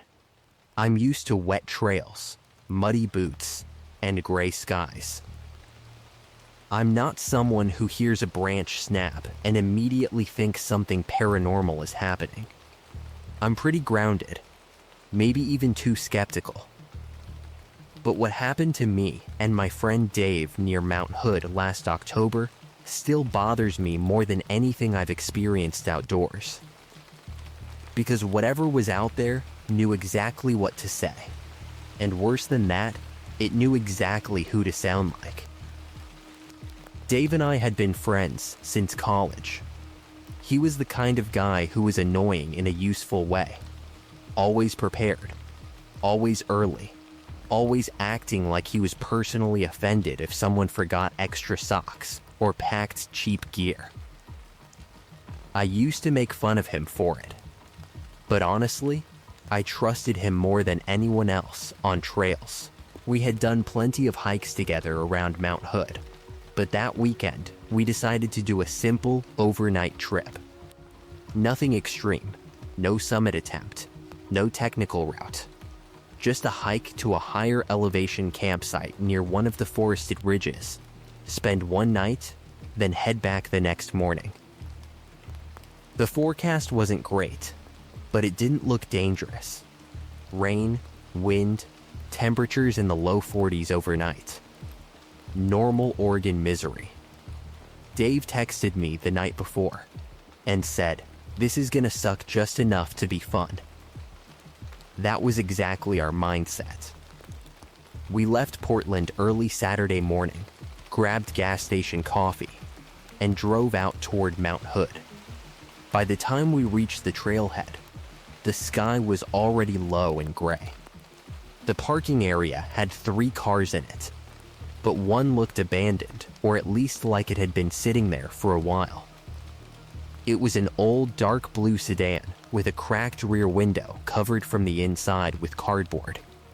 Dave noticed it too. He said, "That thing looks like it came with a warning label."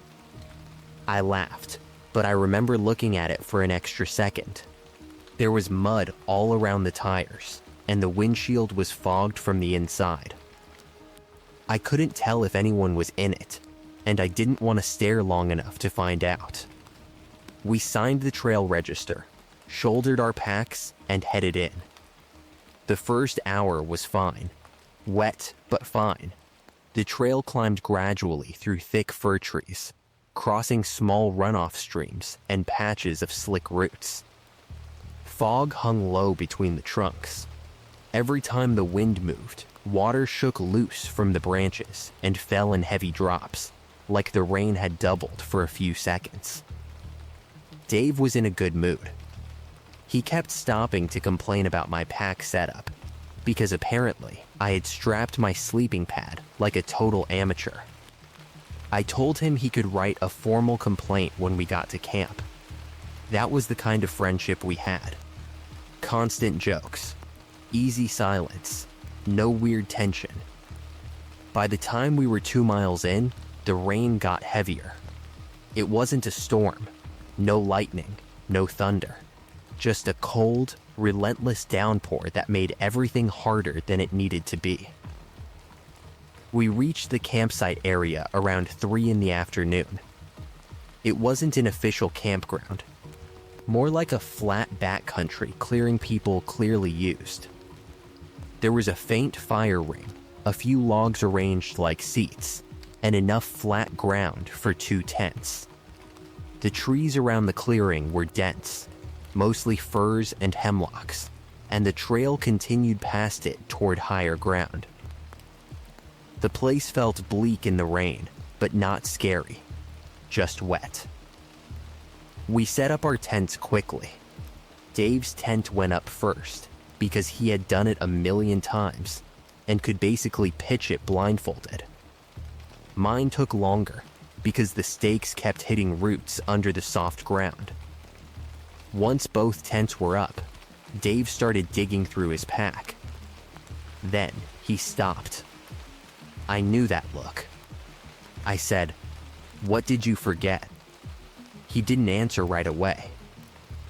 Then he looked up at me and said, "You're gonna love this." He had left his heavy-duty tarp in the back of my truck. That tarp mattered because we had planned to string it between 2 trees and cook under it. Without it, everything was going to stay soaked. We had smaller rain covers, but nothing big enough to actually sit under. I said, "Dude, seriously?" He held up both hands and said, I know, I deserve that." The trailhead wasn't too far back, maybe 25 minutes downhill if you moved fast. Dave insisted on going back for it. I told him it wasn't worth it, but he said we'd be miserable without it. And he wasn't wrong. He dropped most of his gear in his tent, kept his rain shell on, grabbed his headlamp just in case, and said, "If I'm not back in an hour, assume I got eaten by a squirrel." Then he took off down the trail. I watched him disappear into the rain. For the next 15 minutes, I tried to get the campsite organized. I moved our food bags under a tree, adjusted my rainfly, and tried to collect enough semi-dry kindling to maybe get a small fire going later. It was pointless. Everything was wet.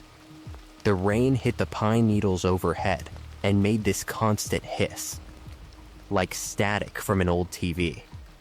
That sound is important, because it meant I couldn't hear anything clearly.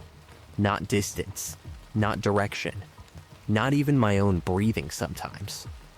I was crouched near the useless fire ring, breaking damp twigs and muttering to myself when I heard Dave's voice. "Ethan." I looked up. It came from the trail, the direction Dave had gone. At least, that's what I thought. I stood and yelled, "Yeah?" No answer. I waited, rain dripping from my hood. Then I heard him again. "Yo, Ethan, come here for a sec." It sounded like Dave. Not kind of like him. Exactly like him. Same tone. Same casual urgency.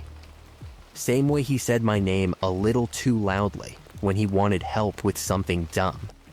I yelled back, "What's up?" Nothing. I stared down the trail, but it curved out of sight behind a wall of dark trees. I remember feeling annoyed before I felt scared. I thought he had dropped the tarp, or twisted his ankle, or gotten stuck behind a fallen branch and wanted me to come help. So I grabbed my headlamp, clipped bear spray to my belt, and started walking toward his voice. The rain made the trail slick fast. I moved carefully, stepping over roots and puddles, trying to keep my balance. The campsite disappeared behind me after maybe 30 yards. I called, "Dave?" His voice answered from ahead, "Over here." I stopped. That one sounded wrong.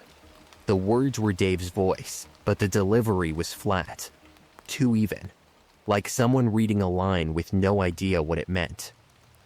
I frowned and called, "Where?" A pause. Then, "Over here." Same exact tone, same spacing, like a replay. That was when I felt the first real chill move through me.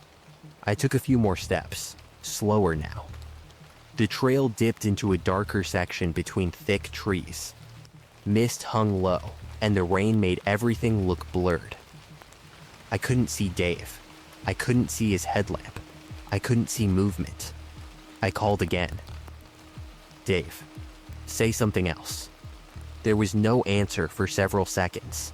Then, from the woods to my left, not the trail, came Dave's voice. "Ethan, come help me." I turned toward it. The voice was maybe 20 feet off trail, behind a cluster of wet fir trunks. I didn't move. Dave would not go off trail in that weather unless something was seriously wrong.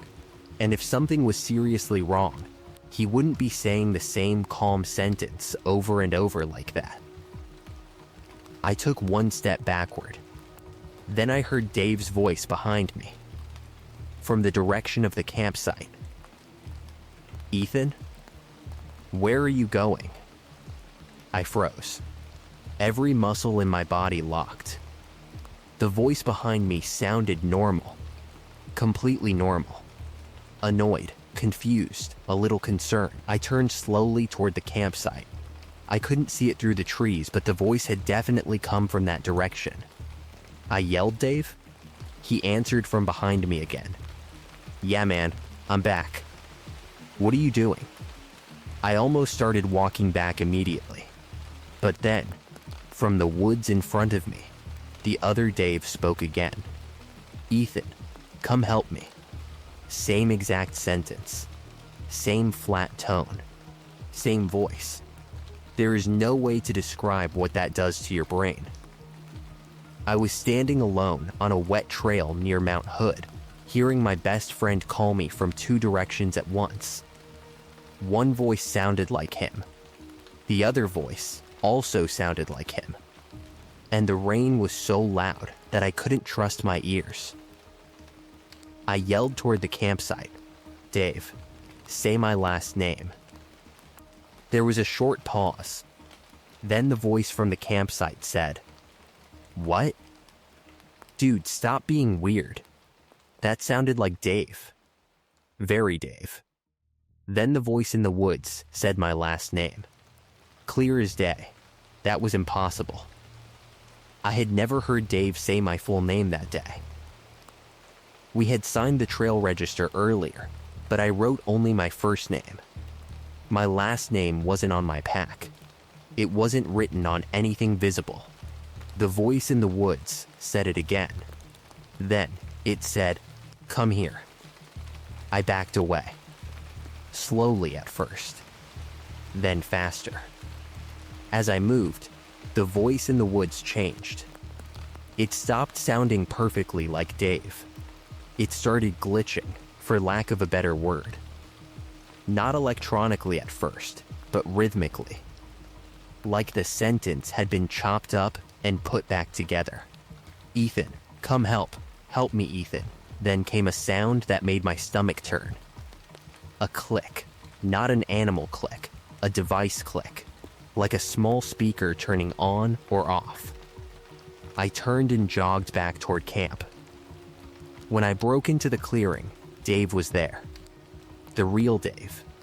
He was standing beside his tent, soaked and holding the folded tarp under one arm. He looked irritated until he saw my face. He said, "What happened?" I didn't answer right away. I looked past him, toward the far edge of the clearing, then at his hands, then at the tarp. "You were just calling me," I said. He frowned. "Yeah, from here." "No," I said, "from down the trail." His expression changed. "I just got back maybe 2 minutes ago." I said, "You were calling me before that." He shook his head. "No, I wasn't." I told him what I heard. The voice from the trail, the voice from the woods, the voice from camp. The way it used his voice, the way it said my full name. At first, Dave looked like he wanted to make a joke. Then he didn't, because Dave knew me. He knew I wasn't the type to freak out over nothing. And I think something about my face convinced him this wasn't me messing around. He said, "Pack up." No debate. No, maybe we should wait. Just pack up. That was when I knew he was scared too. We started moving fast. We didn't take the tents down properly. We yanked the stakes, shoved wet fabric into stuff sacks, and left the fire ring exactly as it was. The rain was getting heavier, and daylight was fading fast under the tree cover. While Dave was packing his tent, I noticed something near the edge of the clearing. A small black object tied to a branch. At first, I thought it was a piece of trash. Then, I stepped closer. It was a speaker. A little waterproof Bluetooth speaker, black, about the size of a soda can, tied to the branch with paracord and half covered by wet moss. I stared at it. Dave came over and said, "What is that?" I didn't touch it. The speaker made a soft chirp. Then Dave's voice came out of it. "Ethan, come help me." Dave and I both stepped backward at the same time. The recording was clean. Too clean. It was obviously his voice, but not from that moment. It sounded like something recorded earlier, maybe when he had yelled to me while we were setting up camp. Or maybe from when we were joking around on the trail. Then the speaker chirped again. A different recording played. "Yo, Ethan." That was from earlier too. I remembered Dave shouting that when I dropped my glove during the hike. Someone had recorded him. Someone had been close enough to capture his voice clearly. I felt sick. Dave whispered, "We're leaving right now." Then the speaker played another sound. My voice. Just one word. "Dave?" I had said it minutes earlier on the trail. That meant whoever placed the speaker had recorded me too. Recently. Very recently. We backed away from the speaker and grabbed our packs. That's when the same voice came from the opposite side of the clearing. Dave's voice. Not from the speaker. Not from Dave. From deeper in the woods. "Ethan, over here." Dave looked at me. I looked at him. Neither of us spoke. Then my voice answered from somewhere behind our tents. "Dave?" It was my voice. Same nervous tone I had used on the trail. A second speaker. Maybe more. The clearing suddenly felt like it was surrounded. Dave said quietly, "Don't talk." I nodded. We shouldered our half-packed bags and started toward the main trail. The moment we moved, a voice came from the left. Dave's voice again. "Trail's this way." It was not. The trail was to the right. I almost turned out of instinct because it sounded so much like him. That was the worst part. Even standing next to the real Dave, hearing his voice from the trees made my body want to follow it. Dave grabbed my sleeve and pulled me the other way. We moved fast. The rain was pounding now, and the forest was turning dark. We had maybe an hour of usable light left, less under the canopy. We both turned on our headlamps, even though it wasn't fully dark yet. Behind us, the speakers kept playing. Sometimes Dave's voice, sometimes mine, sometimes just chopped pieces of words. "Ethan, help over here." "Dave? Stop, come back." Some were clear. Some were distorted by distance and rain. Some sounded like they were coming from above us, tied high in the trees. Others sounded low to the ground. Whoever did this had set them up around the campsite and along the trail. Not randomly. Strategically, they were trying to split us up. We kept walking side by side, close enough that our shoulders almost touched. After about 10 minutes, Dave stopped suddenly and held up one hand. I froze. Ahead of us, a headlamp flickered through the trees. White light, low and shaky. A man's voice called, "Hey, you guys need help?" It sounded real, not like a recording. Dave whispered, "Don't answer." The light moved closer. A figure appeared on the trail about 40 yards ahead. Tall, wearing a dark rain poncho, hood up. Their headlamp pointed down, so we couldn't see their face. The person said, "You guys camping back there?" Neither of us spoke. The figure took one step closer. Then Dave's voice played from somewhere behind us. "Yeah, we're back here." The figure on the trail stopped. That was when I realized what was happening. The person ahead of us wasn't trying to help.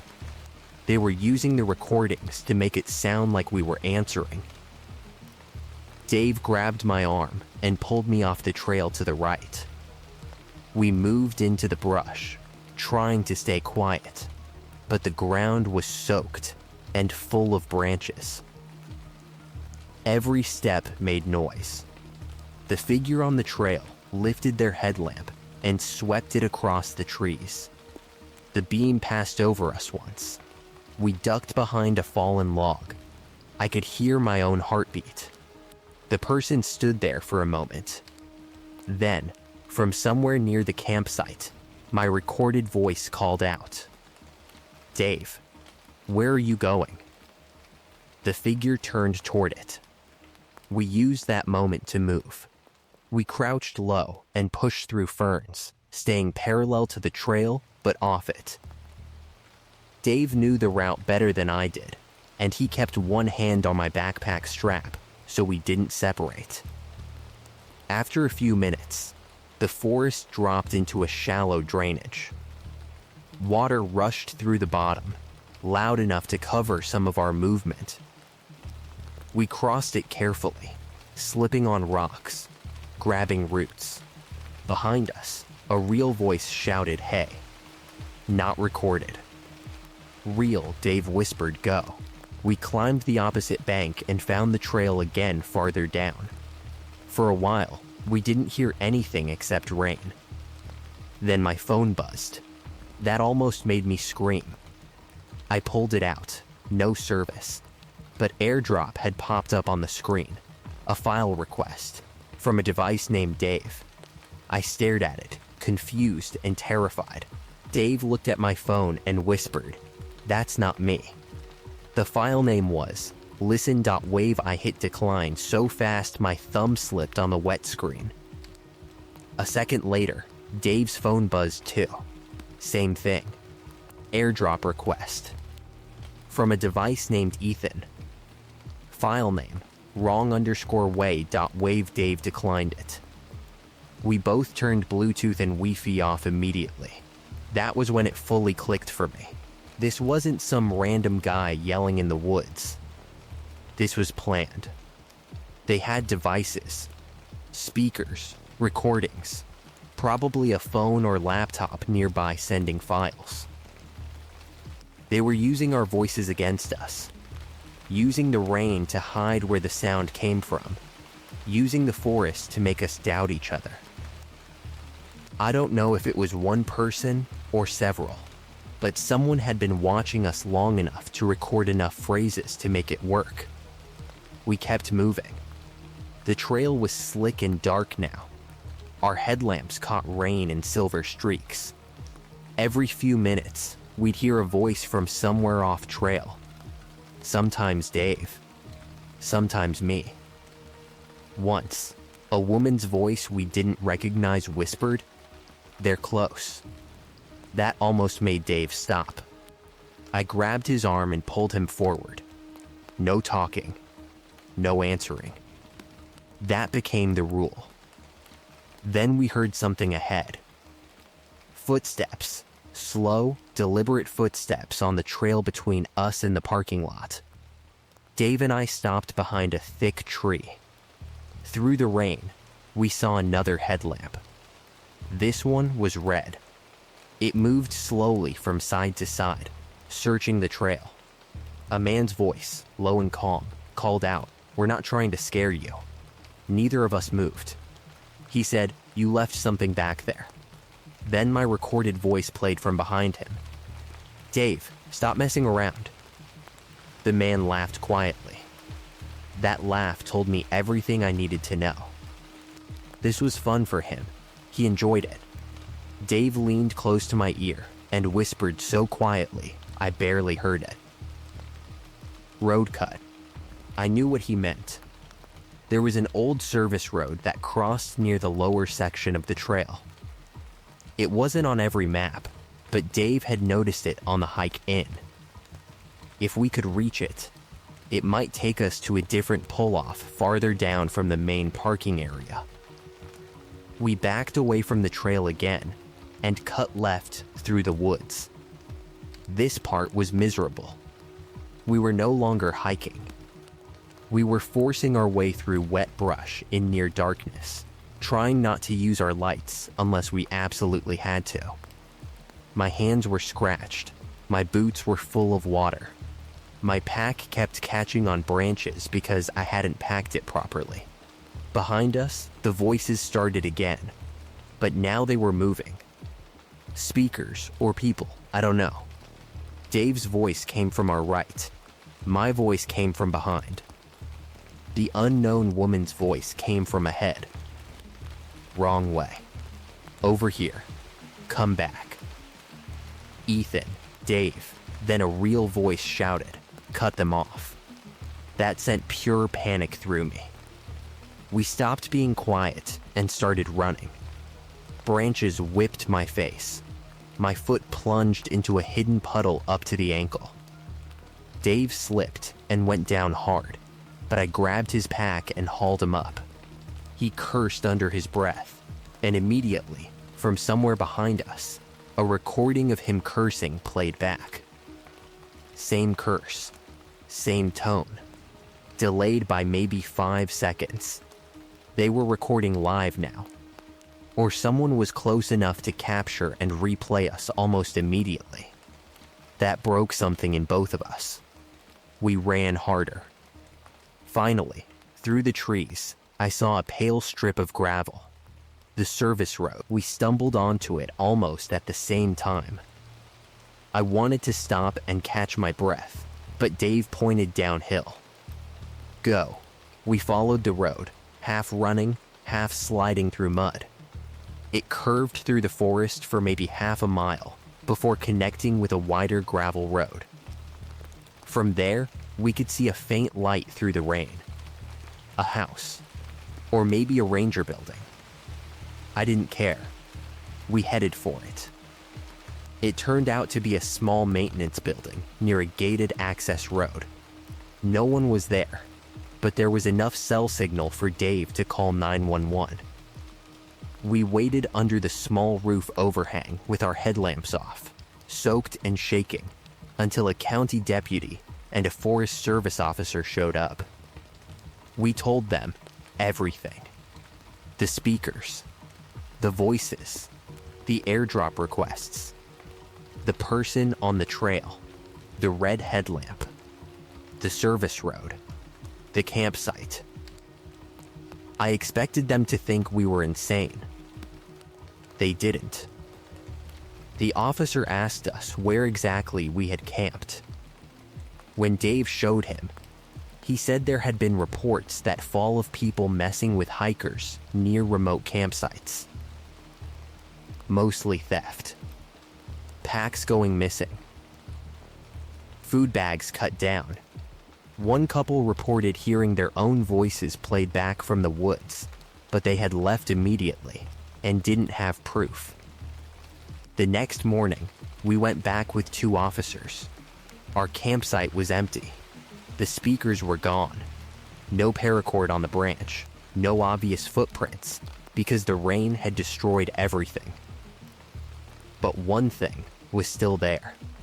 A small black micro SD card lying in the mud near the fire ring.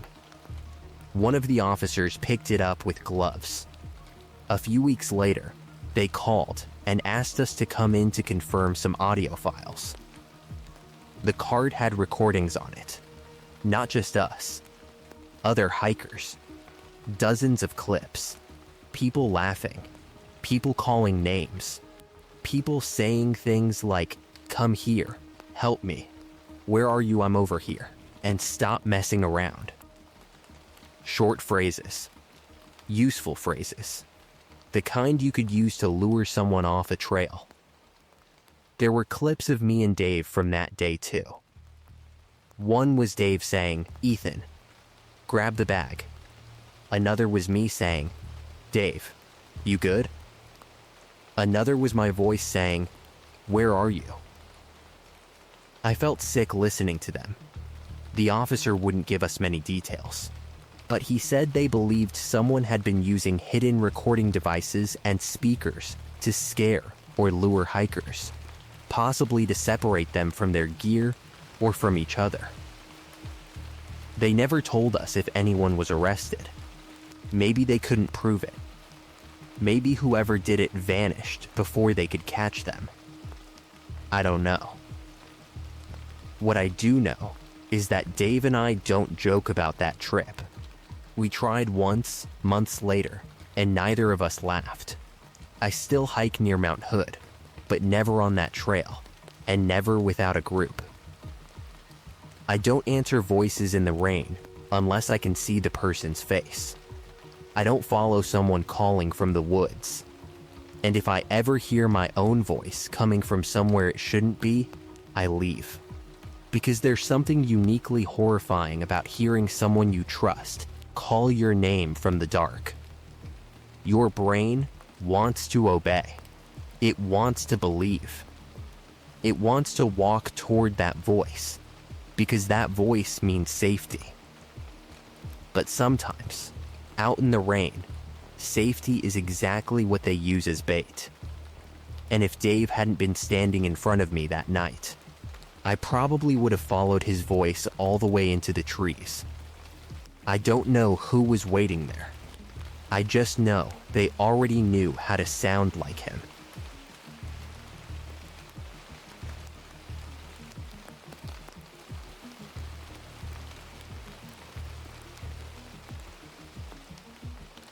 Thanks for spending these 4.5 hours in the dark with me. That wraps up part 1 of our hiking horror series. Whether you stayed awake through every story, or let the rain and shadows carry you to sleep, I hope tonight's compilation kept you company in the best kind of unsettling way. If you enjoyed this, don't forget to check the channel next weekend for part 2. Make sure you're subscribed with notifications turned on so we can continue exploring these darker corners together. Stay safe, sleep well, and I'll see you in the next nightmare. Good night.